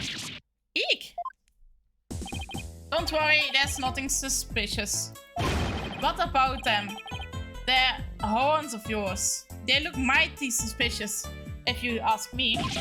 Horns? That's my hair. Anyway, we're lawyers and we're here too. Ah, you them lawyers come to defend Mayor Tenma, aren't you? Shoot, yeah, reckoned with what that expensive looking bracelet you got there. You stay away from my bracelet. Also, misschien moet het Apollo een hoed dragen. Want zijn haar wordt nogal vrij snel gediscrimineerd met duivelshoorns. The name's Phineas Flinch. I'm the caretaker here. Pleased to meet you. I'm same here. Wow, talk about a quick change of heart. So tell me, the demon lawyer. Weer demon lawyer. I bet you use them demonic horns of yours to scare the bejeebers out of witnesses, huh? Come here, you little. Ouch! Mijn dingen. These horns. I mean, my hair isn't meant to threaten anyone. Volgens mij heeft hij mijn bracelet gepikt, hè? they aren't. Seems they might be a big waste of perfectly good horns, if you ask me. Then again, aren't none of my business. So, that was fast. Guess he's done with me. Well, I would best get back to work. Ik zag mijn bracelet. Halt! Stop right there, huh? Me? Apollo, your bracelet is gone. Ah. Don't you worry, Mr. Lawyer, sir. I checked this lost and found later. Ja, ik zie totaal niet rond jouw arm hangen. What's this? What's this? Around your arm? That's a little bracelet. Somehow, I don't think that will be necessary. Just check your wrist right now. Ah! The cat's out of the bag. I was barely in the bag in the first place. That was a pretty pathetic attempt. Sorry, I'm so sorry. Just couldn't control myself. Please forgive me. I'm begging you. Oh ja, die smile ja helemaal. Jeez, I almost feel sorry for him now. I'm not. What should we do about him, Apollo? Well, I got my bracelet back and he seems sorry enough, so... I knew you would understand, Mr. Lawyer, sir. You obviously got a big heart. As big as the world of cash in your wallet. I hope. You leave my wallet out of this. Uh-oh. Hey! Didn't you just finish apologizing for stealing from us? Run away! Run away! Head for the hills! Yeah, run away. Get back here, you! Talk about a quick escape. Looks like he dropped a few things. Looks like a pair of diagrams. The one of the crime scene, and that's one of the foyer. He left his shoes behind too. The guy is the living definition of a bumbling thief. Let's hang on to his shoes. We can give them back next time we see him. As for the diagrams, I say we keep them. They look like something the police might draw. Wonder where the caretaker got them. Probably from the police gestolen. Okay, then showing the scene of the crime. Drawing diagram added to the courtroom. Okay, dus met de cam. Nou then, as I recall, the fox chamber should be at the top of those stairs.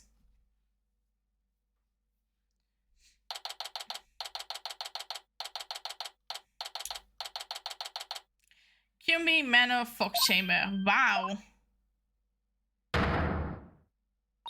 Where did all those black feathers and weird tracks come from? The popular opinion seems to be that they're from Tenma Taro.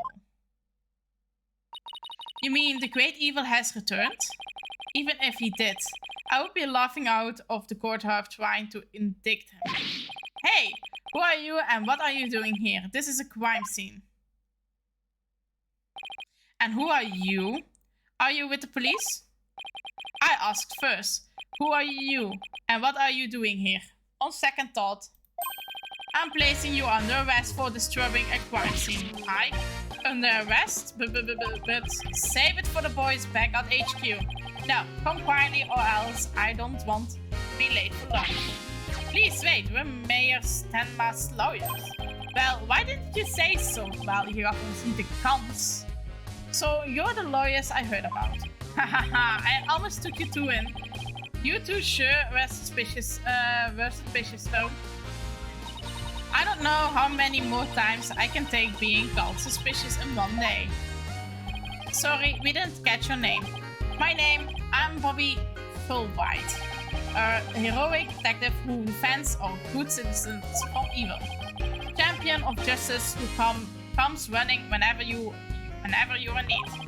And my catchphrase, it's injustice we trust. I'm justice. Oh boy. This guy's a story on a half. So, what can I do for you?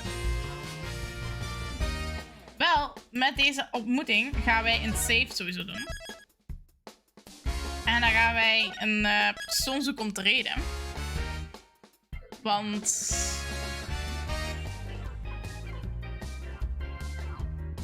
ik wil heel graag reden. Heb ik een... nee. Een ding is slecht als ik heb. Waarom zegt hij dat mijn dingen onstabiel is? Ik heb wel bijna de 6000 bytes, maar toch ben ik onstabiel. Maar niet uit. Wij gaan eens kijken. Wie gaan we redden? Want het is almost dinner time. Pam, pam, pam, pam, pam. Hey, dingen is live. Onze Noxie.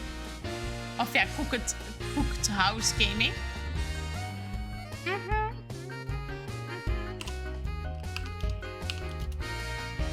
House Gaming. Zo, die staat klaar. Dus ik ga jullie naar Noxie doorgooien, naar Cooked House Gaming. Hij is met zijn Sims gameplay bezig. Waar hij waarschijnlijk de Alien Challenge aan doen is, denk ik. Yes, de Alien, het is een Alien Challenge thing. Ik ga lekker eten. De game voor vanavond gaat waarschijnlijk gewoon deze game verder zijn. We hebben een leuke vrije dag, dus we kunnen gewoon lekker doorspelen. Wacht. Ja, wat ik morgen pas. We gaan wel niet tot 12 uur doorgaan, we gaan tot 11 uur, half 11 uur door. Straks vanavond. Daarna moet ik wel nog op tijd opstaan. En dan zien we wel. Ik zie jullie hopelijk straks voor de mensen die gaan eten iets smakelijk alvast. En hopelijk tot strakjes terug hier op de channel met Phoenix Wright. En verder voor deze mysterie op te lossen. En veel plezier bij Noxie. Doei doei!